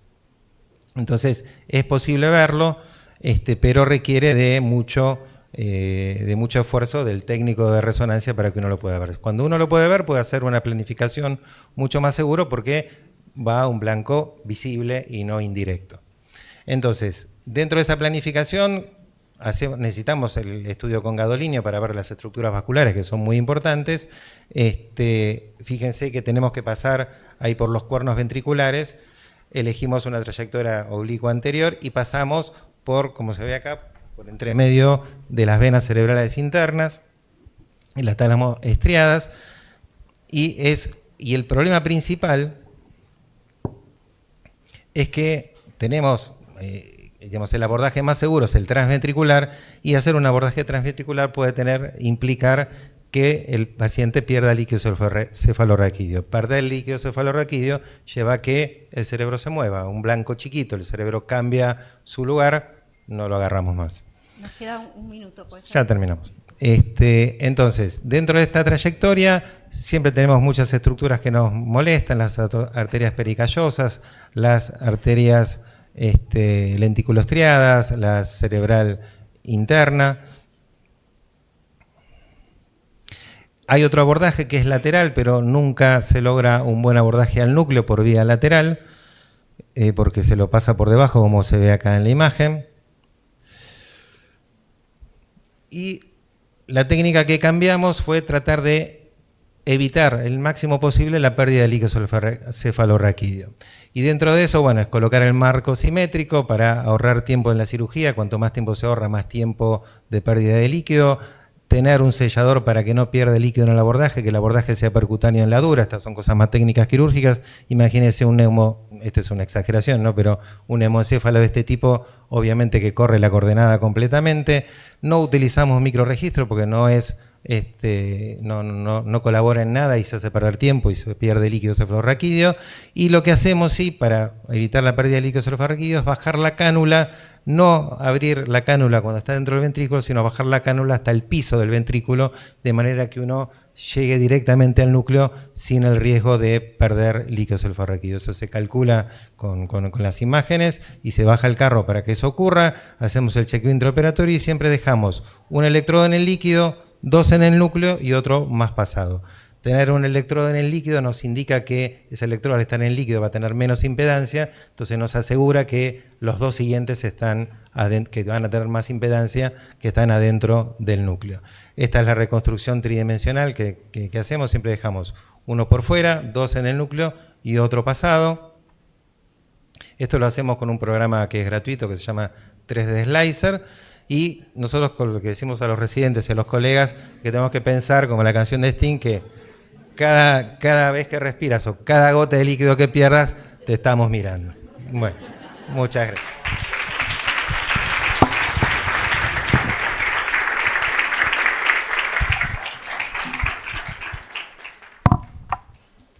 ¿Tenemos tiempo para una pregunta? Bueno, si no pasamos a... Okay. Thank you. Great talk. I agree that ANT is a very difficult target.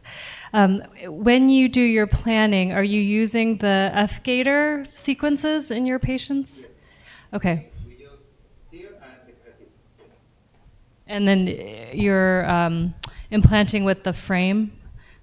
Yes, we use a Lexel frame. And well, the usual steps of just like a DBS. Yes. The same. With we have more attention with CSF leaks. That was the difference. Yes. In the localization. Okay. Mm-hmm. Yeah. Congratulations.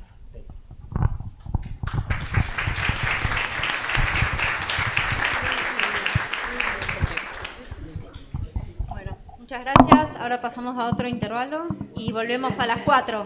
¿Sí?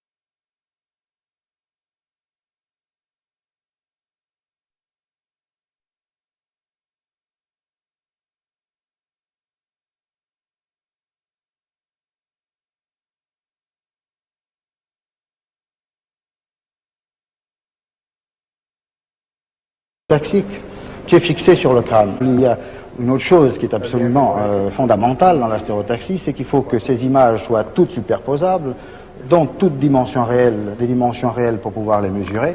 Et alors c'est ce qui explique finalement cette installation que vous voyez ici, cette installation de téléradiographie.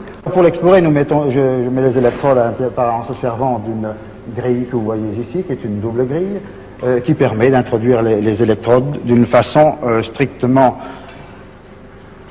horizontale, comme vous voyez ici. Il existe d'autres procédés également pour les introduire d'une façon oblique, de façon à pénétrer dans la direction voulue dans certaines régions du cerveau. Donc vous les mettez exactement où vous voulez. On les met exactement où l'on veut. À une place plutôt qu'à une autre. Parce que nous supposons qu'à ce niveau-ci existe une lésion et que la zone épileptogène se trouve dans cette région de la première. Vous venez de parler. Donc, alors c'est donc M1 sur 1, 2. Roger, je vais vous demander de compter là de nouveau, hein, mais vous comptez régulièrement, on vous entend bien, vous ne changez pas de rythme et surtout, vous m'entendez bien Roger, vous ne vous arrêtez absolument pas, sauf si je vous le dis. Hein, vous ne vous arrêtez pas, allez-y, lentement. Allez. 1, 2, 3, 4, 5... Enrayement du compte, arrêt. Alors, Roger, qu'est-ce qui se passe?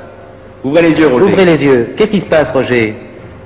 Pourquoi vous êtes arrêté de compter? 5, 6, 7, 8, 9, 10... P1 sur 1, 2. Roger, je vous redemande de compter comme vous avez compté tout à l'heure.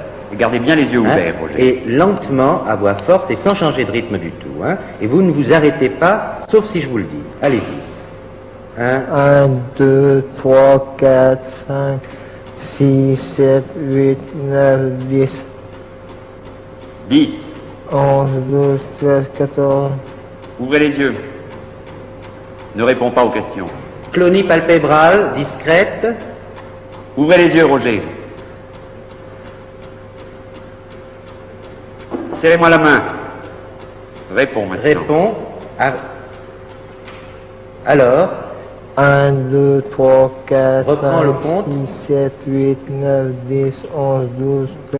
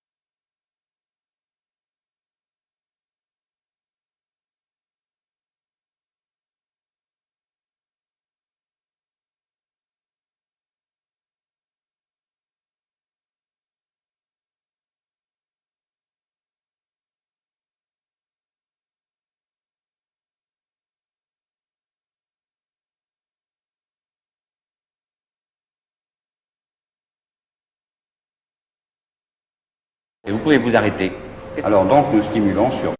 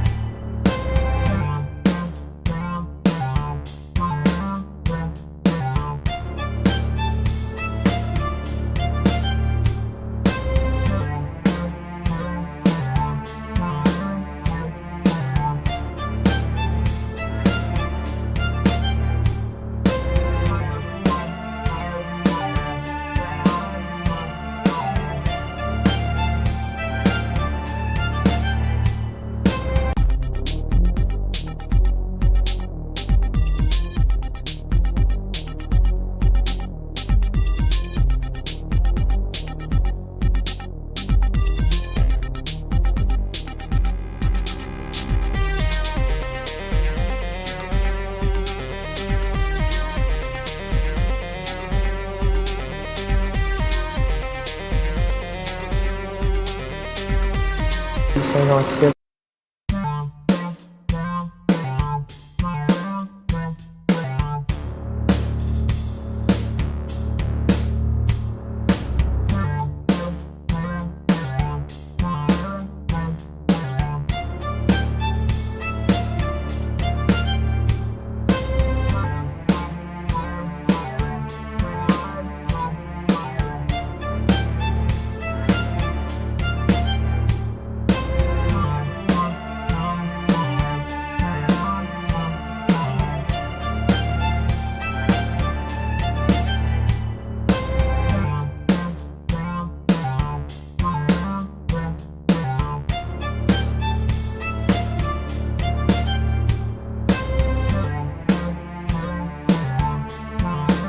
Después lo estoy viendo con Patrick. Como habrán visto, tenemos, y como presentó también algunos otros colegas nuestros, que me pareció bárbaro, hay distintas hipótesis.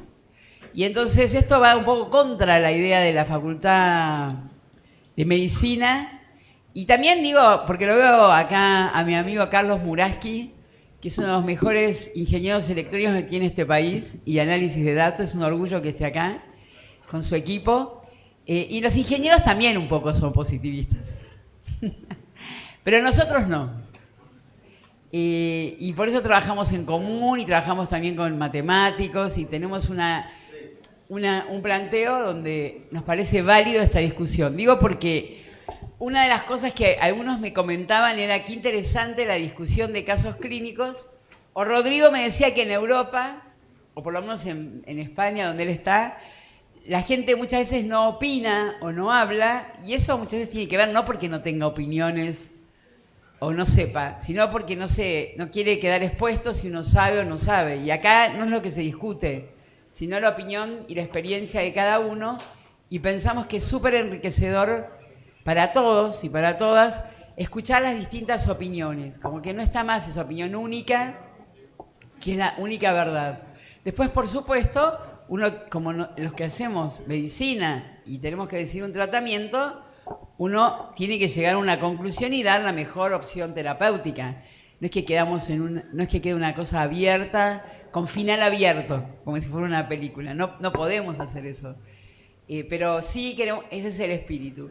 Bueno, entonces yo tengo ahora la enorme alegría, como mostramos hoy en fotos y en la presentación, de presentar, hoy va a ser la primera conferencia del día de Patrick, que ya habló bastante, pero va a dar su conferencia, y mañana va a dar otra, como los que hablaron hoy. Entonces, Patrick, quiero decir también que cuando terminen la presentación de casos clínicos, los que quieran, vamos a ir a visitar el hospital, y los que no quieran hoy o tengan que ir, vamos a ir mañana. Vamos a hacer mañana solamente 2 visitas. Y en nuestro hospital, para los que no escucharon cuando lo dije, hace más o menos 10 años, lo mencionamos hoy cuando se inauguró las jornadas, nuestra unidad de BBG, que en ese momento teníamos una cama y ahora tenemos 2 camas de adultos y una de niños, tiene el nombre de Patrick Jovel. Entonces, para nosotros es una enorme alegría, es un orgullo contar con Patrick acá. Après, je fais la traducción, mais pas maintenant.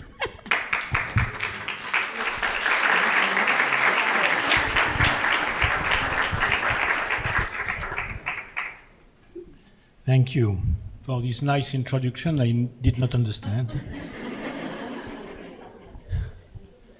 So, what?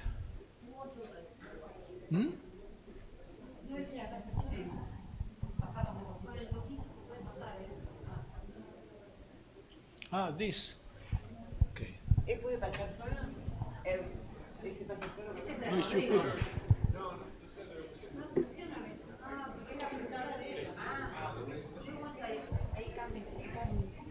Okay. Oh. Ya anda con eso. Ya está. Test it. Yo también.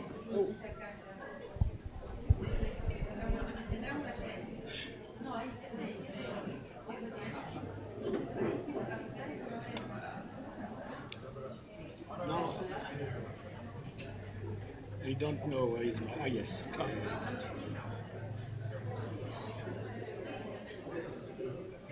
Put something here. Shift.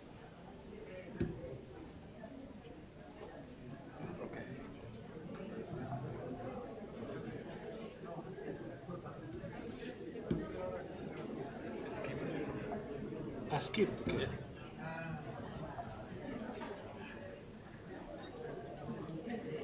Yes, yes. Done. Try it. Good. Yes. Okay. Works? Seems to work. Okay. So, thank you for your patience.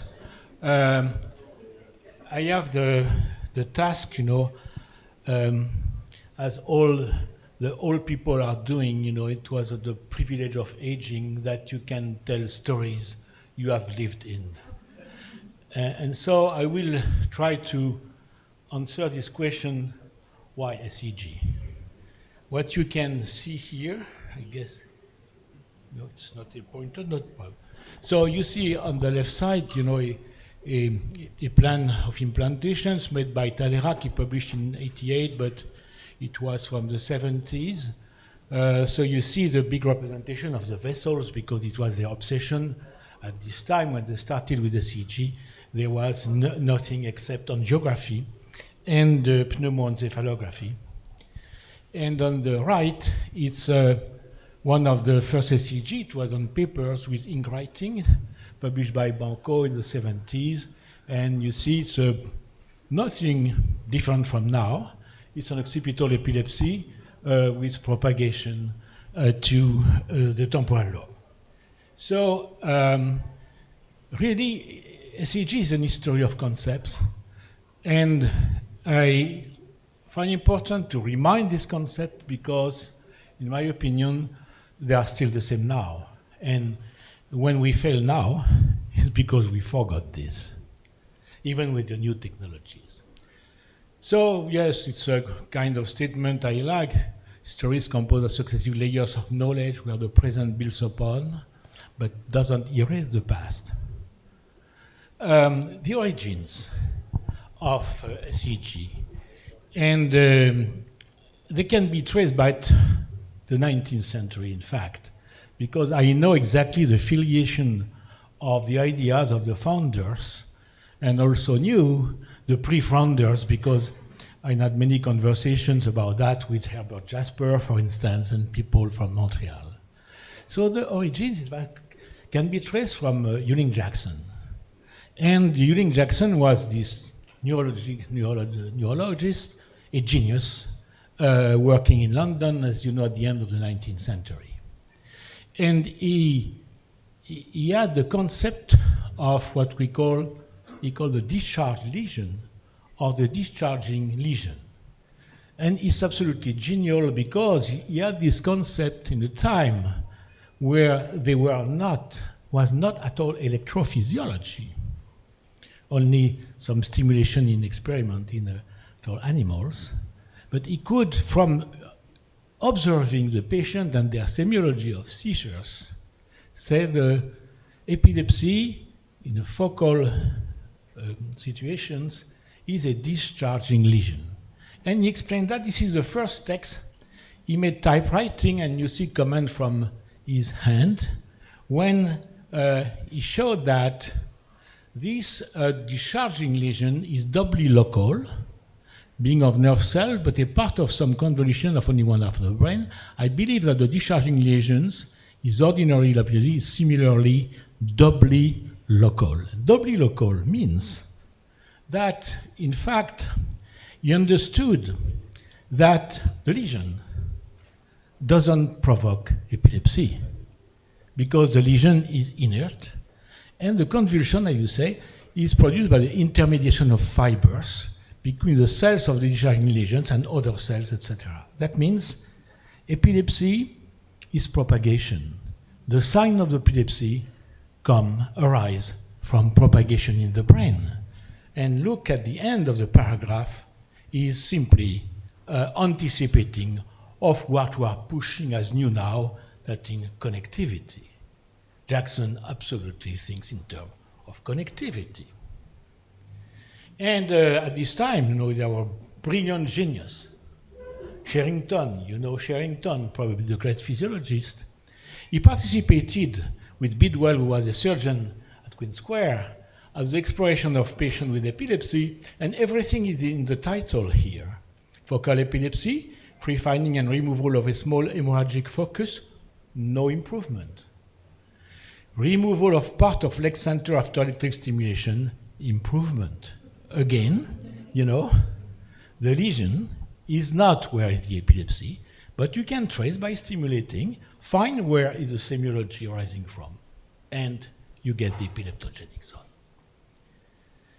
The next step was in Montreal with Wenderpelfin. And I say that because when I arrived for the first time in BANCAUD's office in July 1971, he told me, now you have to read this. And he put in front of me the 5 books written by Wilder Penfield in association with his colleague. Because everything came from the semiological approach, anatomical approach on Penfield. But Penfield did not explore the complete seizures. Technically, he could not.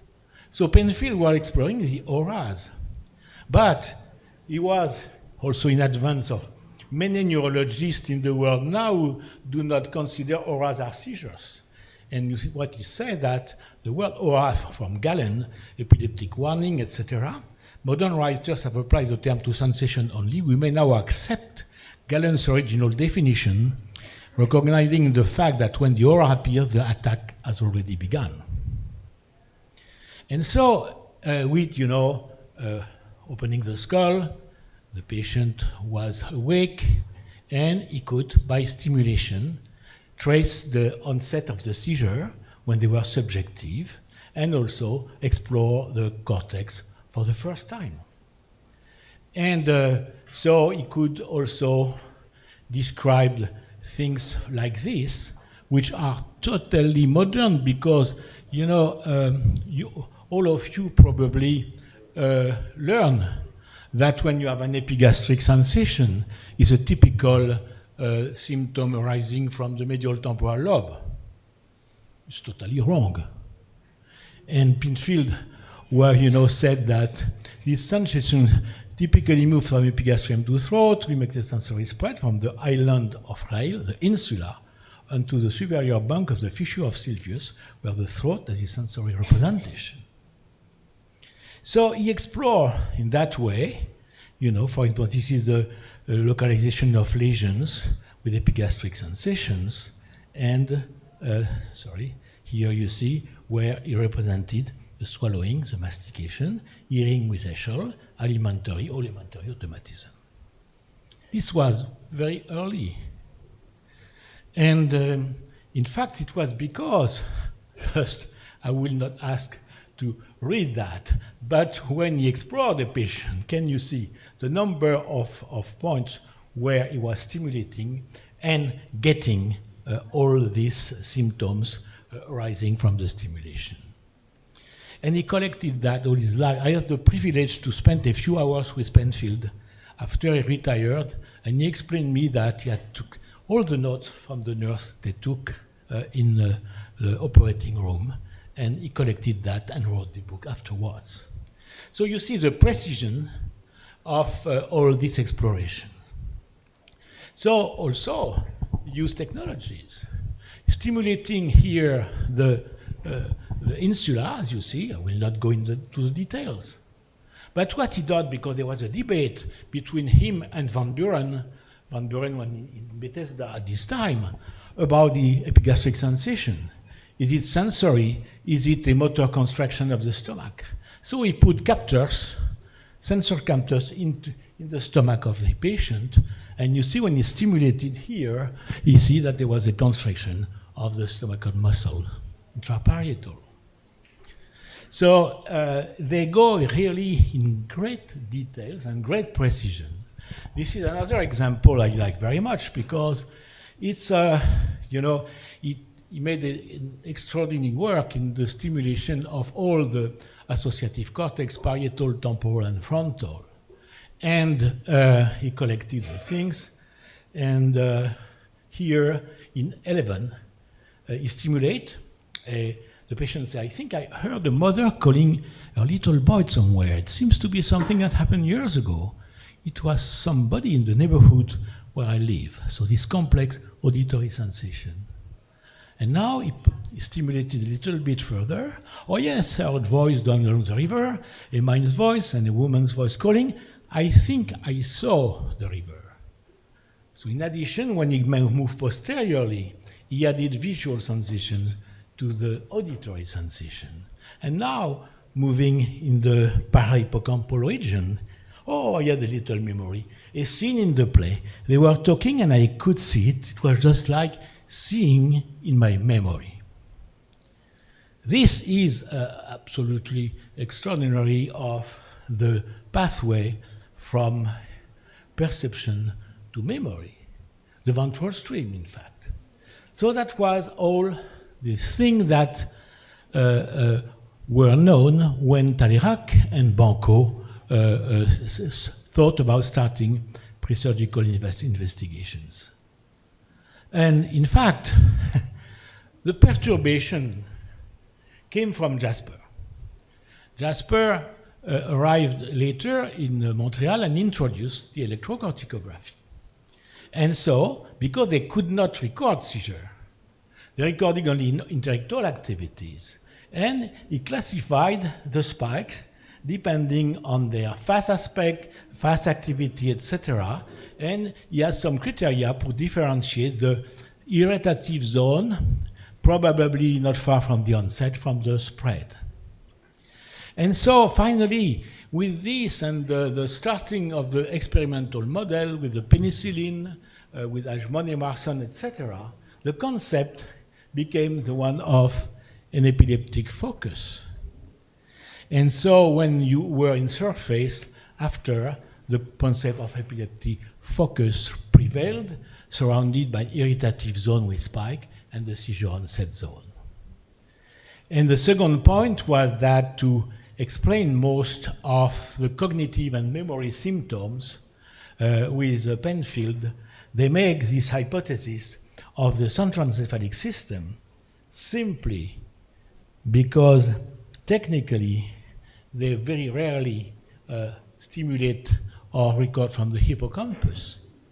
So the hippocampus was totally absent from their methodology, and the centroencephalon was really the paleo hippocampus. And so, in this context, why SEEG? In fact, to figure out what a seizure is, because it was around the seizure, but not in the seizure. And BANCAUD and Talleyrand, when they were in Paris, they heard of epilepsy surgery, but they were very rational minds, and they wanted the kind of logical approach. But what happened is not Talleyrand or BANCAUD. Everything came from neuropsychology, because you have at this time only 4 what we call now neuropsychologists: Henri Ecan, Zangwill, Teuber, and Brenda Milner. And Ecan decided, maybe he fell in love, we don't know, to go to Montreal and to work with Brenda Milner.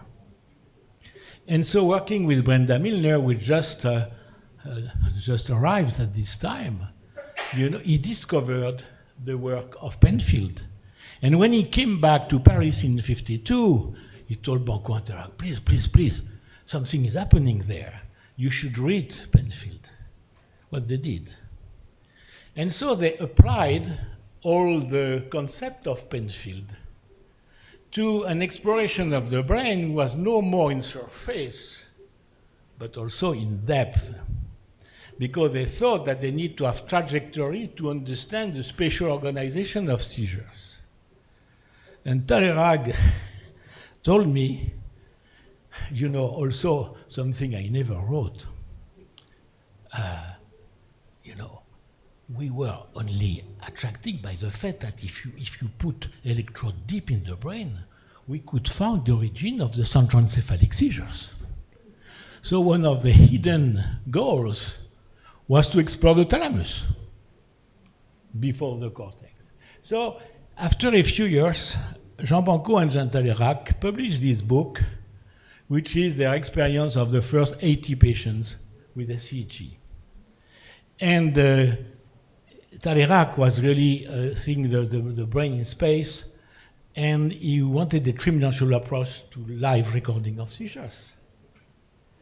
And because they were really in the spirit of Penfield, they said it was a groundbreaking an epilepsy exploration with clinical semiology. They must be guided by semiology because it is what the patient presents and in search of the centroencephalic epilepsies. So I will describe you how they implemented that technically, because they totally changed the space in St. Anne Hospital to do that. Talleyrand's anatomical space was this production because he wanted to put electrode in the brain not for targeting, but for having trajectory from the cortex to different places of the cortex to the depth. And so he used a chapel. There was a chapel as in every hospital in France at this time. And they could put they built the department around the chapel. Why? Because as he wanted to do a superimposition of the different media, you need to have the X-ray considered are parallel. What they cannot be because they come from a source and they diverge. But if the source of the X-rays is far enough, you can assimilate that to parallel beams. So that's why the generator of the X-rays was very far, and this is the first Talleyrand frame, you see, because all the SEEG in the first part were acute. So doing that, he could produce a reference system based to the anterior commissure and the posterior commissure. He studied anatomy, and it was the most stable and consistent plane in the brain. He could see AC and PC with the ventriculography and trace vertical and adjust that to the actual size of the patient's brain, put the arteries, so he could delineate where was the insula, and put also some trace of the gas encephalography to see the mental side. And he could, from patient to patient, reproduce where were the seizures and the stimulation.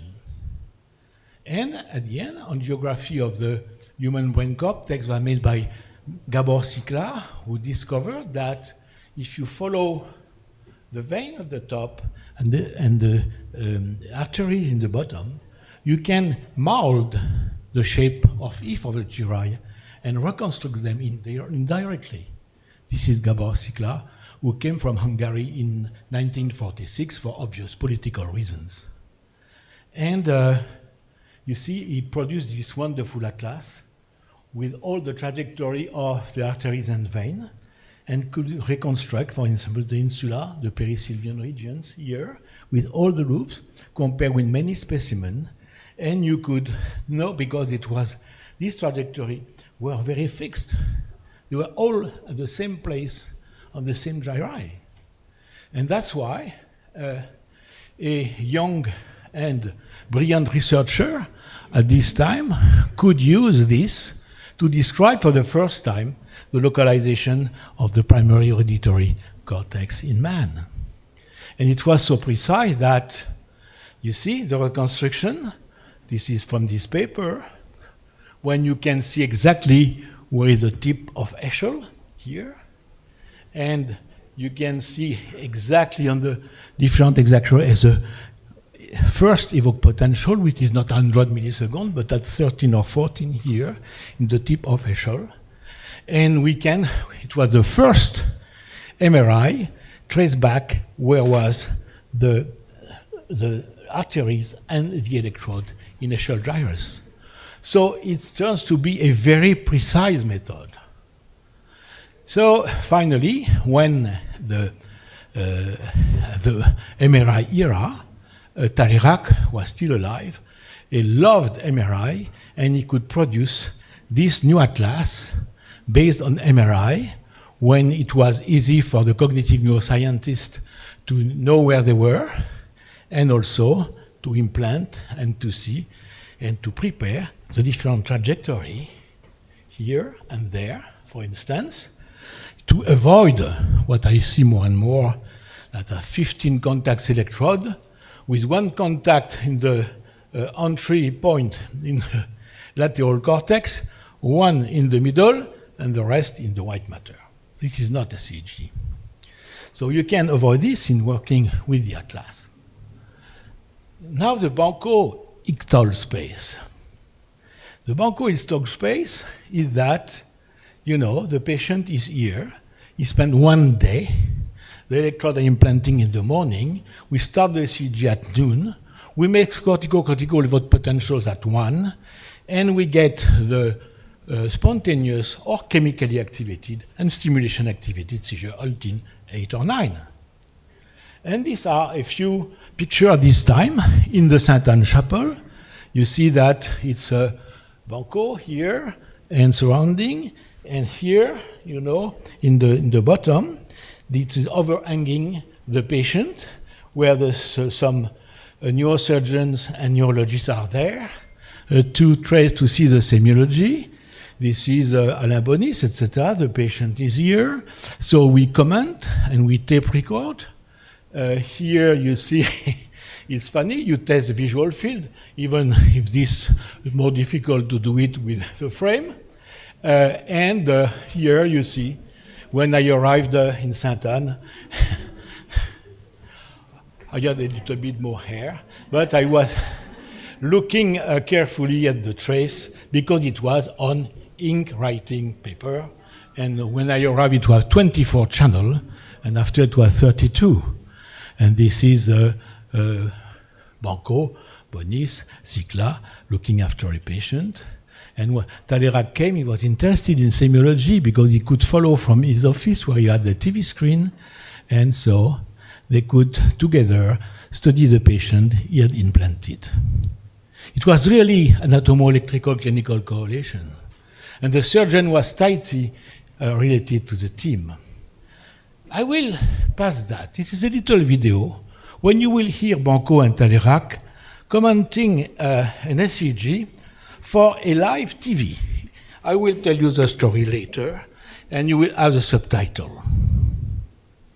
Et le soumettre à des investigations beaucoup plus précises que celles que vous avez vues jusqu'alors et qui nécessitent une technique, une méthode particulière qui doit être réalisée d'ailleurs par des neurochirurgiens dans des conditions spéciales et qui doivent permettre l'enregistrement direct de l'activité électrique cérébrale à différents niveaux de façon à pouvoir définir quel est le point d'origine très précis de ces accès. De façon... Roger, vous savez également pourquoi est-ce que vous êtes venu en salle d'opération? Bien oui, parce que j'avais des crises. Oui, parce que vous faisiez des crises. Oui. Bon, et qu'est-ce qu'on vous a fait depuis que vous êtes là? Eh bien, on vient de me mettre des électrodes. Oui, on vient de vous mettre des électrodes. Et pourquoi faire? Pour me guérir. Pour vous guérir. Mais oui, bien sûr. C'est très bien. Parfait. Eh bien, en effet, c'est une chose. This is Jean Talleyrand explaining how we implanted the electrodes. Autant d'électrodes à l'intérieur du cerveau puissent parler d'une façon aussi facile et être aussi conscient. En pratique, c'est parce que ces électrodes ont été introduites dans le cerveau d'une façon un peu particulière. Elles n'ont pas été introduites n'importe comment, ni par des techniques de chirurgie usuelles. Nous utilisons une technique spéciale qui est la technique chirurgicale stéréotaxique. Nous avons objectivé ces structures parce que nous avons de bonnes raisons de penser que chez ce malade qui nous pose un certain nombre de problèmes, il existe une lésion à ce niveau qui est capable But he said that I see a lesion there, which is in the frontal lobe. Il est évident que tout ceci nécessite un appareillage assez complexe. Que je vais résumer très brièvement. Il s'agit d'abord d'un appareil qui est un cadre stéréotaxique qui est fixé sur le crâne. Il y a une autre chose qui est absolument fondamentale dans la stéréotaxie, c'est qu'il faut que ces images soient toutes superposables, dans toutes dimensions réelles, des dimensions réelles pour pouvoir les mesurer. Et alors c'est ce qui explique finalement cette installation que vous voyez ici. Cette installation de téléradiographie. Pour l'explorer, nous mettons X-ray generator is. Grille que vous voyez ici, qui est une double grille, qui permet d'introduire les électrodes implantation of the electrodes horizontale, comme vous voyez ici. Il existe d'autres procédés également pour les introduire d'une façon oblique, de façon à pénétrer dans la direction voulue dans certaines régions du cerveau. Donc vous les mettez exactement où vous voulez. On les met exactement où on veut. À une place plutôt qu'à une autre. Parce que nous supposons qu'à ce niveau-ci existe une lésion et que la zone épileptogène se trouve dans cette région the implantation of this frontal epilepsy. Alors c'est donc so now you will see the stimulation. He stimulates the right SMA and he asks the patient counting. Régulièrement, on vous entend bien, vous ne changez pas de rythme et surtout, vous m'entendez bien, Please Roger, count vous ne vous arrêtez loud. absolument pas, sauf si je vous Don't stop. Hein, vous ne vous arrêtez pas. Allez, non-stop. Allez. 1, 2, 3, 4, 5, 5. Enrayement, Rest, vocalization. Arrêt. Alors, Roger, qu'est-ce qui se passe? What's happening? Ouvrez les yeux, Roger. Ouvrez les yeux. Qu'est-ce qui se passe, Open Roger? the eyes. Pourquoi vous êtes arrêté de compter? Why did you 5. stop? 5, 6, 7, 8, And he 9, continues. 10. P1 sur 1, 2, Roger. And now we stimulate more anteriorly in the frontal lobe. Gardez bien les yeux ouverts, Roger. Et Et lentement, please à voix count. forte et sans changer de rythme du tout. Hein. Et vous ne vous arrêtez pas, sauf si je vous le dis. Allez-y. 1, 2, 3, 4, 5, 6, 7, 8, 9, 10. 10. 11, Stops. 12, 13, 14. And now you Ouvrez les see yeux. you have impairment Ne of réponds pas aux consciousness. Clonie palpébrale, And- discrète. Yes, the Ouvrez les yeux, trigger Roger. is spike and wave absence from the frontal lobe. It was what Eileen was Serrez-moi la explaining. main. It was the first time that they Réponds, demonstrated réponds. that the absence can be triggered by Alors, 3-hertz stimulation 1, 2, of the 3, medial 4, aspect of the frontal lobe. 7, 8, 9, 10, 11, 12, 13. Très bien, Roger, vous pouvez vous arrêter. Alors donc, nous stimulons sur P1, 2, 8, 50. And now Une. more anterior, medial in the frontal lobe. 1, 2. Roger, alors vous recommencez à compter à partir de 50, là, et toujours lentement. Lentement et on vous en... 50, 51, 52, 53, 54, 55, 56, 57. You hear the stimulation of Enrayement, déviation des yeux vers la and gauche. now Déviation it's a extrême des yeux vers la gauche. Il n'y tonic a pas encore de manifestation. seizure, Apparition the deviation of the manifestation eyes. clonique labiale. This was on live TV in France in 1963. Élévation. Eh bien, on peut brièvement les résumer de cette manière. Nous avons fait la preuve now qu'il they existe conclude. une zone lésionnelle, une lésion dans le cerveau qui est maintenant bien précisée et qui se trouve à ce So they niveau-là. qui est found where is the défini par les epileptogenic électrodes. zone here. Qu'en avant, il existe ce que nous appelons une zone irritative et qui est située Before we have là, the sur spikes ce schéma, are with the le lesion. profil. Irritative, c'est-à-dire. C'est-à-dire qui, lorsqu'elle va se mettre à décharger, lorsque des potentiels anormaux vont apparaître, elle va être à l'origine de la crise d'épilepsie. C'est elle qui va définir toute la trajectoire de la crise. Maintenant donc, vous allez pouvoir opérer. Now we will Oui, operate. une opération devient possible dans la The mesure sound writer où nous explain savons que the surgery. la lésion se trouve So, à un endroit I abordable will et skip surtout that, la but zone you épileptogène see se that trouve à un it endroit was really in abordable. live, and so they explore this frontal patient, difficult, and they can explain how they will operate really according to SEEG, because there was no MRI. Le fait d'enlever une zone aussi importante dans le cerveau pourrait And after entraîner un the- déficit. En fait, ce n'est pas cela qui se produit. The journalists will Lorsqu'on call about a s'adresse possible à un deficit, malade and Talirac, who has been a jeune, psychiatrist before ensuite, being a neurosurgeon, lorsque will l'ablation respond. entraîne la disparition des crises, So, alors on this observe was un phénomène reported qui est le contraire de ce in que this vous pensez, paper. c'est-à-dire que So that was how the SEEG was, except that it was only for technical reason in one day.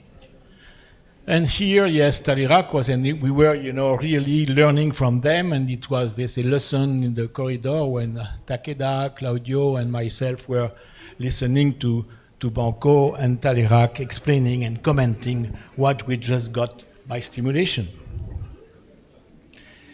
And so the great concept in the next step, they will move out of the stereotaxy room to build the first epilepsy unit. It was only one bed.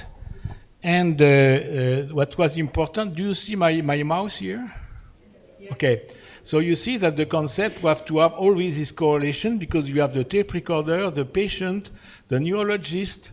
It was the stimulator, the combinator that to put some contacts together to stimulate, and the EEG. And you see this is showing the gaze of all these people who are interacting each other. And so here, they even implanted a very natural lounge for the patient to spend a few hours per day, receive the family, etc., to have the patient with a more normal condition as far as possible to get the behavior is how they describe in the 70s all this complex sequence of frontal lobe seizure. But you see, when they started with SEEG, they did not find any focus. I mean, most of the time, you know that when a seizure onset, you have many areas discharging together. And that's why they conceived the term of epileptogenic zone and circuitry. The word network was not trendy at this time, but it was exactly what they described. And so in this book, what is interesting, so you see they put that on specimen, and they describe in very different cases, and this is, you know, the temporal pole. There was a seizure comes here, and they propagate here or there. And so here you have another kind of onset and propagation. And you see it was, at this time, even the temporal spatial concept of the development of seizures. And this is from my mentor, Pierre Buzet, the physiologist, tracing what we call now the CSEPs. The CSEPs were simply stimulation by single pulse, and here it's all the efferent and afferent from the SMA, from other electrodes. It was published in the 60s and 70s. And you see, yes, we published many, this was about the bilateral connection between the frontal lobe we talked about this morning. And also they published very interesting books because every patient had the depth electrode but had also a almost complete scalp electrode at the same time. So they understood how it was interesting to compare what was, for example, the spikes in the hippocampus or posterior and what you could record on the scalp at the same time. So they understood the rule of why with depth or not depth, synchrony or not synchrony, it was determinant to record some interictal and ictal activity from the scalp. You see some example of this. And you see that you have the fast activity here. And this could have been confused with electromyogram. It was not. It was fast activity coming to the spike. The HFOs, in fact. And here you have the first fast activities. You see that this SEEG could have only 2 or 3 electrodes at this time. And you can, from different direction, an onset in the SMA. And when we published that, or when we were in conference and showing this, people did not trust us. They said the artifact with their electrodes, they are recording electromyogram in the brain. Nobody believes that a fast activity could occur. So it's funny to me, when I see these people 20 years ago, who were just mocking us, publishing paper of the high frequency activities. Really, I laugh. So, that is 3. And you see, even they could see, even this is ink writing. They could see the very fast activity and, as you said, the very fast propagation in the frontal lobe, etc. So, in fact, they continued, they said the discharging lesion for, practical reasons could be divided in 3 components, and they invented the concept of epileptogenic zone. And they invented it because they saw that the lesion was not the epileptogenic zone in every case. There were very, very different situations. So if we assimilated the lesion to the epileptogenic zone, we did not cure the patient. And the method, the marker for the relevance was the study of anatomo-electroclinical correlation. So they could plan very carefully. This is made by Talleyrand, you see, where he put the discharge of all the electrodes, the plan of his surgery, the vein, the arteries, all was reconstructed before surgery, which was as guided as now. So the Saint-Anne School, in fact, grew. This is another picture with Talleyrand. This is BANCAUD and myself visiting the US in '83. It is in Malibu. BANCAUD did not want to speak English at all, so I was the translator. And, this is Talleyrand later, when he came to the École Pratique BANCAUD, to the French tire BANCAUD he attended.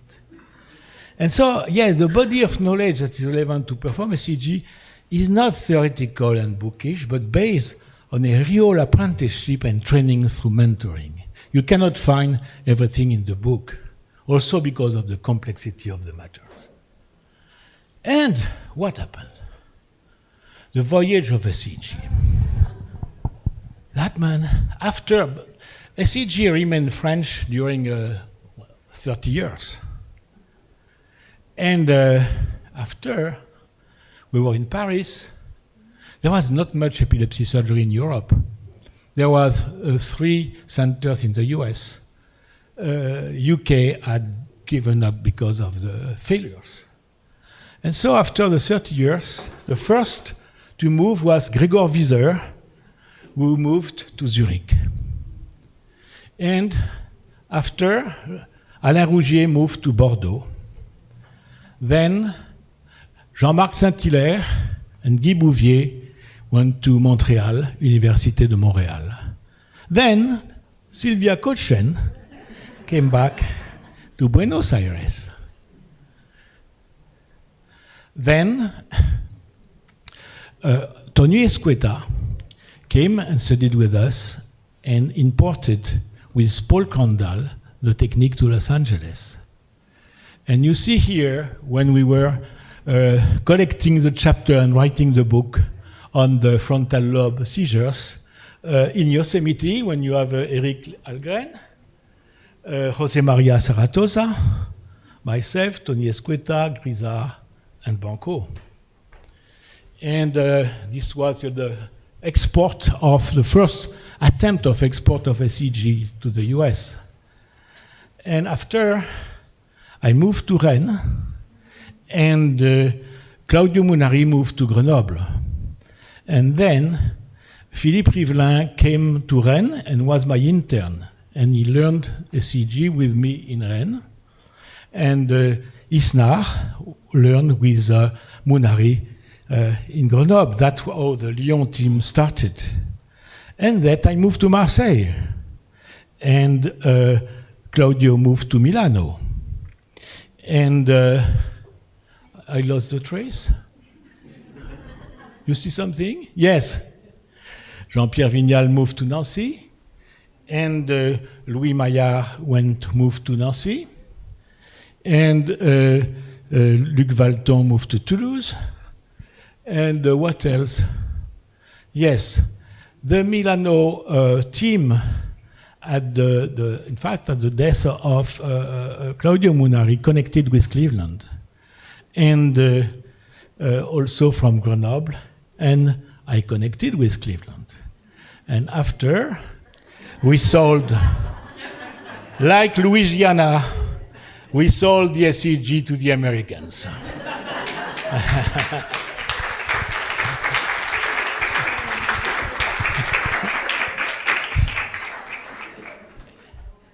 And Cleveland, exploded, especially in South America. And so, after, more recently, you had the Australia, Sacha Donizo to Brisbane, and to Sydney, and Andrew O'Neill to Melbourne, and finally, Eileen McGonigal moved from Marseille to Brisbane. And so now, we're invading the southeast of Asia.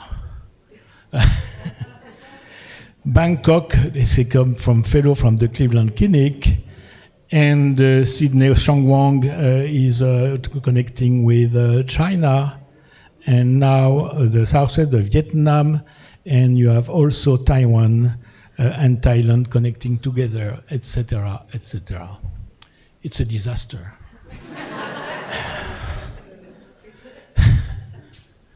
come back to the serious things, the principles. Because the SEEG is not only surgery. If it was not surgery, it's not interesting. SEEG is really something to understand epilepsy. To be honest, I am not interested in epilepsy surgery. But I am interested in epilepsy. And I use epilepsy surgery to understand more. So, you know, the problem in this country meaning the US, was that there was a culture of subdural grids. And to move from the culture of subdural grids to depth electrode and SEEG is very difficult because the concept, I would say, almost opposite. From the subdural grids, you need to cover. And for SEEG, you implant only some specific trajectory and targets. By definition, you have only a sampling bias in SEEG. You are never optimally placed, except in the stupid hippocampus, but epilepsy is not there. So you have always the question, if this is the epileptogenic zone, and you sample it imperfectly, so we have always a missing electrode. Yes, but the art of SEEG is to interpret, taking account of the missing electrode. So coverage is different from sampling. And the difference is in phase one. Missing electrodes, yes. I like this proverb from the Chinese. When a wise mind points at the moon, the imbecile examines the finger. This is the electrode, and this is the epileptogenic zone.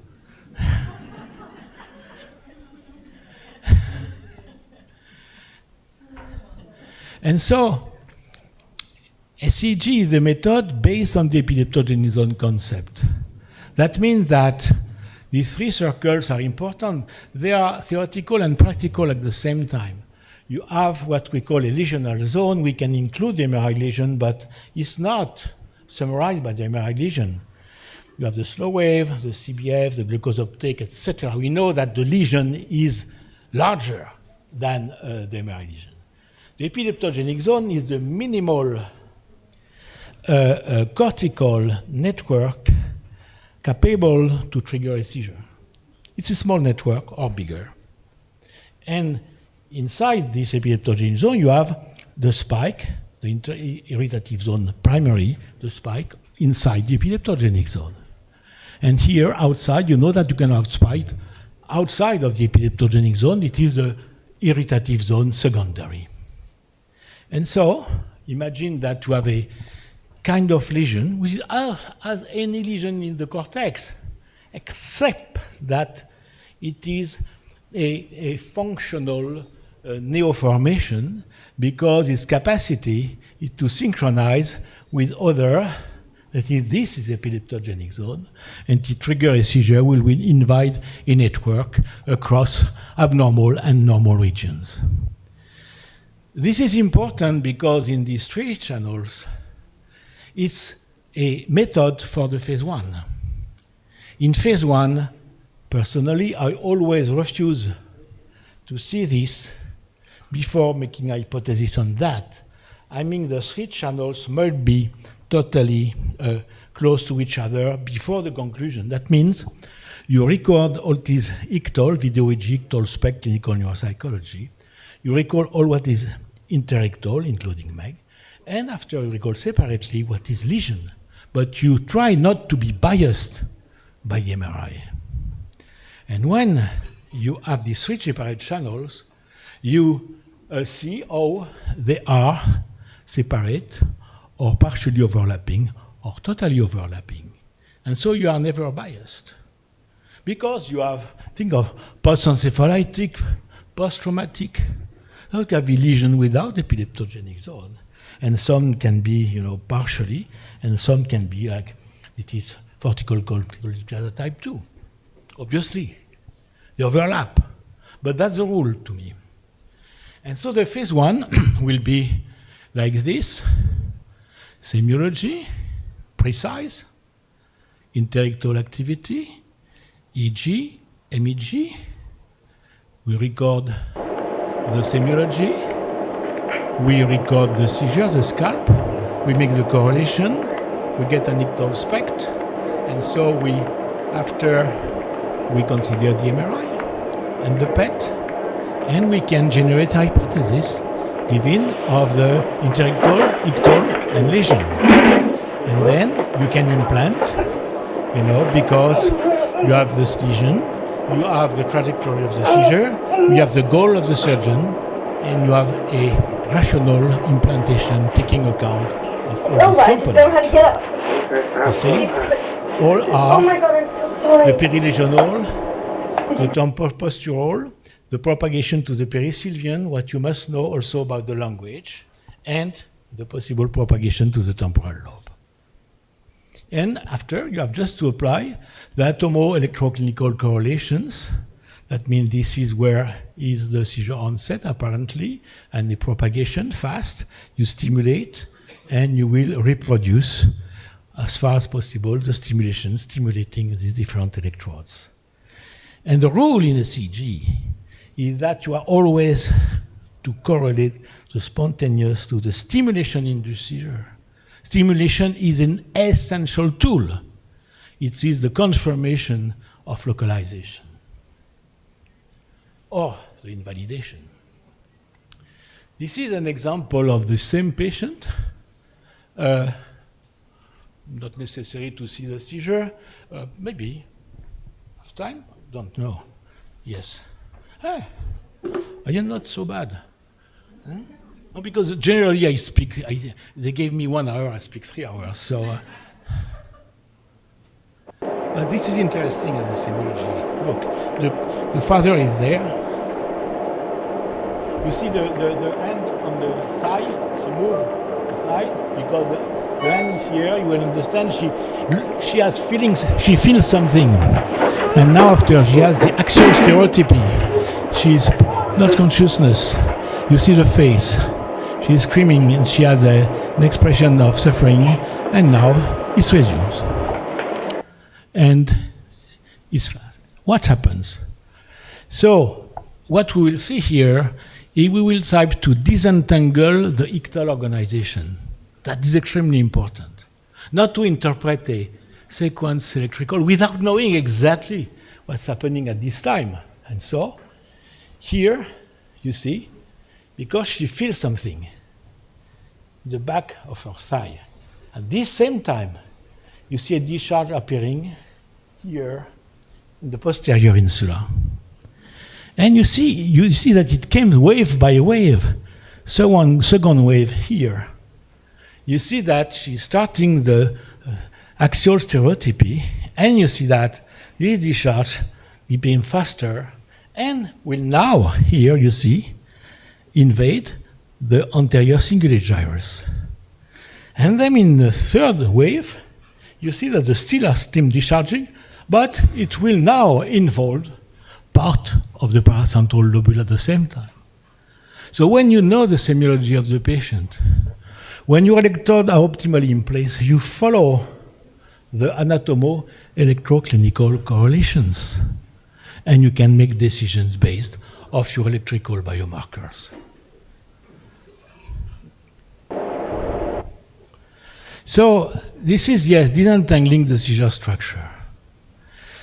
The model of focal seizure from BANCAUD and Talirac was this one. They dictated to us to publish in a book with the fact that, obviously, you have to define the ictoclinical syndrome depending on what was involved.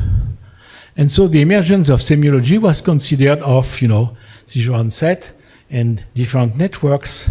And given these networks, this has onset, early spread, and the semiology was here overlapping clinical sign and time. It was the network concept before giving his name. And in fact, the atomo-electrical correlation were like this. You had here the time axis, here the space axis of the electrodes, and you were following the discharge from the temporal lobe, speech arrest, and then propagation to the basal, humming, verbal stereotypy, grimace, no answer, and you can trace back the propagation of the seizure in the brain. So you have a time marker, and so you know if you are, more or less, in the right areas or not. And in fact, this was what I call a serial processing model, because from E to B to C to D, you follow the discharge and you trace the semiology. Simple. Is it right? That's the question.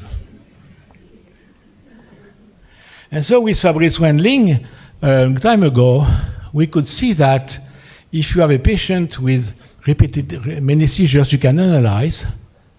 You can see and you can analyze with software inspired from analysis of peptides.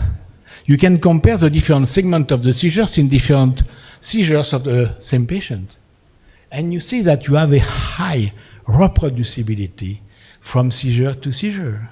But what is surprising is not that the two seizure onset patterns are similar, is that even 30 seconds after the onset, you can get the similar electroactivity in the similar, in temporal seizures. And ictal organization, obviously, is the substrate of semiology, because semiology doesn't start here, especially in the temporal lobe, but much later. But it comes from here. So how semiology can be localizing, even if it is not the manifestation of the seizure onset. That's the difficulty. But when you made that long time ago with a fellow at the clinic, comparing simply, visually, different seizures, coming from the mesial temporal lobe and invading different structure of the pericilian region. And we made a systematic study a few years ago with Jérôme Opie, because we observed that the temporal semiology is not temporal. When you look at the oral alimentary automatism, in fact, they occur 20 seconds after the onset of the seizure. Abdominal sensation is the same. And you say, oh, it's an aura. Yes, but the aura is late. So we saw that the oral alimentary automatism, in fact, it's interictal and ictal. And here you have the onset in the amygdala. And here, sorry, I missed something. Yes, no, I will come back to that. So just to say that the semiology is late, and you see that oral alimentary automatism, in fact, their marker is the insular opercular onset. I will show you that later. We demonstrated that. And after, when we saw this evolution, we could trace what happened with the correlation in networks, that when you have a coupling, when you have areas discharging together, this is how the semiology occurs. And here you have the onset in the anterior posterior hippocampus under amygdala. You see the time scale is contracted. This is to show that the epigastric sensation, like the oral alimentary autism, is late. The onset was there. It occurs 15 seconds later. And when it occurs, it's always when you have a discharge in the anterior insula, but not only in the discharge anterior insula, is because you have a correlation, really in strict coherence, between amygdala and the anterior insula at the time of emergence of the epigastric sensation.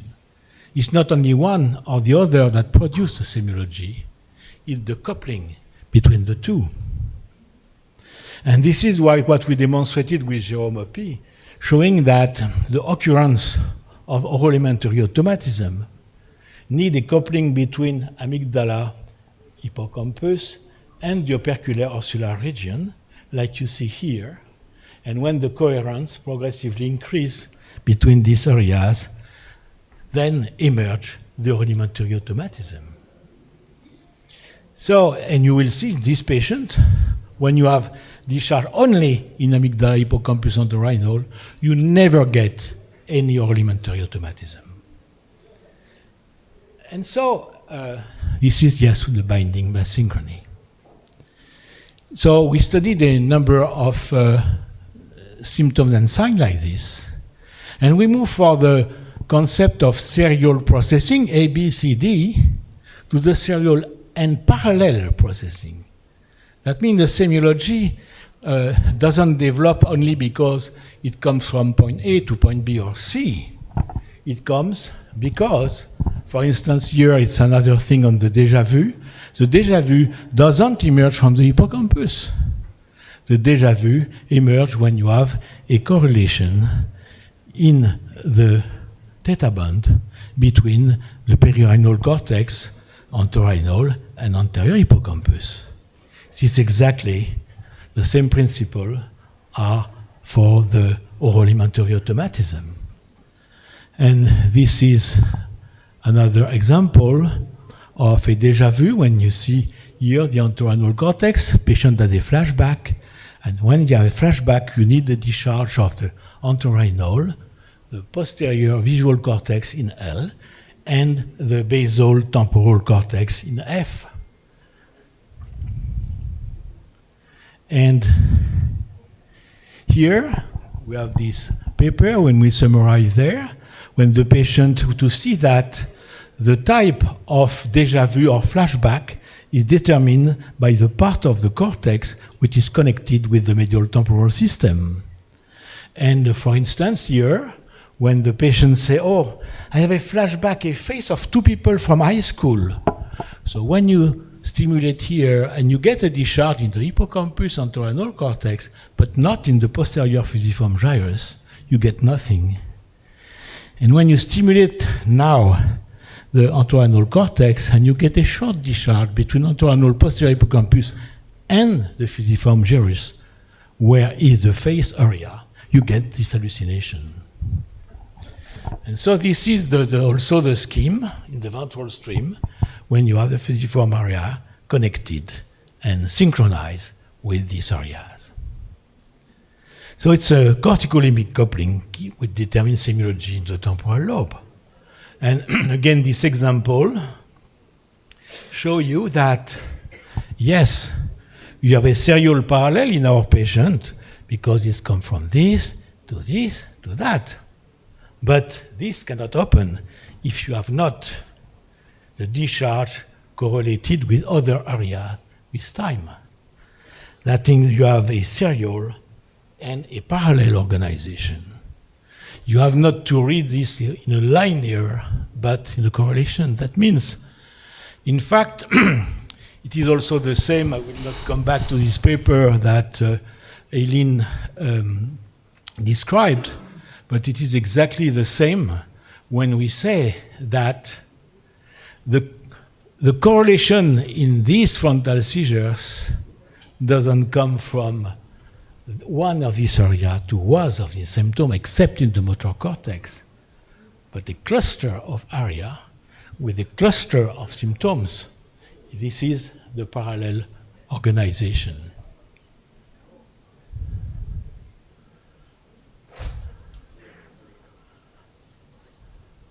So, from the initial representation of BANCAUD and Talleyrand, now we move that to this one. So you have the early spread, the late spread, but now we know it's not a focus, but a more extended area in the onset, and with a different type of more complex propagation. And so the seizure can evolve from here to there, and from this and that area. And when they correlate each other, they will produce the semiology. The semiology will produce with the propagation, not only because it moves like this, but because it also synchronizes across the different areas. It's a serial and parallel process. So, from where it comes, because now you have seen we have talked only about propagation, because propagation generates semiology. And again, how can it be localizing? And that depends of internal discharge frequency, which is totally different from type to type of epilepsy. This is a typical portrait of a temporal seizure. Here, you have the predictable spiking. Here, you have the high frequency activity, which follows. And here, you have a propagation early in the epileptogenic zone and late in other areas. And we know that you have a progressive synchrony in the network from the onset to the following.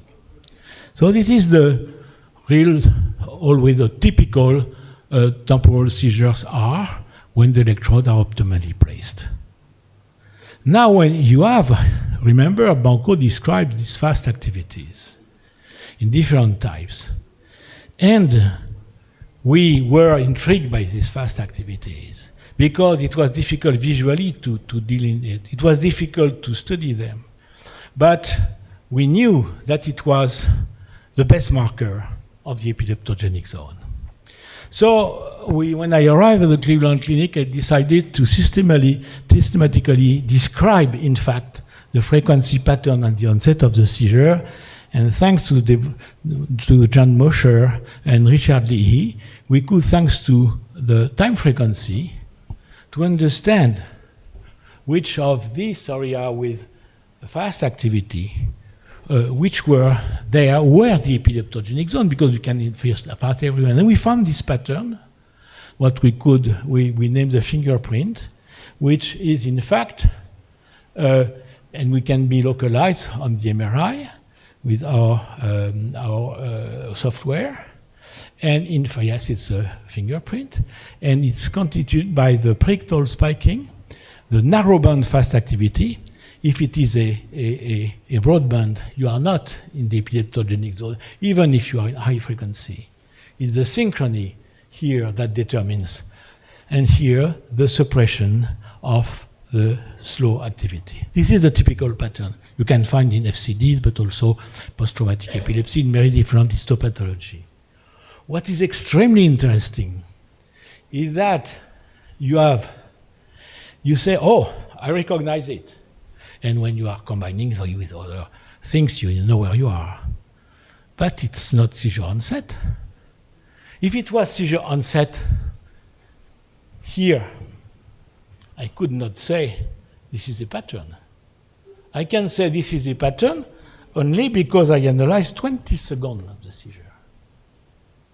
So the epileptogenic zone is not seizure onset zone. Seizure onset is part of it.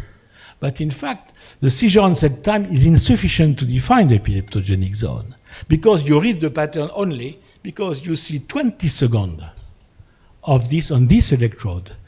And you will see that the sustained discharge in an area is the best marker of the epileptogenic zone. And that's a new notion. And in fact, with the Tanda Hong, we studied and we are studying if this pattern could be found in different regions. So this is a fast activity in the frontal opercular with this pattern. They can change in shape, in waveform. This is now in the prefrontal, which is more typical. This is now in the occipital, when you see you have double band with some harmonics here.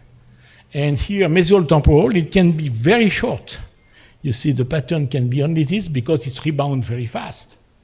And you have also the ventral precentral when people say, oh, in clonic discharge it doesn't work, it's not fast.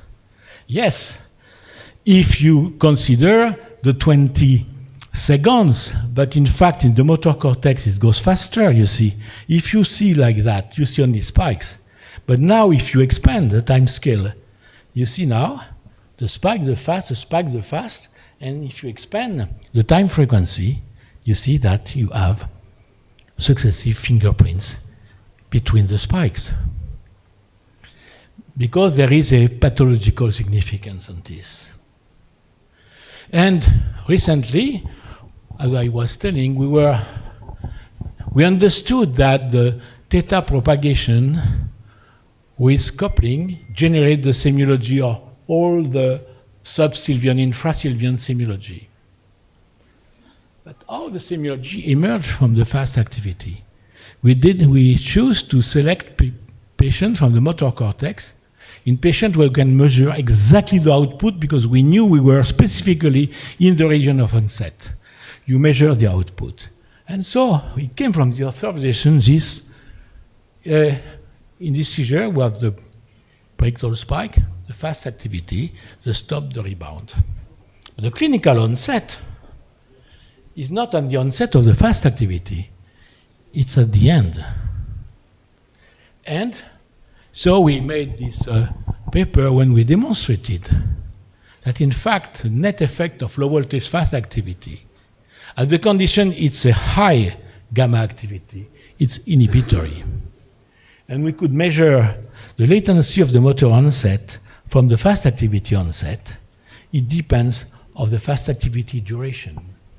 The more fast activity is lasting, the late is the onset of the motor. And it depends on the frequency. If you have a frequency around 30 Hertz in the motor cortex, you get a tonic activity. If it is 60 or 70, it's an inhibition. That is why the atonic seizure or the so-called negative things are due to the fast activity, even in the primary motor cortex. And this observation was fabulous because he's a patient who had face atonic and face tonic, like this. When it was atonic, you have this, you see the frequency around 70, 80. When he was tonic, it drops to 20, etc. It was a kind of flip-flop phenomenon when you see the difference was between the high frequency component and the low frequency component. And finally, we trace back all our studies in the past.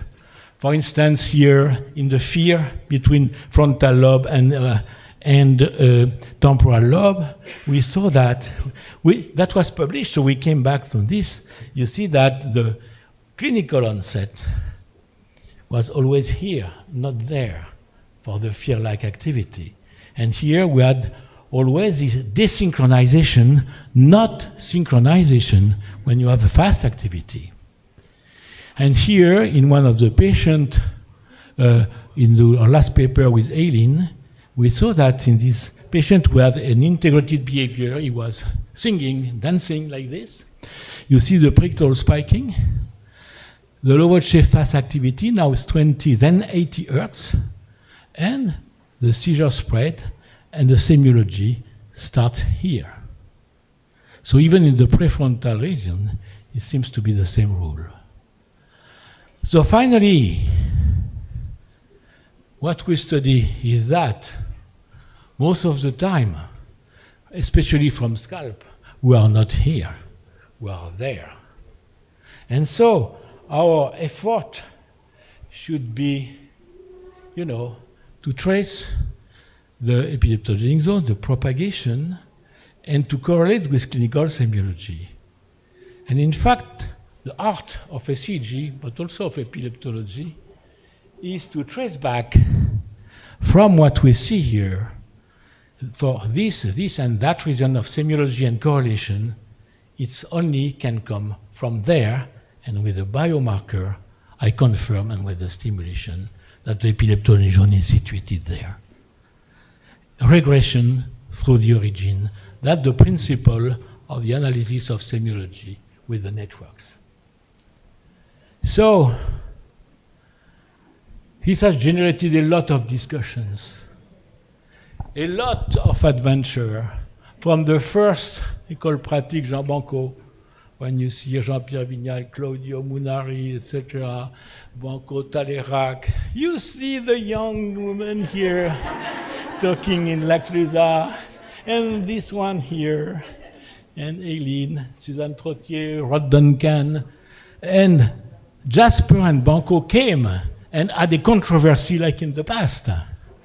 So it was a big adventure. With of the turning point was certainly here when we made together this adventure. So thank you very much for your attention.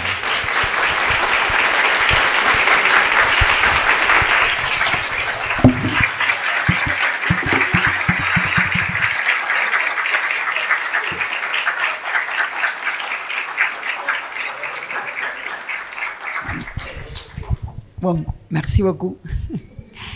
That is the last book, ¿no? Yes. If you want, that is the last book. El último libro que acaba de sacar Patrick, así que los que tengan interés, está acá abajo que dice Fundamentos de la estereoelectroencefalografía. Así que los que tengan interés lo pueden comprar. Yo no tengo ningún...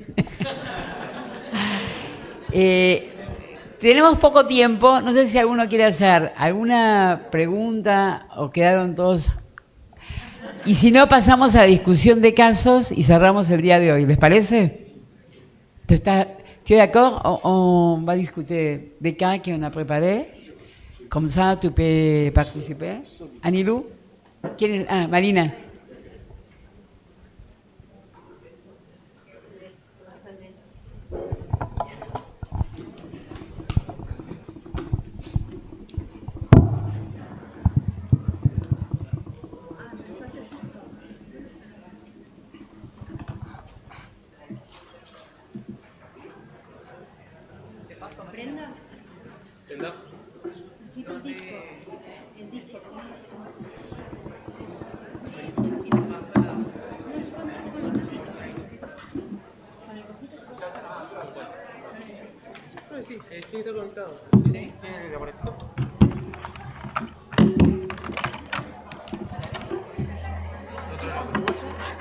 I will find.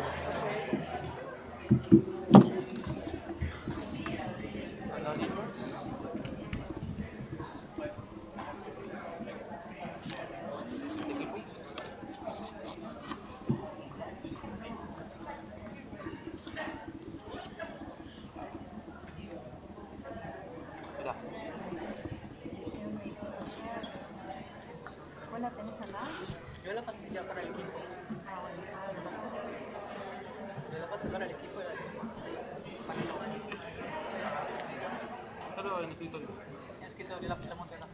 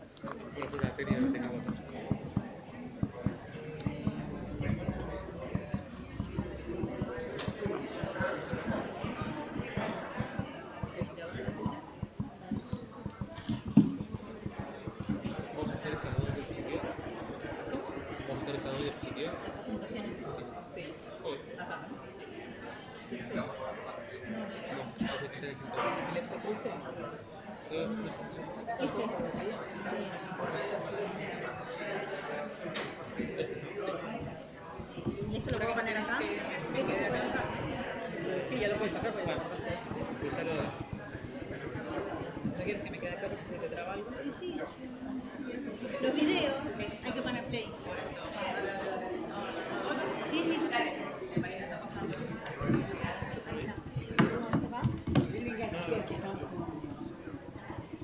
¿No estaba cargada? No, pero estaba en el disco y pensé que el disco estaba enchufado, pensé que quedaba en el disco. Ya está. No, ya está. Yo me quedo quieta a hacerle los dedos. ¿Me avisas?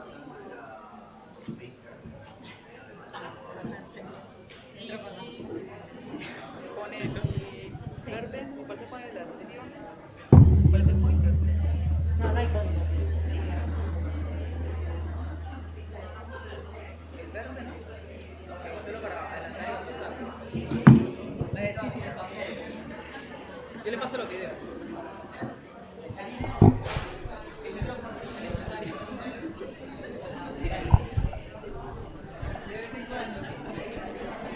Bueno, empezamos con este caso. Es un paciente pediátrico que se hizo el video acá en la unidad. Bueno, este es un paciente de 15 años, de sexo masculino. Empezó con sus crisis a los 11 años, no tenía historia de epilepsia. El padre había tenido convulsiones de chico, pero con un antecedente de una meningitis, y no tenía otros antecedentes de relevancia, y era diestro. Al interrogatorio inicial, él refería 2 tipos de crisis.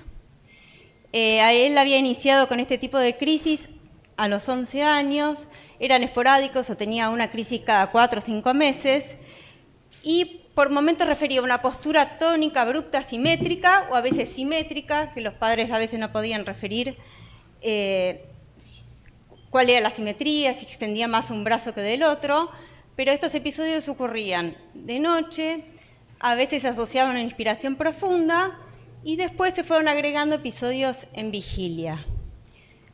Mantuvo esta frecuencia de crisis, se fueron haciendo aumentos de medicación, hasta en marzo del 2024 que esas crisis se hicieron más refractarias.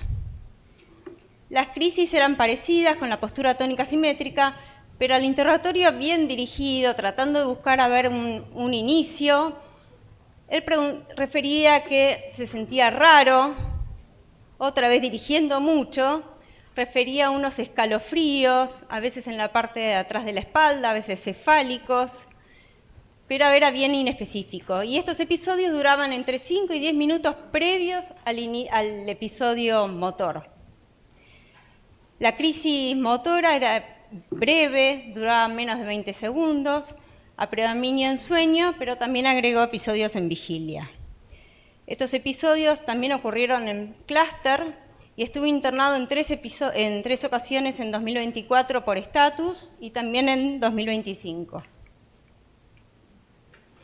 Esta es la historia que recibió, bueno, refractario, y en el 2025, luego de un último estatus, se inició terapia cetogénica, eso evitó las internaciones, pero persistió con la epilepsia refractaria.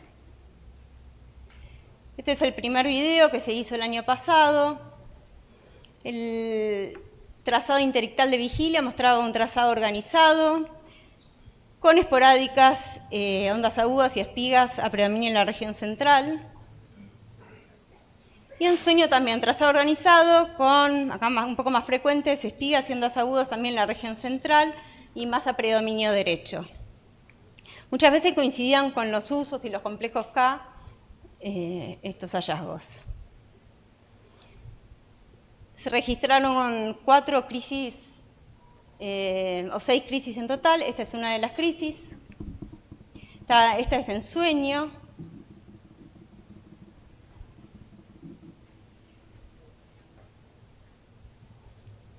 Empieza con una postura, abre los ojos, una postura tónica facial, rubicondese, la postura tónica simétrica con extensión del miembro superior izquierdo, flexión del derecho, esos automatismos distales del miembro superior derecho.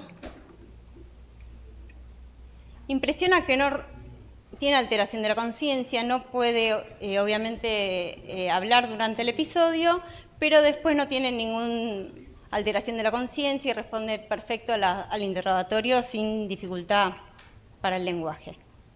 No, perdón. Esto es luego ya cuando había tenido 2 crisis seguidas, el paciente refería a una sensación inespecífica en el pecho, como una taquicardia, y este era el tipo de, y después agrega esta crisis que no la había referido previamente.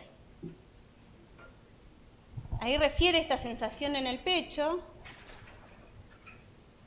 y ahí es el cambio postural, se sostiene de las barandas y hace una discreta como mueca o un automatismo bien sutil bucal y después ahí termina la crisis, dura un segundito.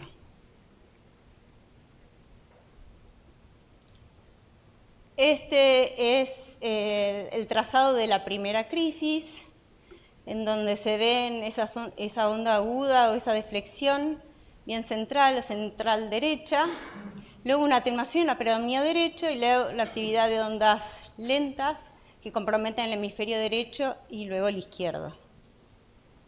Acá una hoja más reducida, en donde se ve más clara la atenuación y luego la propagación con la que adopta la morfología de espiga onda, sobre todo a derecha.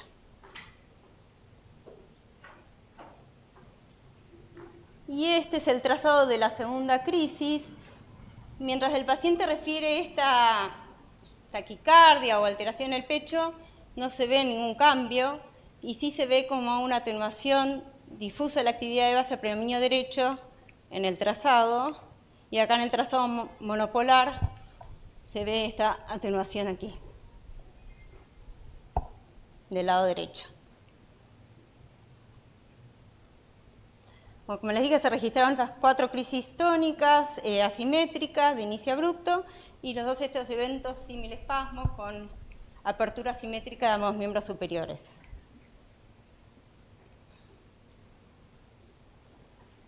Y esta es la resonancia. En la resonancia lo que obtuvimos, estaba informada normal, por suerte costó acceder a la resonancia porque igualmente había que buscarla, conseguimos el link y ¿la querés mostrar ahí, Ani? ¿No se puede? Y se ve, viendo la resonancia, se ve una displasia, una lesión hiperintensa prefrontal en F1 y F2. Perdón. Y ahí también se ve la lesión.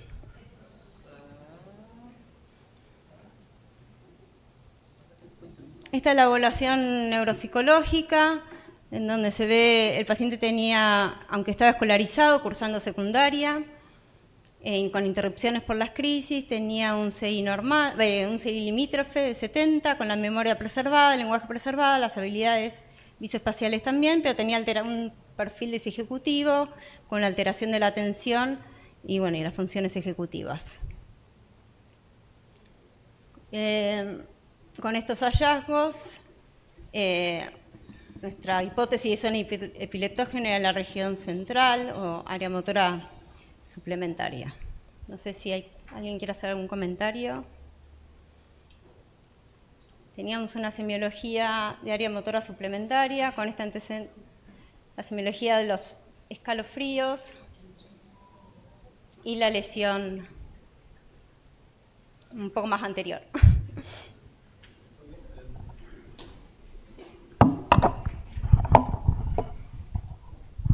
Yes, excellent. Yeah, you could read from the semiology and also from the scalp EEG, but it left you with 2 hypotheses. You could read the semiology very easily because you had this fear sensation opening in the eye and the face, but it was a very specific face.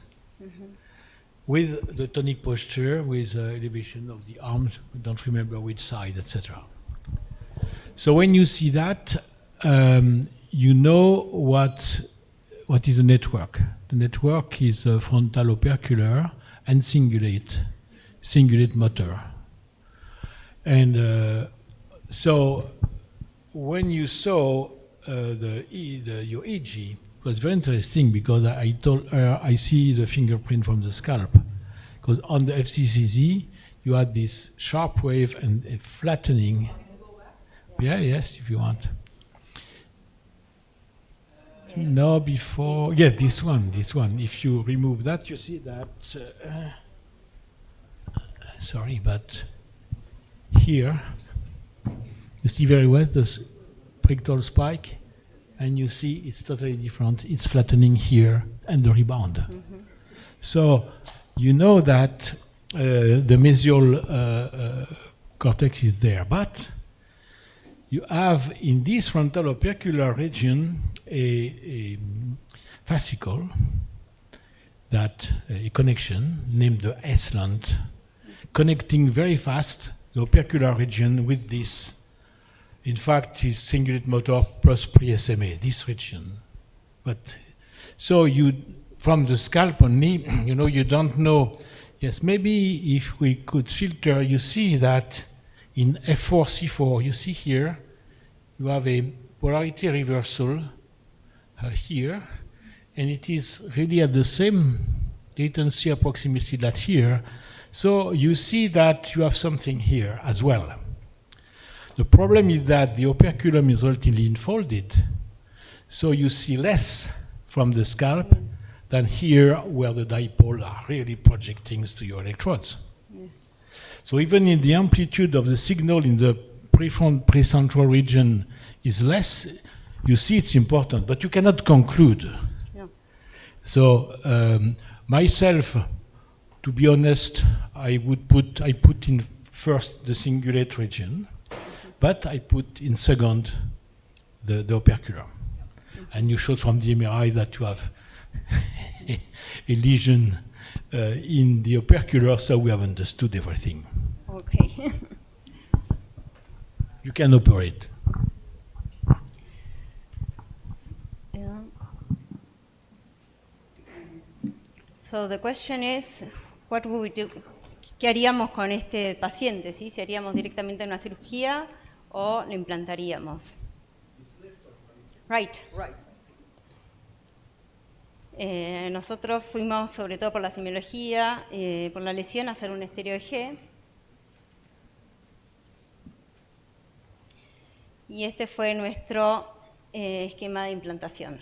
¿Sí? Se colocaron 7 electrodos, uno en la MS y después otros electrodos rodeando la lesión y llegando hasta línea media. Así es como quedaron los electrodos dispuestos. Este es el esquema.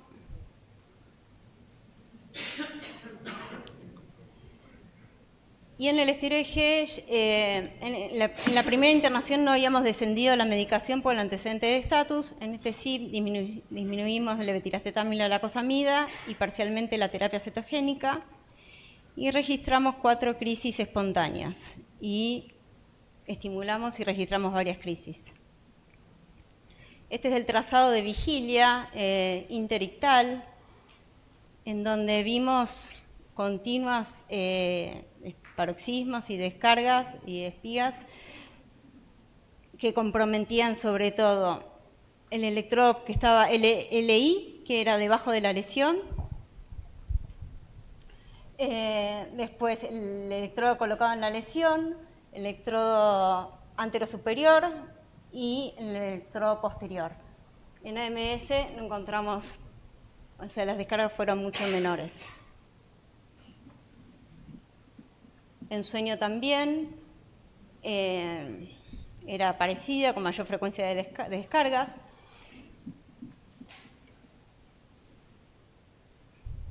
Y esta es la crisis registrada, una de las crisis espontáneas en vigilia.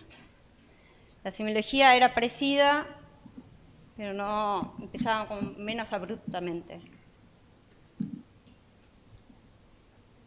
Ahí la había despertado la madre justo para darle la medicación. Hace el cambio postural, unos automatismos distales en miembros superiores, otra vez la rubicundez, los automatismos orales, se incorpora, persiste ese temblor distal y después empieza a elevar el miembro superior izquierdo, persiste la rubicundez, los automatismos orales y distales de miembros superiores, hace el giro cefálico y ya ahí va cediendo la crisis. Al interrogatorio refiere que de inicio había sentido un escalofrío en la región posterior de la espalda, como que le subía hacia abajo. Ahí ya responde que está bien y contesta el interrogatorio sin dificultad. Esta es una crisis que se registró estando el paciente en sueño.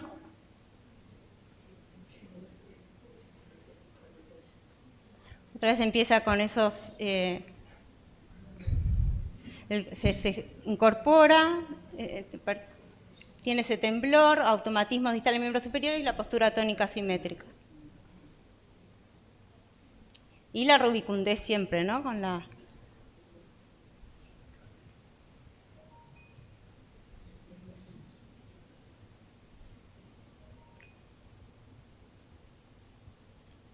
El paciente siempre parece conectado, ¿sí? No tiene alteración de la conciencia. Y siempre recuerda todos los episodios que tiene.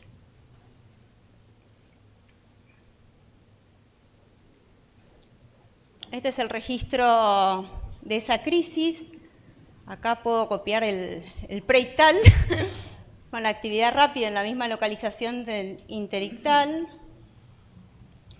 la actividad rápida de baja amplitud, y luego que se organiza un poco mejor en LI, que es el electrodo inferior a la lesión, también compromete el superior, el posterior y el de la lesión. Esto es preictal, ¿no? Esto es antes. Y las 4 crisis eran exactamente igual electrográficamente, ¿sí? Esta es otra crisis. Esta es la crisis espontánea 1. Y esta es la 2. Todas las crisis eran iguales.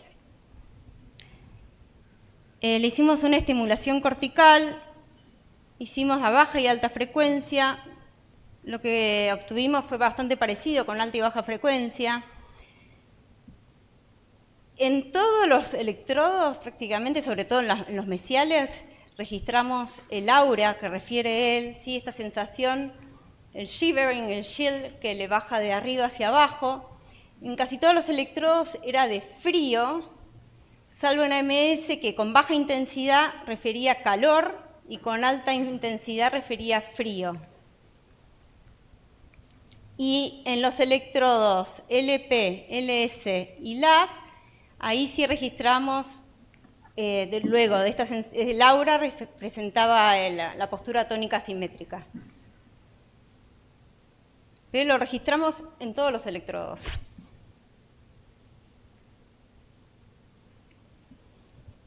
Bueno, y estos fueron la conclusión del trazado. Nuestra hipótesis es que esto viene de la región ventromesial, quizá el cíngulo hacia atrás. Y acá es la pregunta, todavía el paciente no está operado. Después del estéreo, la frecuencia de crisis disminuyó bastante. Fueron mucho más cortas y en vez de tener 3 o 4 por día, pasó a tener 1 o 2 por semana. Y esto fue hace 6 meses. No, se implantó en julio y ahora está esperando la fecha quirúrgica. Y la pregunta es, ¿cuál sería el área a resecar? Nuestra hipótesis es la lesión más los electrodos comprometidos, respetando área motora suplementaria. Y la pregunta es también qué hacemos con el cíngulo.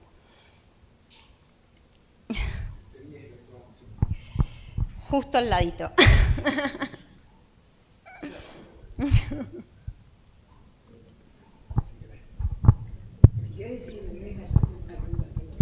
No, está bien.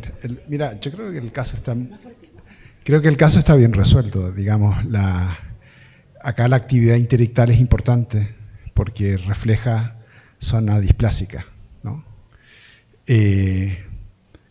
Yo creo que también lo habría implantado el caso, pero no creo que sería equivocado haber ido a una resección directa con electrocorticografía intraoperatoria. Porque seguramente la ECOG te va a mostrar la misma actividad interictal y vas a poder ir guiando la resección en el transcurso intraoperatorio. Pero claro, quedaba la duda de estos síntomas previos que tenía el chico, por eso quizás también me hubiera orientado hacia una SEEG previa, pero la resección yo creo que es correcta, es lo que habéis mostrado. Y el tema del cíngulo, you really don't know. El problema es, vas a poder ver en la medida que vas profundizando en la resección si sigue actividad interictal, ¿no? Eso te va a ir guiando un poco hasta dónde llegar. Sí. Sí, en el video de Scalp estos síntomas del escalofrío no se registraron. Y la verdad que por momentos eran inespecíficos, muy prolongados, y quizás no los tuvimos tan en cuenta para la implantación.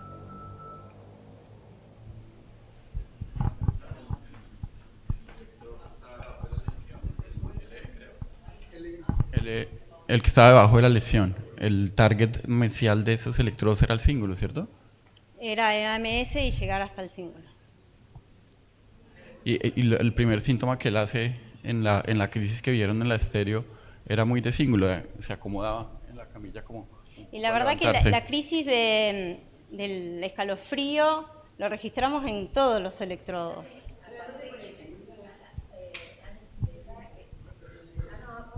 Esta, ¿no? Pensé que quería esta.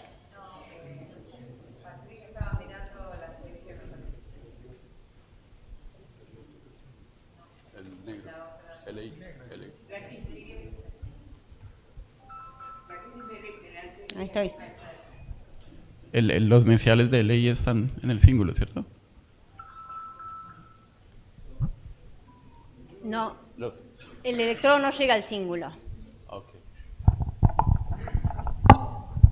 I don't see where your electrode, I see here, but where some of the electrodes were on the mesial cortex. Yeah. Which ones?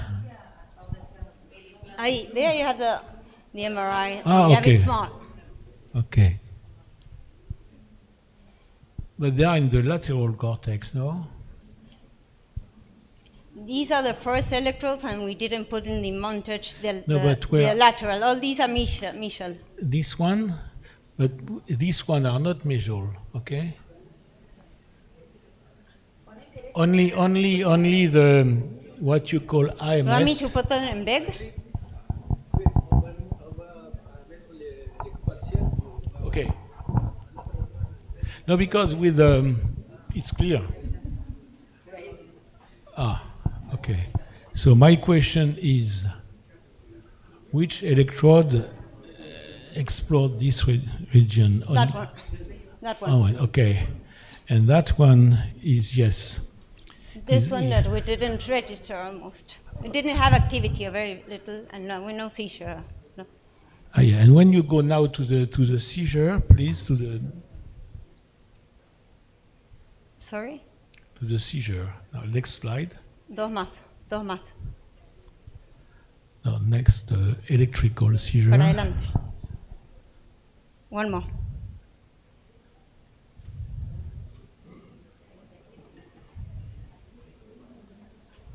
No, this electricity. Yeah, here. Okay. Off. Okay. Sorry. This one. Yes. So where are these contacts? Here you have it. Okay, so you are in the lesion. Yeah. Okay. That's just inferior the lesion, and then finishes. Okay. No, because it's clear you have all the interictal spike permanent, etc. Then you have this burst of fast. If you make a time frequency here, you will have the best fingerprint I can imagine. And you see it can be similar, but here you will have less. You have a broad band or a low band, and this will be the maximum given the implantation. But you are, in fact, the region probably affected by the seizure was more in the cingulate sulcus here, but I think it's not important because you got clearly the seizure onset, and so your decisions could be clearly to remove this, and I agree that once you know that this came always from that, you can rely on that to localize the epileptogenic zone. That means electrocorticography is a very useful tool to map the contour of your epileptogenic zone. This is a primary irritative zone, as we say. You will use an electrocortical? Yes, because this is if you do the time frequency of this, you will see clearly the pattern. And when you know where you are, and you are also confirmed by the MRI, and it's clear. So you know that these spikes are as good marker as this fast. So you will use this to map the extent of your resection during surgery. Even the borders of the cervical. Yes. It's not. It can be sharp. Depends if it is the bottom of a sulcus. That is probably that. So it's very good confirmation. I am not sure to understand you. You told us it is necessary in the time of the surgical to realize, to do a map to see, because with this information I can recognize the what is the onset of seizure, and what is the epileptogenic zone. Why you need to? I don't understand. Why is there a reason you need to more? An electrode is only an electrode. It's not the epileptogenic zone. So obviously. So you know that it's here because you have the fingerprint here, and here is very short-term and early propagation, same latency, but not the same frequency. Even here you see that.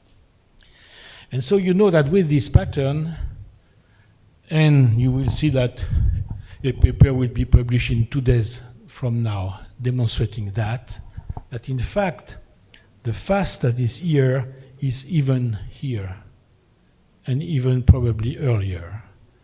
So you can consider, now that you know the sequence, and you know this, and you know the correlation, etc., these prectal spikes, and also the interictal, as good markers of the epileptogenic zone as this fast. Okay? Now, the surgeon operates. He doesn't see that. He sees your brain. There is a lesion, and sometimes he doesn't see this cortical dysplasia. He knows where it is. So he needs to trace. You will say, operate this. Operate this, where is it? So you have this marker. You put either a depth electrode or simply corticography, and you will see this spike. Fantastic. And the surgeon will remove, and after a few minutes, all the spike will disappear. And you can go have a good dinner with a good Malbec. No, you see what I mean? No, I can tell you. And also, it's why sometimes when you know that, even you can go to magnetoencephalography or to high resolution EEG to map the source, and it's there. These interictal spikes. Yeah. They will map with more precision your epileptogenic zone. You go back to the spiking because the spikes are always easy to localize their source than the fast. I think it's very important that the neurosurgeons express your opinion, because you are the last responsible people there, and you are in problem. That is, we opine from the outside. No, este caso discutimos como sintomatológicamente el paciente tenía el área motora suplementaria comprometido. La duda era si íbamos directamente con una electrocórtico intraoperatoria y sacábamos, a veces hay pequeñas fallas intraoperatorias, esa es la realidad, no es 100% preciso. Entonces uno podía resecar el área motora suplementaria y por ahí el paciente no lo necesitaba. Esa fue la discusión y por eso decidimos poner electrodos.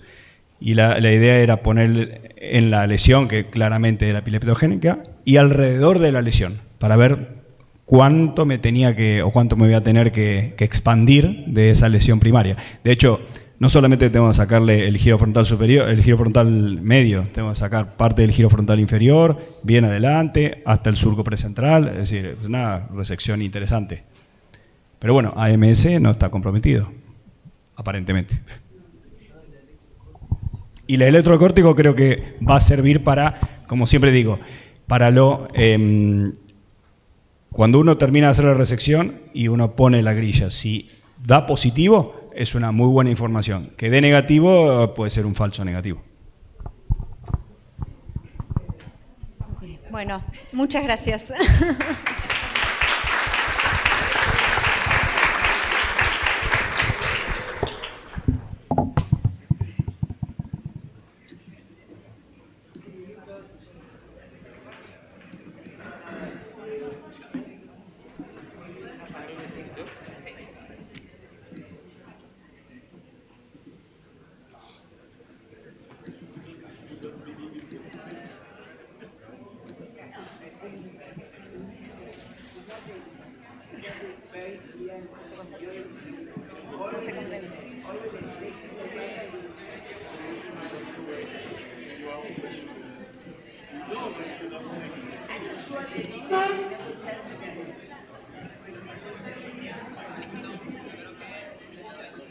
Casi que todos están con video, así que te voy a hacer ok. Dale. Vamos al principio. ¿Vale?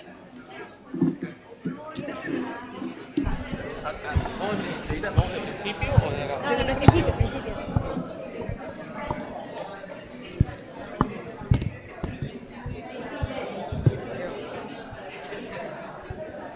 Jornada larga, ¿eh?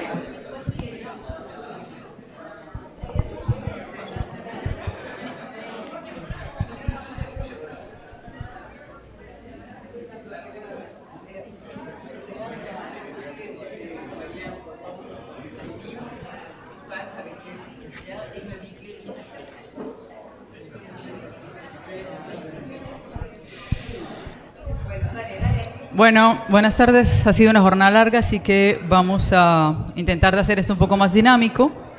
Vamos a continuar con la presentación de casos clínicos. Yo les voy a contar un adulto, ya pasamos de un pediátrico, ahora vamos a voltear un poquito la hoja, vamos a ver un adulto de 35 años, diestro, sin una historia personal importante, sin crisis febriles antecedente y sin una historia familiar de epilepsia, con un examen físico normal. La edad de inicio de epilepsia es a los 26 años. El paciente ya había recibido fenitoína, carbamazepina y CBD sin buen control, y el tratamiento actual era levetiracetam y ácido valproico. La semiología de las crisis, el paciente y el familiar relataban que en ocasiones podía sentir una sensación como de calor en la parte posterior de la región cervical, y que en ocasiones algunas cosas podían girar a su alrededor. Bien, esta es la crisis que grabamos nosotros en la internación de video EG. Como ven, el paciente estaba durmiendo, se despierta, ahí hace una reacción del despertar, se estira, se acomoda un poco y posteriormente hace esta fijación de la mirada. Se evidencia que hay una alteración de conciencia, deja de responder a los estímulos del medio, se pone un poco rubicundo e empieza con los automatismos oroalimentarios, bastante pronunciados. Pueden evidenciar que él puede movilizar ambos miembros superiores, se rasca la cara, y ahorita evidencian un automatismo un poco repetitivo, un poco más prominente con la mano derecha, que es bastante sutil. Durante esta crisis, ven que el paciente está un poco más serio, quizás un poco irritable con el interrogatorio. El personal técnico viene, lo inicia el interrogatorio y el paciente puede contestar. Lo hace con lenguaje coherente, es un lenguaje contextualizado, puede responder, seguir órdenes. Sin embargo, durante el interrogatorio, hasta que si no tiene audio, pero entre el interrogatorio se evidencia que en una de las respuestas el paciente es bilingüe y en una de las respuestas lo hace en inglés. ¿Okay? Bien, ahí le evitan que se quite los electrodos, ahí le comienzan a mostrar algunos objetos, le muestran un gancho, unos lentes, luego le muestran un gancho y ahí le dicen qué es y qué color es, y el paciente dice pink, rose. ¿Bien? Okay. Y en la evolución, ya como lo vimos algunos signos autonómicos como ese rubicundez facial, se evidenció también taquicardia ictal. Bien, esto fue lo que evidenciamos en el interictal. Como ven, unas descargas epileptiformes a región temporal anterior y media derecha, que pudieron ser síncronas o asíncronas, y también evidenciamos descargas en región temporal izquierda. Esas descargas aumentaron su frecuencia de presentación durante el sueño no REM. Marina. Este es simplemente para que vean la crisis con correlato electroclínico, es el trazado del registro eléctrico a la par con el trazado de video. En el registro de scalp, donde está la marca, solo podemos ver una actividad tetarrítmica en regiones derechas que inicia posteriormente con los automatismos oroalimentarios. Sin embargo, el trazado eléctrico de base no es muy florido, solo esa sutil descarga a nivel derecho. Bien. este es el resumen de lo que vieron en la crisis, ¿verdad? Cómo comienza la crisis, el steering inicial, los automatismos alimentarios y la persistencia de un lenguaje coherente, sin embargo, con dificultad para la nominación al cambiar el lenguaje. Y hubo un signo bastante llamativo, y es la piloerección en este paciente. Sin embargo, fue una piloerección bilateral, ¿okay? No fue unilateral. Y la familia lo refería como, doctora, se le pone la piel de gallina cada que le da la crisis. Esta es la segunda crisis, Marina, dale play por favor. Esta es la segunda crisis que registramos cuando estuvo internado y se las muestro porque aquí hay algo bien interesante. En la primera crisis no vimos mayores cambios en el posictal, pero acá él está hablando con el familiar en el lado izquierdo, hace prácticamente la misma semiología, pero aquí vamos a ver que hay menor intención motora cuando le retiran la silla, él queda con el sostén, el celular en la mano derecha y hay como una intención menor a movilizar el miembro superior derecho. Hay un frote abdominal con la mano izquierda y sigue todas las instrucciones solo con la mano izquierda. Y Marina, ¿le puedes dar al otro? Y en el posictal, aquí ya estaban con algo de terminación de los automatismos alimentarios, pero hace un signo semiológico bastante característico con el miembro superior izquierdo, que es el frote nasal. Bien, lo hace repetidas veces. Este es el tasado interictal. Básicamente es el mismo correlato anterior en el video eje de superficie. Solo vimos esa actividad sutil, tetarrítmica, reclutante sobre regiones temporales derechas, que se ve más a derecha y que posteriormente se asocia con los automatismos oroalimentarios y los cambios autonómicos del paciente. Este es el resumen de la crisis, lo que les mencionaba, datos semiológicos importantes. En esta diferencia de la otra, el frote abdominal con el miembro superior izquierdo, la menor intención motora derecha y el frote nasal izquierdo. Ahora bien, any comments? Any one of you want to make any comments about the semiology, the ictal-onset zone, the epileptogenic zone? Go ahead, the floor is yours.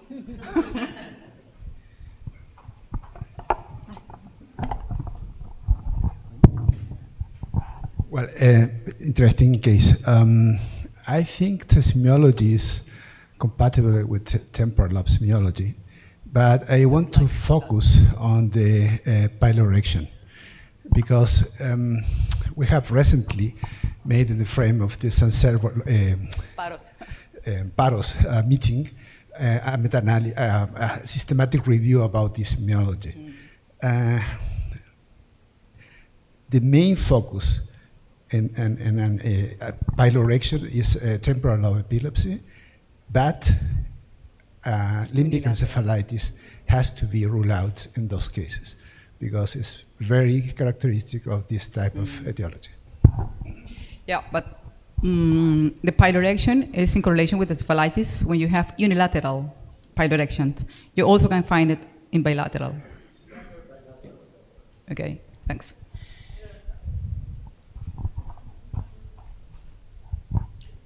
I think it's similar to the previous case situation from the semiology, I mean. Okay.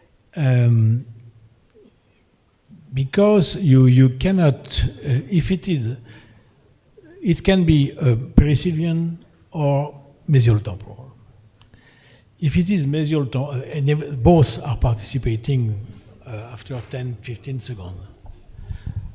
Piloerection to me is a typical involvement of the amygdala.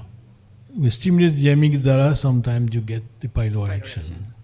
So that was, I was thinking, because when I see that, the warmth, of the head, the modification of the respiratory rate, all this autonomic semiology and the automatism could be generated first in the parietal operculum, insula, etc., and spreading to the mesial temporal. But you can have exactly the reverse situation, because when I saw that you have, I did not know if it was artifacts or not, but you have an activity in the temporal channel, but also in the central channels. And or it can be, if it is medial temporal, yes, the stupid hippocampus will discharge, but the driver will be the amygdala temporal pole because of this semiology. So the epileptogenic zone is in the mesial temporal area? No, two hypotheses. I cannot say more. Okay, great. For now.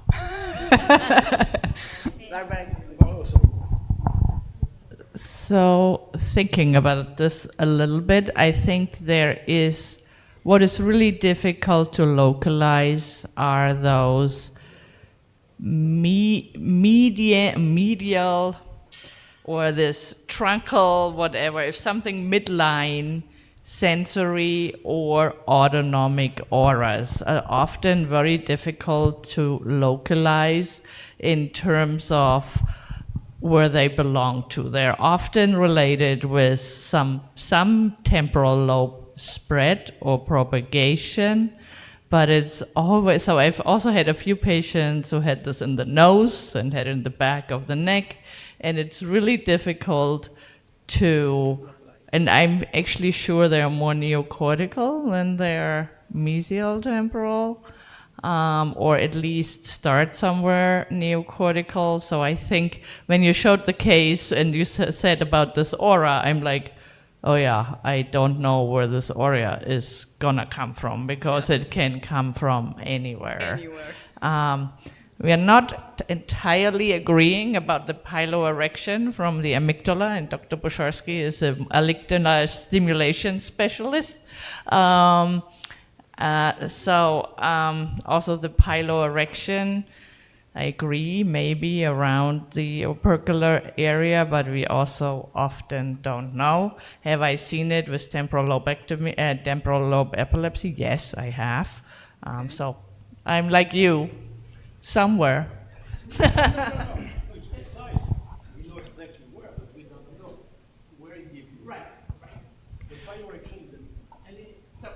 Chris, can you say something? One thing about amygdala that has been described is the apnea. That's very important. If you watch this man, he does not stop breathing. So I was watching for that. He does not have ictal apnea. So if you refer to some paper. yes, Schule also, Stefan Schule from Northeastern actually also reported that. That central apnea is from amygdala. No, I disagree, because in both cases they have no electrode in the insula. So I agree with the data, they are there. They obtained that. But we have plenty of data showing similar things with insular discharge. Okay? So obviously our discussion is a little bit like in a cafe, but because localizing is very difficult in this region, I agree. But I think most of the respiratory and also cephalic sensation, because maybe we can say it's a cephalic sensation because of vasomotor modifications, they are both represented in the opercular region and amygdala. It's why I cited Penfield. We saw that it was stimulating there, and he obtained everything in the insular cortex and opercular cortex. So, and also when we see that, in our serial view. But if you did a SEEG, at the time when you get that, it's in both areas. So that's why dissecting between it is this or that, maybe it's simply both. But I don't know. We'll see. As amygdala is a threat detector, detects threat, yes. So what happens when you're threatened? You stop breathing, you freeze. Yeah. So that's the rationale for an amygdala, but it's insular can be good. What I say that I don't know if this effect is purely... Yes, very tightly interconnected. Okay. So our group also have a really deep discussion on it. Perdón, nuestro grupo también tuvo una discusión muy profunda en esto. Pero bueno, estamos de acuerdo con ustedes, planteamos más o menos las mismas zonas sintomatogénicas, ¿verdad? Área mesial, ínsula anterior, y no olvidamos la región orbital frontal también, que podría estar involucrada. Y teníamos ciertas dudas si de derecha a izquierda, porque habían ciertos signos semiológicos que podían decir de derecha a izquierda, así que básicamente dijimos, bueno, de derecha tenemos, por ejemplo, lo que era el automatismo en mano derecha y el registro de scalp que nos mostraba inicio derecho, y de izquierda esa menor intención motora en el miembro superior derecho, el frote nasal con la mano superior izquierda y bueno, el frote abdominal también izquierdo. Y tenemos los signos autonómicos que son y no son a veces lateralizadores. Esta valoración neuropsicológica, la verdad que nos arrojó fue que tenía una alteración mnésica global, quizás un poco más enfocada en lo que eran las tareas no verbales o visoespaciales, y la evaluación por salud mental de verdad que no arrojó mayor dato. Esta es la resonancia cerebral que se le hizo al paciente. Si alguien quiere opinar puede hacerlo, nosotros lo discutimos arduamente. Aquí pueden ver un corte quizás un poco más cerca, solo evidenciamos un menor o disminución de volumen del hipocampo derecho con una leve hiperintensidad, sin embargo, sin cumplir criterios para esclerosis hipocampal. Realizamos un PET scan, el cual no mostró áreas de hipometabolismo, así que tampoco nos ayudó para localizar y lateralizar. Ok, entonces, la luz al final del túnel. ¿Qué vamos a hacer con este paciente? ¿Quieren proponer? ¿Qué seguimos? ¿Qué harían ustedes? What is the next step with this patient? Go for another test, go for a deep implant using deep electrodes, or just go for a surgery with maybe intracellular stimulation, something like that? I give you many options. En el video de Scalp, 2. Sí. Solo lo que vieron ahí, esa actividad medio teta rítmica derecha. Y tuvimos 2 nomás. O sea, vos decís... hacerle un video nuevamente. Ok, eso sería una buena opción.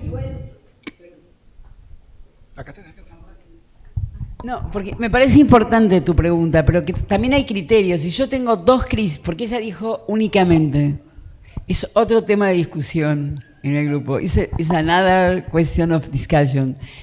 Because si yo tengo 2 crisis, la semiología, el paciente la reconoce como la habitual. La familia, los observadores la reconocen como habituales. Las crisis son estereotipadas y son bien registradas. Yo creo que no es necesario seguir registrando más crisis.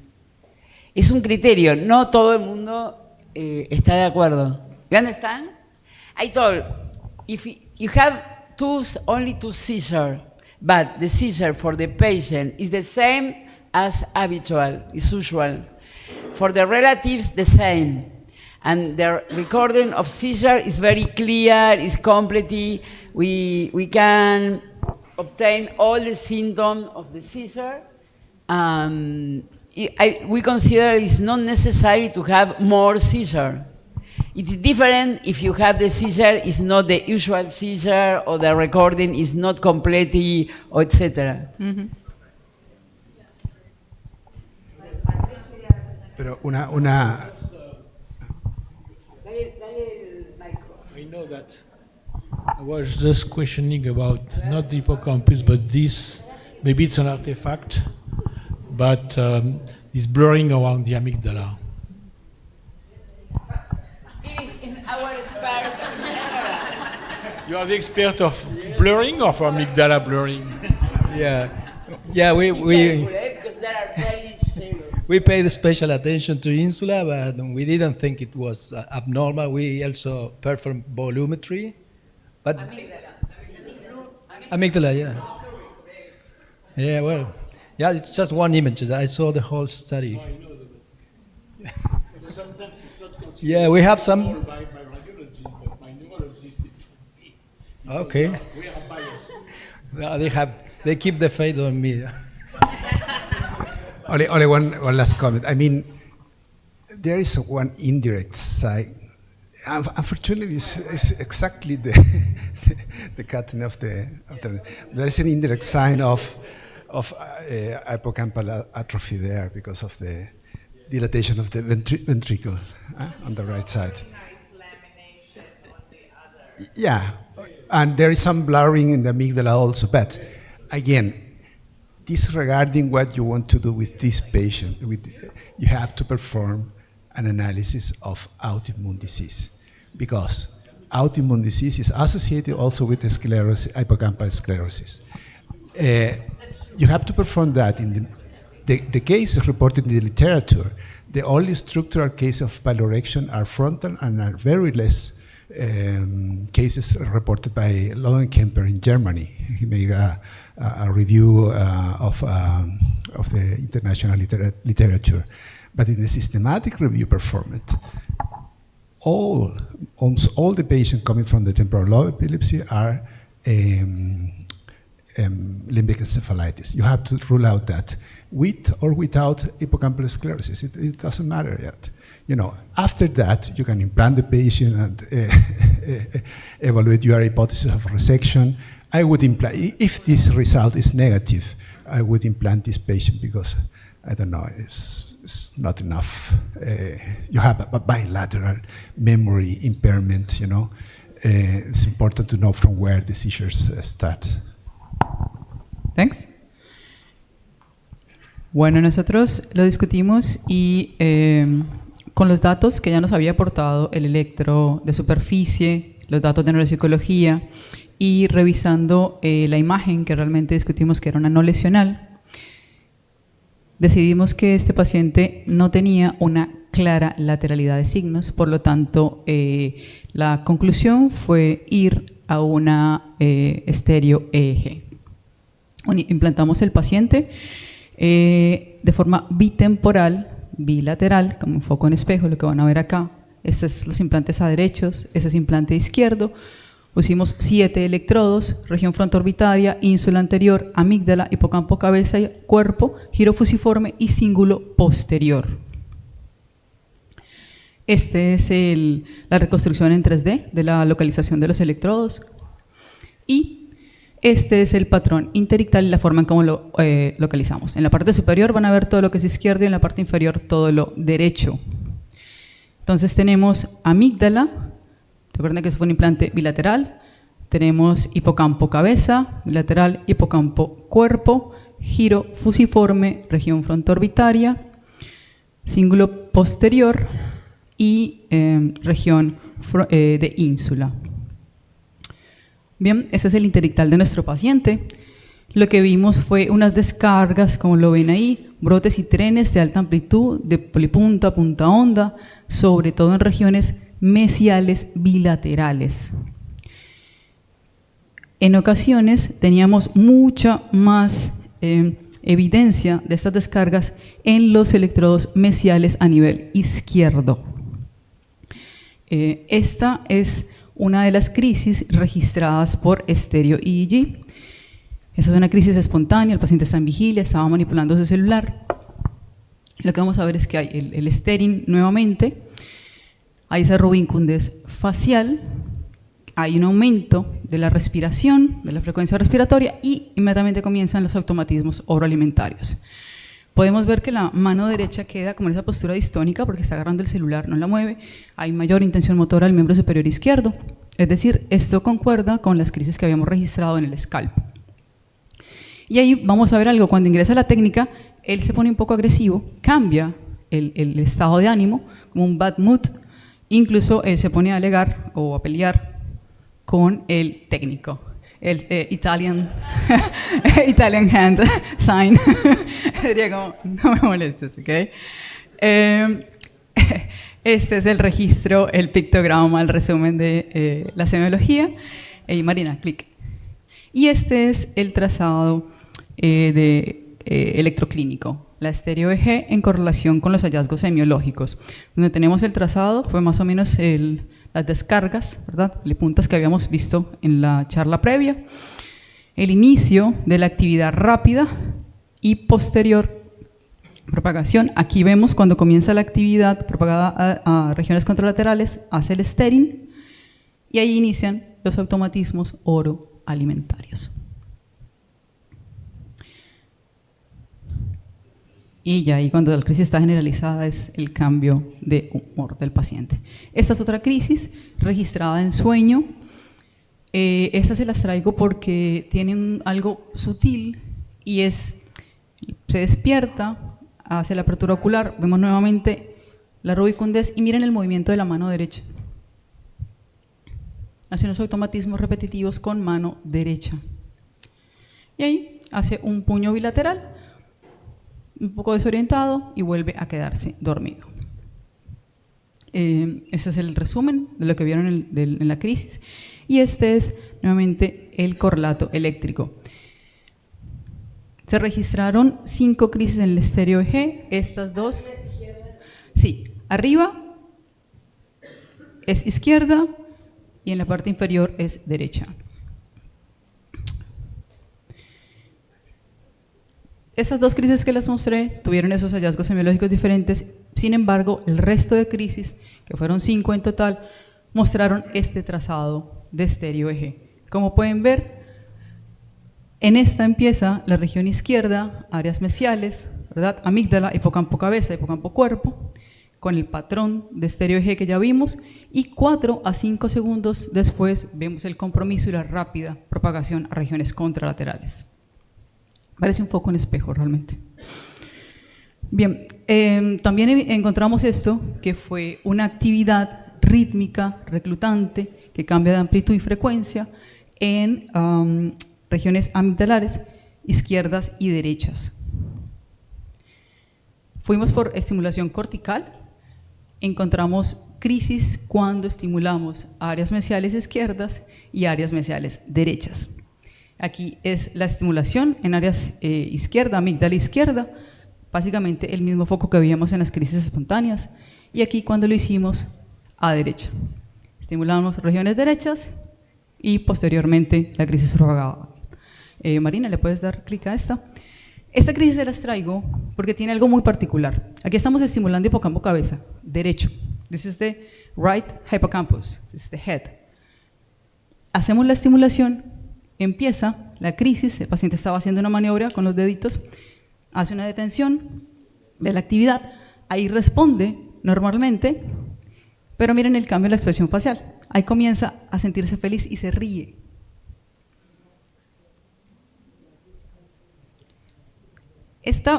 Las crisis de hipocampo, de cabeza y de cuerpo, hubo cambio en el humor del paciente. Estuvo más contento, se veía feliz. He was laughing during the seizures act. Durante las crisis izquierdas fue mal humor. ¿Bien?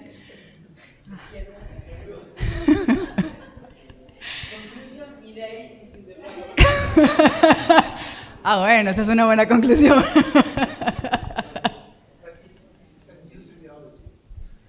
Yeah, because it's a cortical stimulation. Exactly.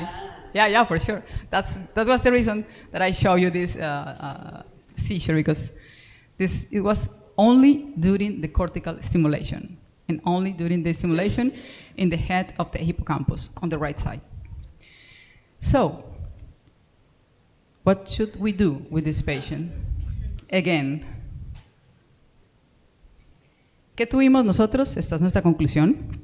Es una epilepsia que comienza en regiones mesiales, temporales, amígdalo-hipocampales, bitemporales, con un compromiso tardío de electrodos frontoorbitarios y de cíngulo posterior.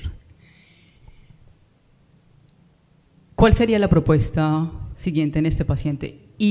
Voy a dar opciones, ir por una cirugía.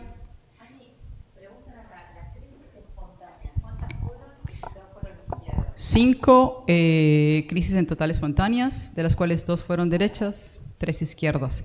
En la estimulación fueron 6 crisis, 3 derechas y 3 izquierdas. Siempre fue las características Las características clínicas fue un cambio del humor, pero solo con la estimulación, y los automatismos. Crisis derechas.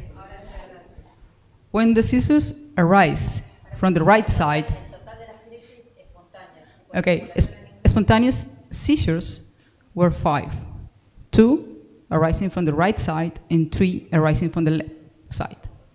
And in the cortical stimulation, we had 6 seizures, 3 from the right and 3 from the left. And subclinical seizures arising most of the time from the right side. La pilorección, incluso la intentamos grabar durante las crisis. Tuvimos algunos buenos videos durante las crisis, pero sí, no en todas, es importante, pero en la mayoría se obtuvo pilorección. Sí, con el flushing sobre todo. Okay, I don't remember by heart, but do you have the table of the parameters? Los parámetros. Sí, porque no me los sé de memoria. Acá está. 1 to 2 milliamperes. Acá tenemos. En la parte superior de la pantalla. Y tienes la tabla. Porque nosotros. Yes. No, yo no la tengo. 50 hertz or 50? Yeah. 50 hertz? 50, exactly. Yeah. Because we have, usamos larga y baja amplitud. Es el mismo. Alta frecuencia y baja frecuencia. Low frequency and high frequency. Low frequency also induces seizures Yeah. in both sides? Yes, in both sides when we stimulated the mesial temporal areas. Yeah. Okay?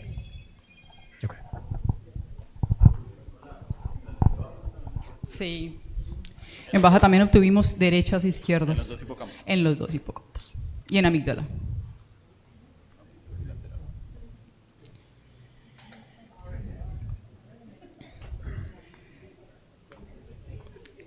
Con la conclusión de este caso, alguien quiere proponer el abordaje. ¿Qué harían con él? ¿Quieren llevarlo a cirugía resectiva? Voy a decir opciones, cirugía resectiva, termocoagulación de alguna de las dos áreas en específico, o irían por terapias alternativas, medicamentos alternativos, o neuromodulación. Levanten la mano.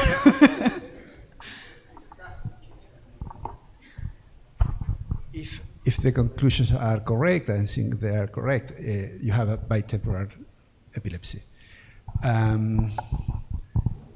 Again, if you have a bitemporal epilepsy, you could have planned a thermocoagulation, very careful, but it's bilateral, you have a risk, okay? Then, if a resective surgery is not possible, because you cannot resect both temporal lobes, you have only neuromodulation as an alternative, but again, this is a tricky case. Bitemporal, bilateral cognitive lesion, no clear lesion. Again, look for the etiology. Yeah, that's a good, actually, a good one. You know, just, I mean, if we have a pilorection just during the initial symptoms in a seizure, we need to rule out autoimmune encephalitis, no? That's the point.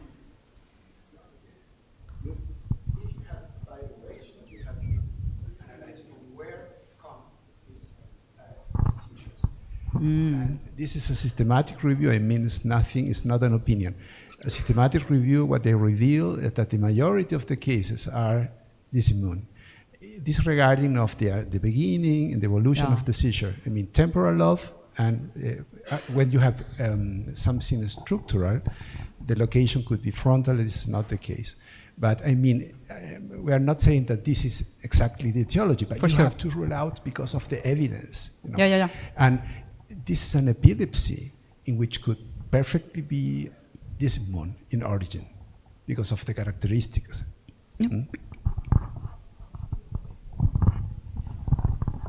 I do agree that we need to look for autoimmune encephalitis. However, okay, let's say you find some weird antibody, then what do you do next? And then do you start poisoning the patient with Rituxan and autoimmune therapy? And I also just want to report a few cases where actually we found an antibody, not in bitemporal lobe epilepsy, but in unilateral temporal lobe epilepsy. And then we poisoned the patient for a year or two, and then they still have seizures. So in the end, we took out the temporal lobe and they did fine. So I think those questions are not really answered about what we do here and the relationship to the autoimmune encephalitis. So I totally agree we need to look. It doesn't mean we shouldn't look. And if it's positive, of course, we have to do something that goes down this route. If it's negative, we would, of course, go for neuromodulation. And our preference is, of course, the RNS, because you at least see what's happening. You see how many seizures are left, how many seizures are right. You could also then, if you collect this for a year or two and you see 90% are right, you can still consider a temporal lobectomy, because then you have more information and you can keep the stimulator in and still stimulate the left and take out the right, or vice versa. Or sometimes you see that one responds to neurostimulation and the other doesn't. So that these are all options you have. But yeah. But it's not only about poisoning the patient. I mean, we collected in Barcelona a few years ago 5 cases. You're, of course, in the mecca of autoimmune encephalitis. In these 5 cases with piloerection, all were disimmune. Depending on which was the antibody, in one of them, I remember, was anti-MA2. We searched for the patient had a testicular teratoma, and the teratoma was operated. Yes. Another one was an ELG2, and in this patient was cured, solved only with corticoids. Very good response. I mean, that's its relevance to discover which is the real etiology of some abnormality. And I think this is not a typical lesional temporal lobe epilepsy because of the behavior. Would you try immunotherapy or steroids in this patient? I would first make the evaluation, ask for the antibodies. And if not, it's negative, I would try. If negative, you would try immunotherapy? I mean, only to look for. I mean, a bolus of corticoids, short therapy, and probably immunoglobulins. Nothing more than that. Only to see if there is a change in the response, the behavior. Like in Barcelona. We're looking for, But because all the other alternatives are also expensive, and nobody knows the results, No, so I did not see your right-sided spontaneous seizure.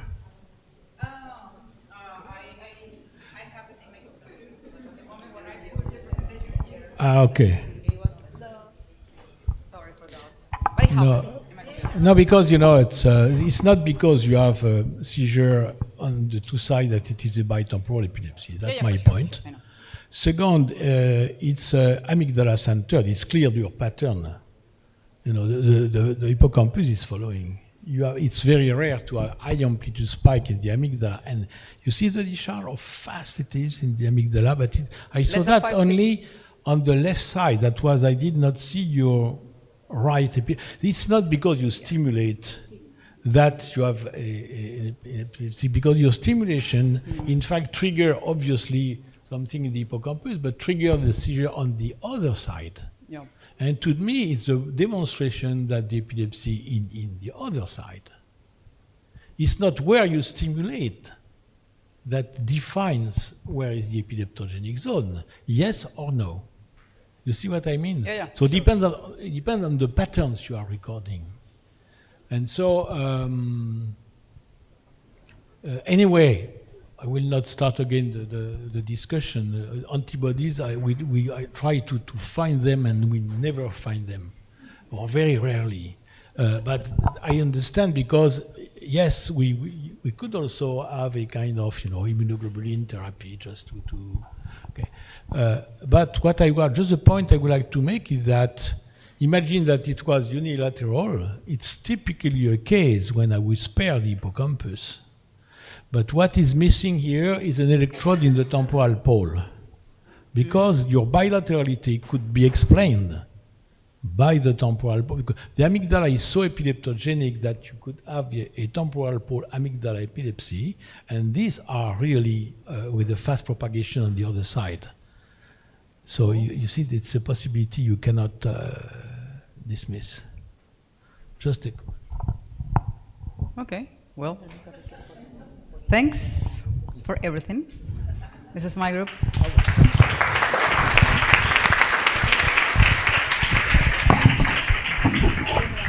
Muchas gracias a los que resistimos hasta ahora.